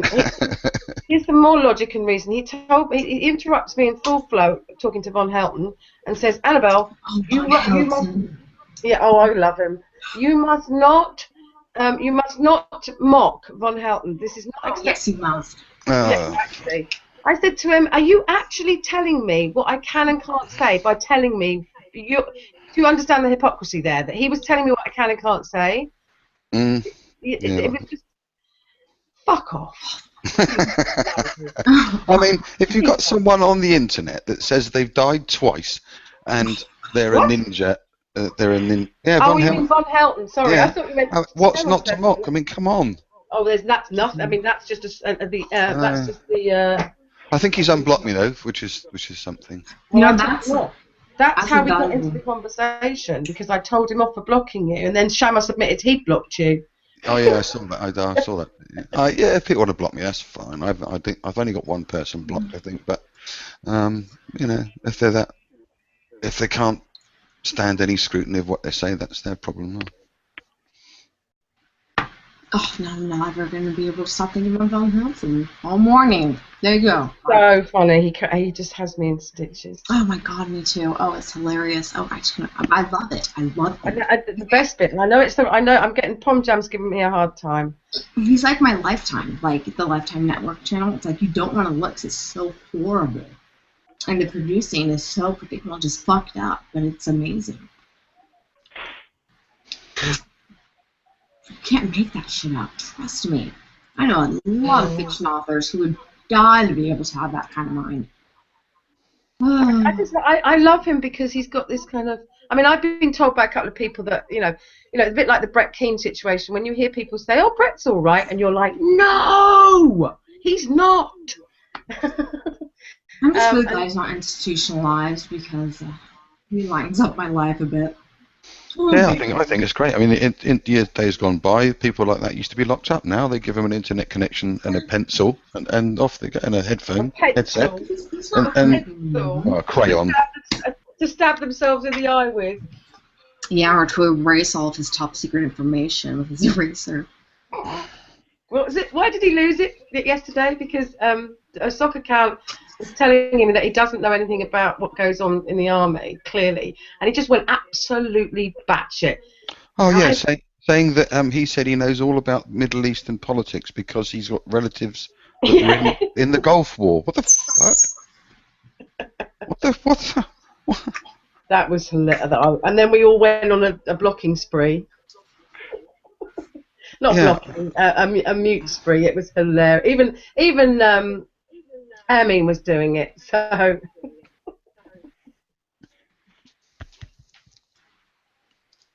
Wow. Van Helsing. I think the problem is that I don't come on here to be serious, and some people do. Not Von, but Thomas. And he wants a philosophical argument every time he comes into a hangout, and he tries to steer it so that he can have a philosophical argument. And I'm not interested in philosophical. I want to laugh at him. That's why you have to take it seriously.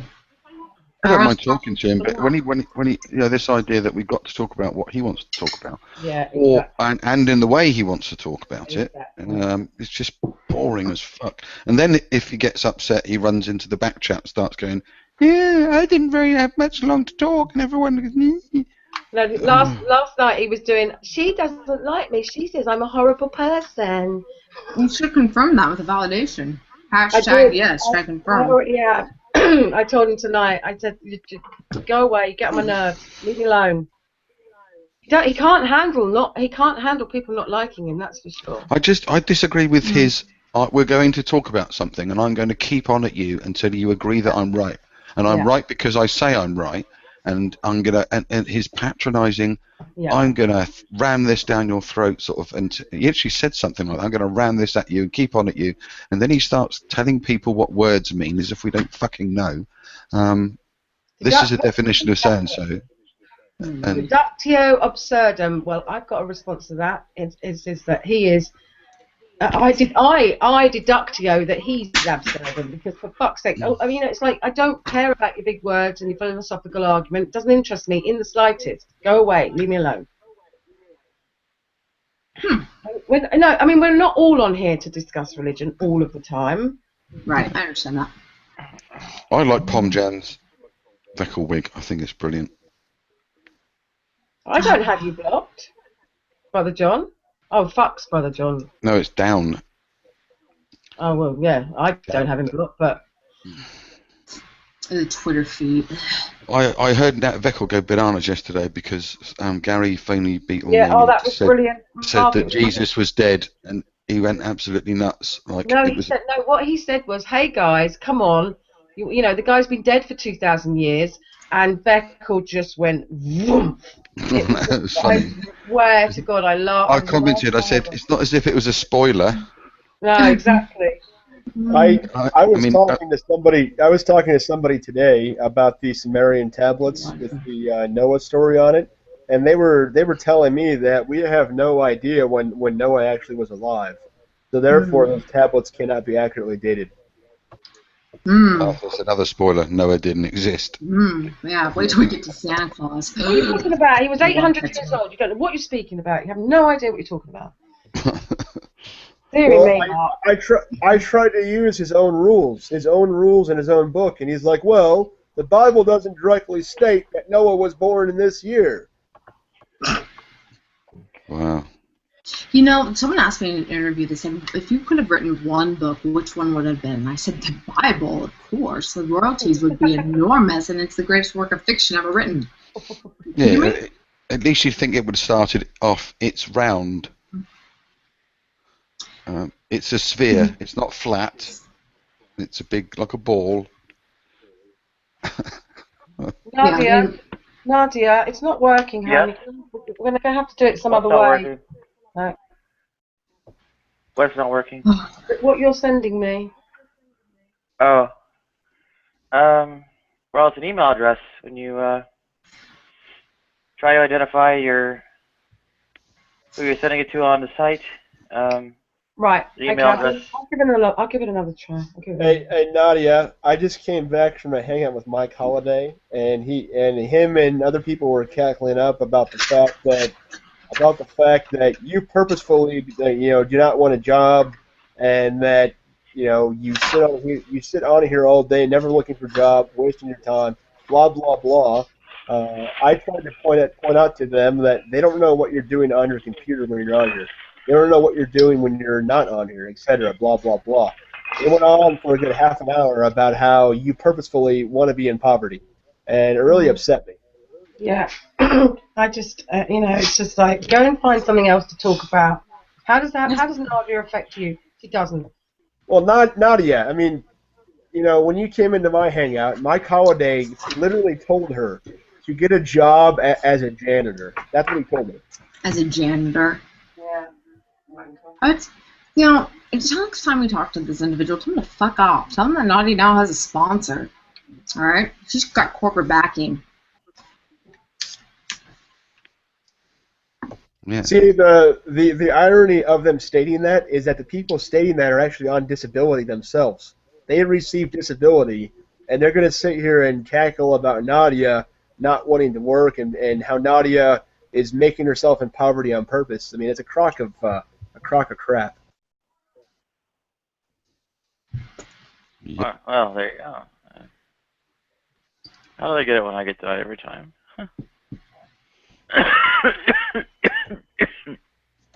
I even told the guy, I said, is Nadia supposed to, bring her camera with her and go knocking on doors at businesses and stuff? It's 21st century. People apply for jobs through the computer these days. Nobody goes to a door and knocks on a door for a job. I do. Yeah, I've been trying to tell them that for... Honestly, though, Nadia, they actually did. You provide people with a service, especially, it's a valuable service for me, right? So that I can come on here and speak with y'all in the middle of the night when it's 4, o'clock in the morning, rather than writing what my columns actually be doing. But it's great, And the idea of not having Nadia do hangouts anymore, I would literally fund that privately. Well, I have to. Well, I just created a Patreon account. I just have to You go used through to the create a creator Patreon stuff account? instead to watch a video. Yeah, I just created one. And I'll get a Kickstarter going. Yeah, no, don't I'll worry. make it for... I'm on it. I'll put it through my corporation, too. Cool. So you can have word backing. Just remember us when you're rich. Don't worry. I can't remember if it was Indiegogo or GoFundMe, but whatever it is, it died because it was sat at 0 for too long. Hmm. I don't know. That should probably be reserved for something of a larger goal or something like that. Sorry, what was that?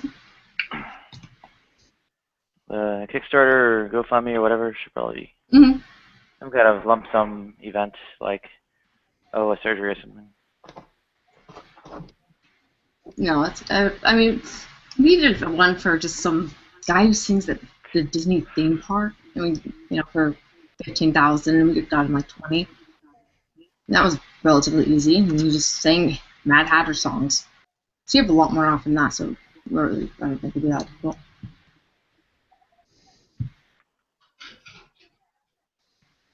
Yeah, I gave the link to my Patreon account already. I'm just not listed as a creator yet. And Mark, that's hilarious. I just read your comment about Michael Ann. That's hilarious to me. Yeah, it's just... Wow. A janitor in a police station? That'd be a crazy job.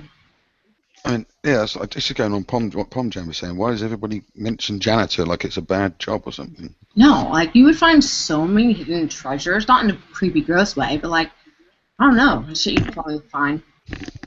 Yeah, but I mean, and you could go anywhere. Literally, you could go through the World Bank dressed as a janitor, or grab a leaf blower. You can get through any security. Those guys are cryptic. When I made that point, though, I mean, it's just funny how that's going around, Mark, among all the theists. That's what I'm interested in. Mm. Mm.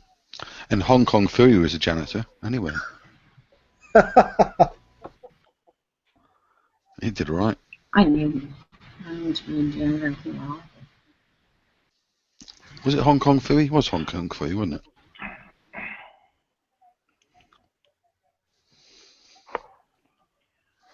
Or did I dream it? Yeah, I actually had, I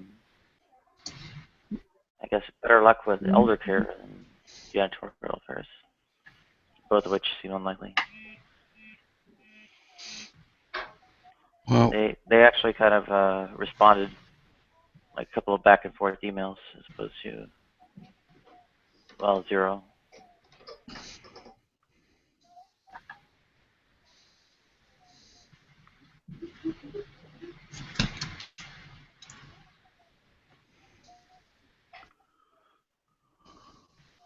what's going on? Not avenging angels, some kind of angels. Visiting angels, I think. Oh.